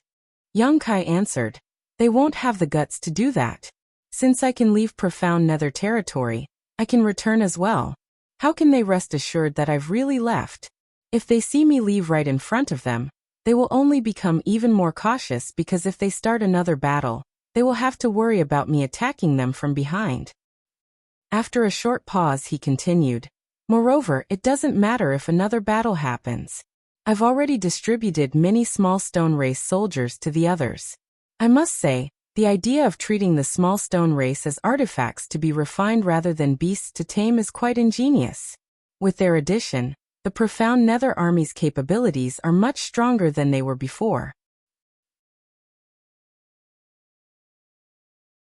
The small stone race was a sharp tool when used to deal with the Black Ink clan. The only problem was that they had very low sentience and were hard to control. Many times, the small stone race ran off after killing all the enemies. Those with quick reflexes could capture some of them, but those who weren't quick enough could only watch as they ran away. When Yong Kai first began giving out the small stone race soldiers, he told others to try using beast taming techniques to control them. Although the method worked, the results weren't very good. It wasn't until one day when an open heaven realm master tried treating them like artifacts that a new method was discovered. Using this method to refine small stone race soldiers was far more efficient than using a beast taming technique, because this was far easier for most cultivators. By spreading this method, many more small stone race soldiers could be better controlled to kill the enemy, and then be brought back after the battle. After all, not every cultivator knew beast taming techniques, but everyone knew how to refine an artifact. This methodology was now widespread throughout the human race army. Now all humans would use similar techniques to control the small stone race soldiers. The Open Heaven Realm Master who discovered this method was praised and rewarded heavily by the Supreme Headquarters, which made him the envy of many. Yong Kai currently only had a single army of Great Sun Small Stone Race, and another of Great Moon Small Stone Race on hand, each with 1 million troops. All the others had been distributed to others. The ones he kept with him were his trump card for dealing with a royal lord. There was only one royal lord left, and there was no telling when he would encounter him again, so Yong Kai wanted to keep a hidden hand just in case. Although it hadn't been long since their last battle, the soldiers of the Profound Nether army now had several million small stone race soldiers on hand, so the overall combat power of the army had only increased, not decreased.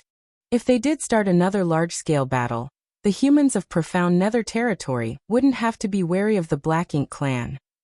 Inside the main conference hall, all the Eighth Order masters looked at each other and kept silent. Yong Kai had made a clear and concise argument to persuade them, so they had nothing more to say. Seeing that the others were silent, Yong Kai announced, This matter is settled then. Pass down my order. The center outpost's frontline soldiers are to form up and advance towards the Black Ink clan's main camp. All the Eighth Order Open Heaven Realm Masters stood up and bellowed, "Yes, sir." Soon, the Eighth Order Masters dispersed and returned to the frontline universe fragments where Yang Kai's orders were relayed, and all 200,000 recuperating soldiers moved out. When news of their operation got out, a few Eighth Order Open Heaven Realm Masters overseeing the auxiliary fronts were shocked. Is there something going on at the front line? Didn't the battle there end recently? They went and asked around, and in the end they were told this was an order from the newly appointed army commander Yang Kai. It was only then that those Eighth Order Open Heaven Realm Masters at the auxiliary fronts found out that the Profound Nether Army had a new army commander. That was because the news of Yang Kai being appointed as army commander hadn't been announced yet. Now this matter has caused a stir among the army. They said a new broom sweeps clean, and the new broom called Yang Kai was so good at cleaning that he was thinking of cleaning out the Black Ink clan. At that instant, some people were worried while some were excited. The masters from the auxiliary fronts could only cooperate with those at the front lines, so they relayed their orders. All the auxiliary front soldiers also began preparing for battle, increasing the army's momentum. Meanwhile, the Black Ink clan were shocked. They had lost 3 territory lords last time, and they only had a limited number of territory lords at the front line, so not only was their army's combat power weakened, but the territory lords were now hiding inside their base camp. The scene of that Eighth Order Open Heaven Realm Master killing 3 territory lords was still fresh in their memories, and every territory lord was wary of him. Therefore, they didn't dare take any impulsive actions before they could figure out how to deal with that Eighth Order human. During that last battle, the Black Ink clan suffered significant losses, but the humans didn't fare much better. Everyone thought both sides would pause and rest for at least a few years, but now the humans were making such a big move within less than half a month. Did the humans get more reinforcements? All the territory lords appeared and observed the situation, but when they discovered that the human race army was really preparing for war, they all felt worried. Though they couldn't figure out what was happening, since the humans were gathering their troops, it was obvious that they were planning to attack. At the same time, inside the main conference hall, Yang Kai sat alone while lost in thought, feeling like he was forgetting something. After careful thinking, he discovered that he was now an army commander but didn't have an adjutant. Before, no matter whether it was Xiang Shan or any of the other army commanders, they all had adjutants, which made it easier for them to relay their orders. After all, it was impossible for people in high positions to do everything themselves. Profound Nether Army wouldn't assign him with an adjutant, as such people were usually the army commander's most trusted associate. Yang Kai didn't have any potential candidates in mind, but he wasn't in a hurry either. This matter would have to wait until he was back from Acacia territory. Hua Qingxi was a good option. While she was the head manager for High Haven Palace, not only had she managed High Heaven Palace well, but also the Star Boundary by extension. She was an exceptionally meticulous woman, and was perfect for the role of an adjutant. It was a pity that the head manager still needed to oversee High Heaven Palace, and had no time to spare.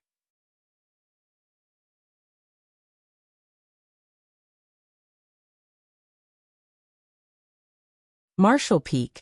Chapter 5533, The Next Generation Replaces the Previous. With the mass mobilization of the human race army in the Profound Nether territory, the originally peaceful battlefield became chaotic again. Not only were the Black Ink clan caught off guard by this movement, but the human soldiers were also surprised.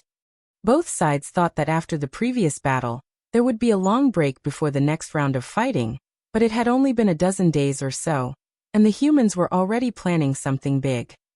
More than 200,000 human soldiers moved out and headed for the Black Ink clan's base camp. Meanwhile, all the humans from each auxiliary front were also deploying to put pressure on the enemy. One day later, warships carrying the human race army formed up just 10 million kilometers from the Black Ink clan's main base. There was high and low drumming coming from each warship, fueling the army's momentum. Kill, kill, kill. War. War! War! The human soldiers roared together, almost shaking the entire profound nether territory. Although the soldiers were surprised about this sudden mobilization, now that they were here, they were determined to fight the Black Ink clan to the death. On the Black Ink clan's side, their army was also standing by with the territory lords standing in the forefront, looking quite gloomy as they felt humiliated.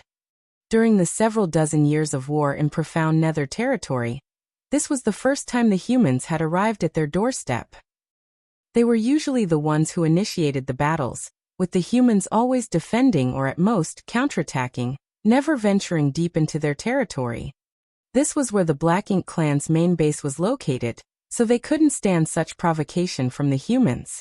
If they hadn't been wary of the Eighth Order Master who had suddenly appeared that day, the territory lords would have ordered their army to attack already. When had the Black Ink clan ever been wary of humans? However, even the strongest territory lords couldn't help but tremble when thinking about that strange Eighth Order human master. That man used less than a half cup of tea's time to kill 3 innate territory lords. They had never witnessed such a thing before, but what shocked the territory lords even more was that this wasn't the first time this Eighth Order human had killed territory lords like this. According to the intelligence they received from the No Return Pass, that human had caused a huge commotion at the No Return Pass.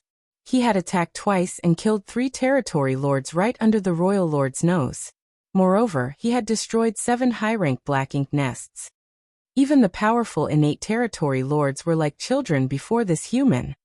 When that news arrived, the territory lords in profound nether territory couldn't believe their ears. Killing territory lords and destroying high-rank Black Ink nests was one thing, but to be able to do so in the presence of a royal lord was an entirely different matter. What's more, even the royal lord himself couldn't stop that human. The intel they received stated that this Eighth Order Open Heaven Realm Master could control a massive small stone race army, and used it to summon an extraordinarily massive explosion of purifying light. When that human charged through the No Return Pass, he unleashed that burst of purifying light to engulf the royal lord and a dozen territory lords, causing the latter to all fall to the feudal lord realm. Those territory lords were still recuperating inside high-rank Black Ink nests now, but it was unknown if they could ever restore their full strength again. This human was a terrifying opponent. No territory lord would dare to make a move without first determining where this human was. That was why the territory lords didn't dare to act rashly despite the human race army pressing in and openly provoking them. They were afraid that the Eighth Order Open Heaven Realm Master might be hiding among the soldiers, seeking a chance to sneak attack them. There were more territory lords than Eighth Order Open Heaven Realm Masters, but that didn't mean the territory lords would just let themselves be butchered by that human. While the territory lords were searching for Yang Kai had just sent out a message from inside the main conference hall. Meanwhile, among the human race army was a warship transformed from Baishi's soul clone. Yu Meng took out a communication bead, checked the message inside and gnashed her teeth. That smelly man is abandoning us again. All the madams were shocked with Su Yin quickly asking, "Where's he going?" Yu Meng shook her head. "I'm not sure. He only said he would be heading out and would be back soon. Also, he asked that we not worry and wait for his return." Although his wives were angry about Yang Kai's departure, they were stuck in an urgent situation where a major battle might break out at any moment. Therefore, they could only force this issue from their minds and focus on the matter at hand. Inside the main conference hall, Yang Kai had finished sending his message and tried to link his mind with the old tree. Instantly, the void shook and Yang Kai appeared beside the world tree located in the grand ancient ruins boundary. Looking up at the giant canopy, Yang Kai was shocked because even though it had only been a few years, there was a significant change to the old tree. When he came here last, many of the world fruits on the old tree were withering, but at least they were still hanging on the branches. This time there were far fewer world fruits than before, and even the old tree looked sicklier. Yang Kai realized that the world fruits on the old tree symbolized the known universe worlds, and if a universe world's grand Tao collapsed, it would be reflected in its world fruit, which would decay and eventually disappear. Over the last few years, countless universe worlds had their grand Daos destroyed and world force stolen, so the situation reflected on the old tree was the loss of many world fruits. Just as Yongkai was looking around, one of the decayed world fruits fell and disintegrated. Old tree, Yongkai called out softly. The face of the old tree appeared on its trunk, revealing a dark-looking face. It seemed like the old tree had been affected by black ink strength. In a strained voice he asked, "Is there something you need?" Yongkai nodded. "Old tree, please look into Acacia territory and see if there are any intact universe worlds there." If there were, he could rely on the world tree's power and simply teleport to that existing universe world, saving him much time and effort. Of course, seeing the current state of the world tree, Yongkai knew that chances were slim. The Black Ink clan had taken over the Acacia territory for many years, and would definitely not let off any of the universe worlds because, to them, they were the most delicious delicacies. Furthermore, Yongkai had already refined and collected every universe world that could be saved. Nonetheless, he came here intending to just give it a try. Unfortunately, as he had expected, the old tree said, "At this moment, besides the great territory battlefields that are being occupied by humans and the great territories behind them, there are no more living universe worlds in the other great territories." Since Yongkai had expected that answer, he nodded. "I'm sorry to trouble you, old tree." Calming himself, Yongkai linked his mind with a universe world in profound nether territory and took a step forward, immediately finding himself standing above that universe world. There were still a few universe worlds in profound nether territory that had survived. However, if this was the situation in profound nether territory, it meant the other great territories would be in the same situation. After all, there were still humans stationed there. Therefore, the Black Ink clan would have to defeat the human race army before consuming the entire great territory. Sighing, Yongkai moved back to the main conference hall, where he found a distinct-looking warship. Dawning Light. At this moment, a group of people standing on Dawning Light's deck had their heads turned to face the main conference hall. They were the members of Dawn's squad. Dawn was part of the Great Evolution Army, so when it was dissolved, Dawn naturally joined the Profound Nether Army. However, Dawn had been assigned to one of the auxiliary fronts rather than the main battlefield. Yongkai had been so busy these days that he didn't have time to visit his old friends. Now, Dawn's squad came. They had received transfer orders and came here to receive their next assignment, but their higher-ups didn't tell them who they would be getting orders from. While they were looking around, a figure suddenly appeared on the deck. Everyone turned to look at the figure, and the few in front were overjoyed and called out, "Squad leader!" Yongkai looked at them and saw Feng in the lead.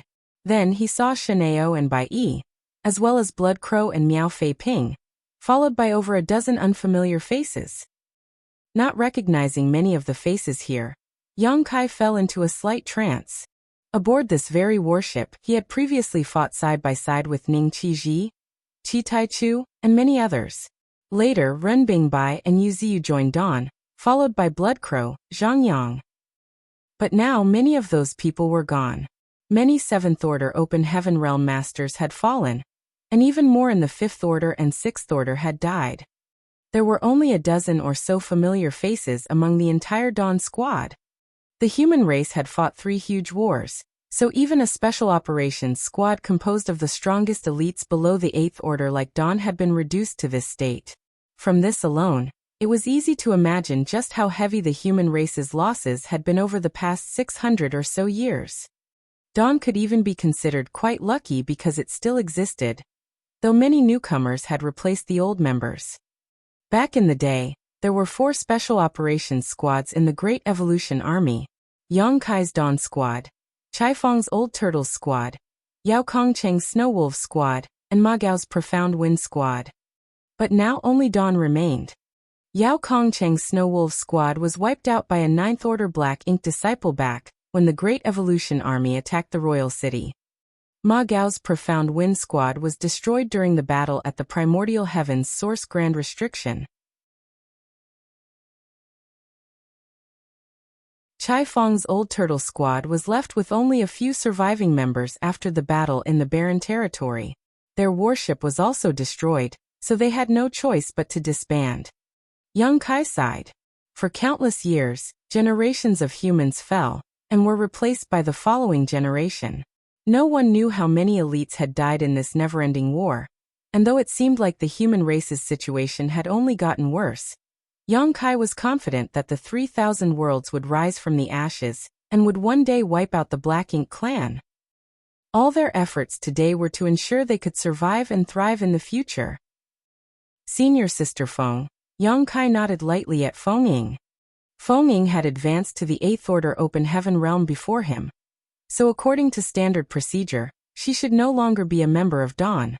However, Wei Junyang and the others still called her over, obviously intending for her to assist Yang Kai. After all, there were many things an 8th Order Open Heaven Realm Master could do that even an elite squad could not. I heard Junior Brother has broken through to the 8th Order Open Heaven Realm, and came to profound Nether territory. I wanted to congratulate you sooner, but the Black Ink clan on the Western Front have been quite active lately, so I couldn't leave. I hope Junior Brother won't blame me for not coming sooner. Yang Kai smiled. Senior Sister is too kind. Then he nodded at Shen Ao Bai Yi, and the other familiar faces before looking at Blood Crow and frowning slightly. It seemed like the grand evolution immortal bloodlight scripture was indeed incomparable to the heaven-devouring battle law. Yang Kai hadn't noticed this before, but now that he took a look at Blood Crow, he saw that though the latter had improved a lot, his aura was unstable, which meant that Blood Crow had faced quite a huge drawback while refining Black Ink clansmen for his cultivation. Stop refining Black Ink clansmen or you might die, Yang Kai exhorted. Blood Crow snorted. You haven't died, so how could this king die?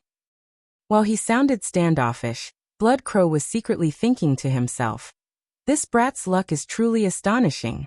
Back at the Primordial Heaven's source grand restriction, the others said he was doomed because a royal lord was chasing him. Just how did he escape such a strong opponent when he was only in the 7th Order back then? Some 600 years had passed since then, but not only had Yang Kai returned safely, but he did so as an 8th Order Open Heaven Realm Master. As for the royal lord who was hunting him back then, no one knew what happened to him. Blood Crow silently snorted. They say good people don't live long, while a scourge lasts 1,000 years. Could that be the truth?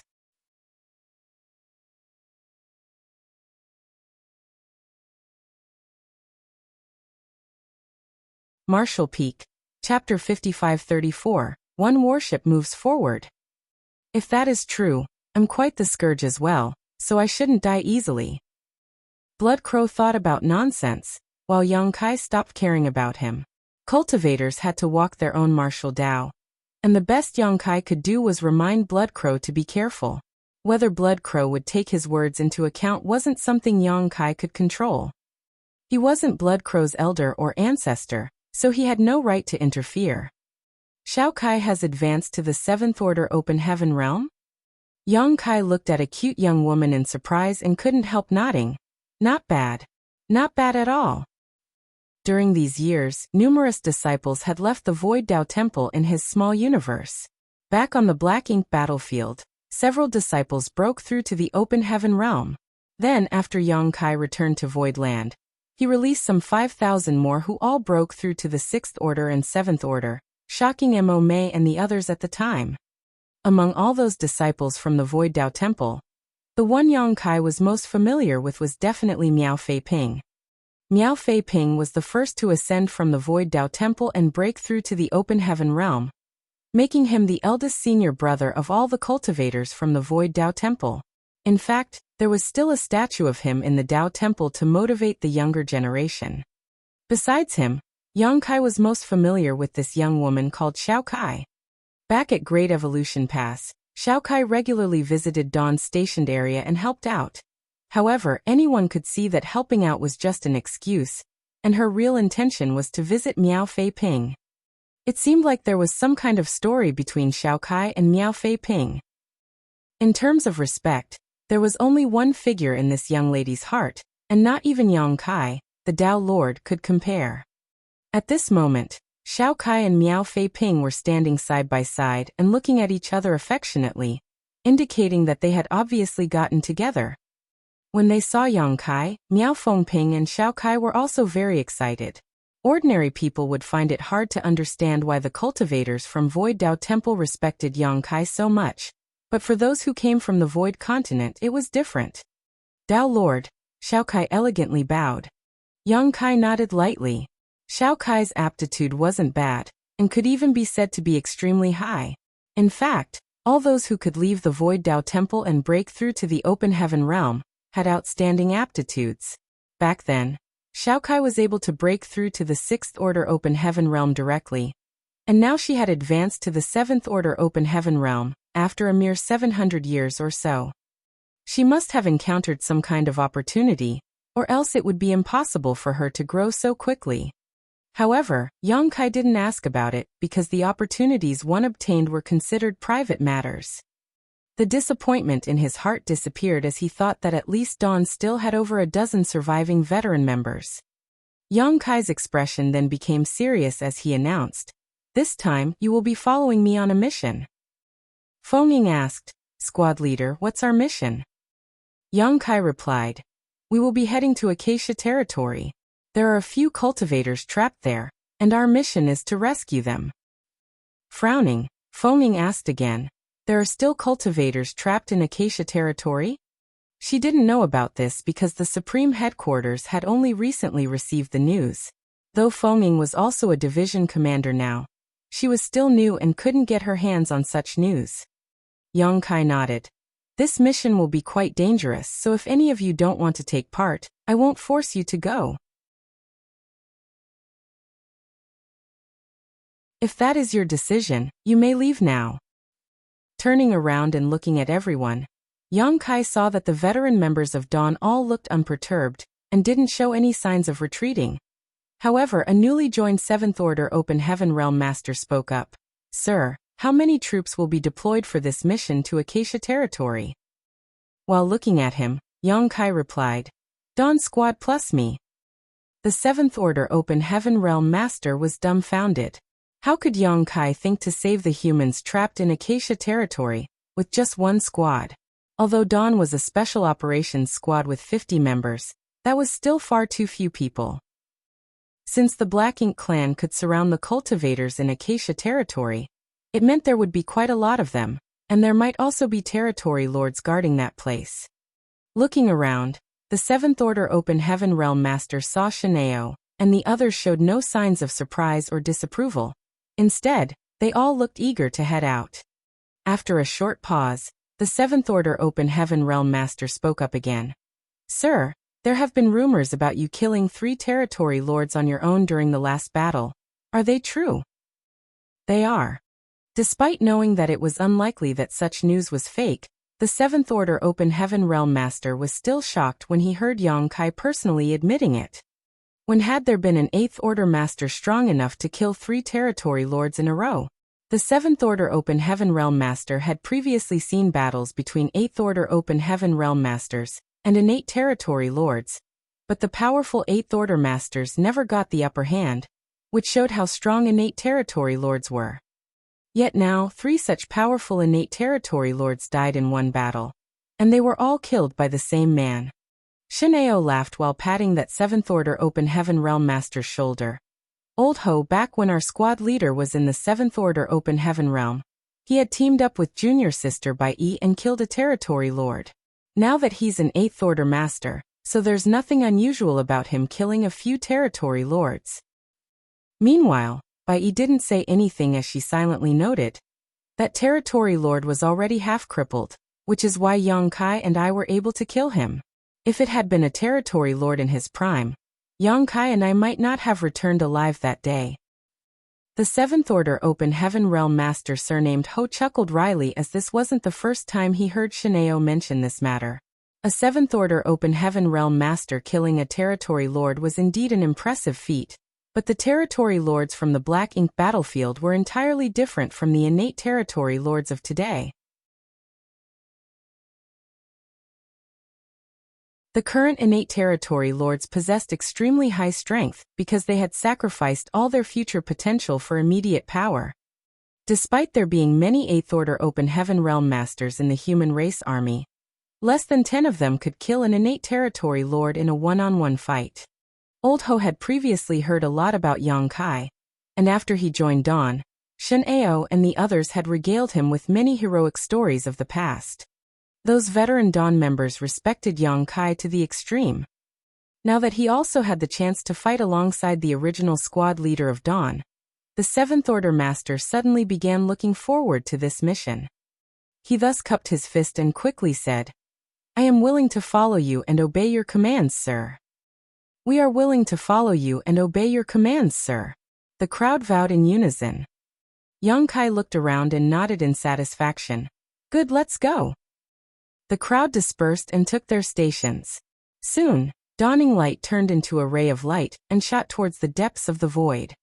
At the Black Ink Clan's base camp, large numbers of Black Ink Clan soldiers were frantically moving about, forming a line of defense. The human race army suddenly moving against them had caught them off guard.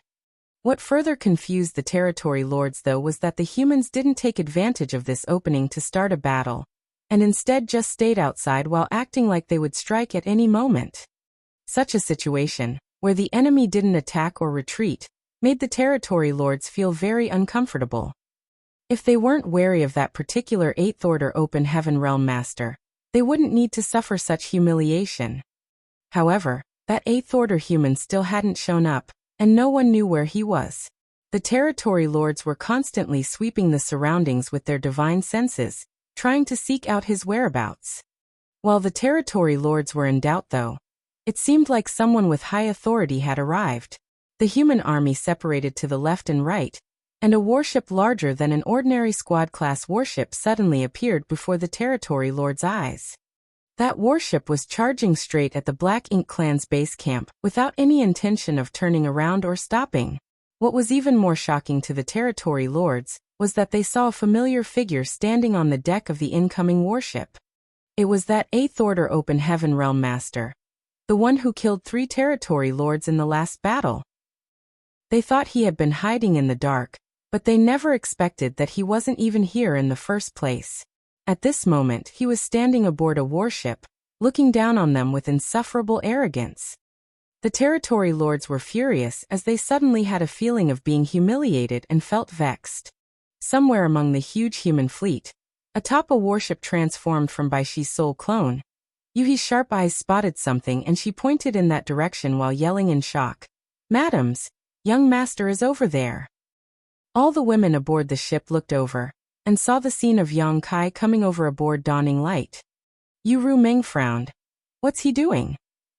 The two armies were in a situation where they might start a war at any moment. So how could his warship charge straight for the Black Ink Clan's base camp all on its own? Thinking back to the message Yang Kai had sent her just before, Yu Meng felt confused. As Dawning Light continued forward, Yu Meng and the others felt their hearts tighten. Dawning Light had completely separated from the human race army at this point, and continued sailing ahead alone. At this rate, it wouldn't be long before they met the Black Ink Clan army. If the Black Ink Clan army attacked them at that point, would their husbands still be alive?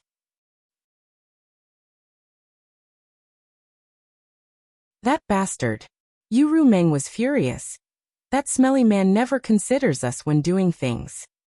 Kill. Kill. Kill. War. War. War. The human race army hadn't stopped chanting even now, their voices shaking the surroundings. Added to the full might of the human race army assembled here, the Black Ink Clan couldn't help shivering slightly. At that moment, if any of the Eighth Order Masters ordered an attack, the human race army would bravely charge forward. The war was about to begin. Dawning Light continued to move forward, confusing not only Yu Meng and Yang Kai's other wives, but also the rest of the humans and the Black Ink Clan. The two clans had been battling each other for so long, but this was the first time a situation like this had appeared, so the territory lords also couldn't figure out what was going on.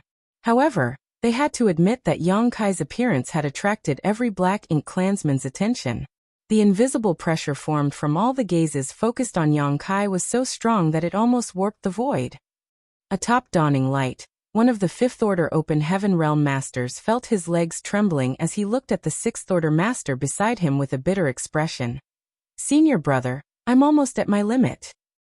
With so many territory lords releasing their invisible pressure towards them, the force wasn't something a fifth-order open heaven realm master like him could resist, even if it were still a large distance away. That sixth-order open heaven realm master also looked pale, but he still encouraged the junior brother. Junior brother, you have to believe in yourself. You can do it. Just hold on as long as you can. The two armies are now facing each other, so if we fall here, we will be embarrassing the entire human race while giving the Black Ink clan something to laugh about. When the fifth-order open heaven realm master heard that, he instantly gritted his teeth and said, I understand, senior brother. We may shed blood and die in battle, but we will never surrender.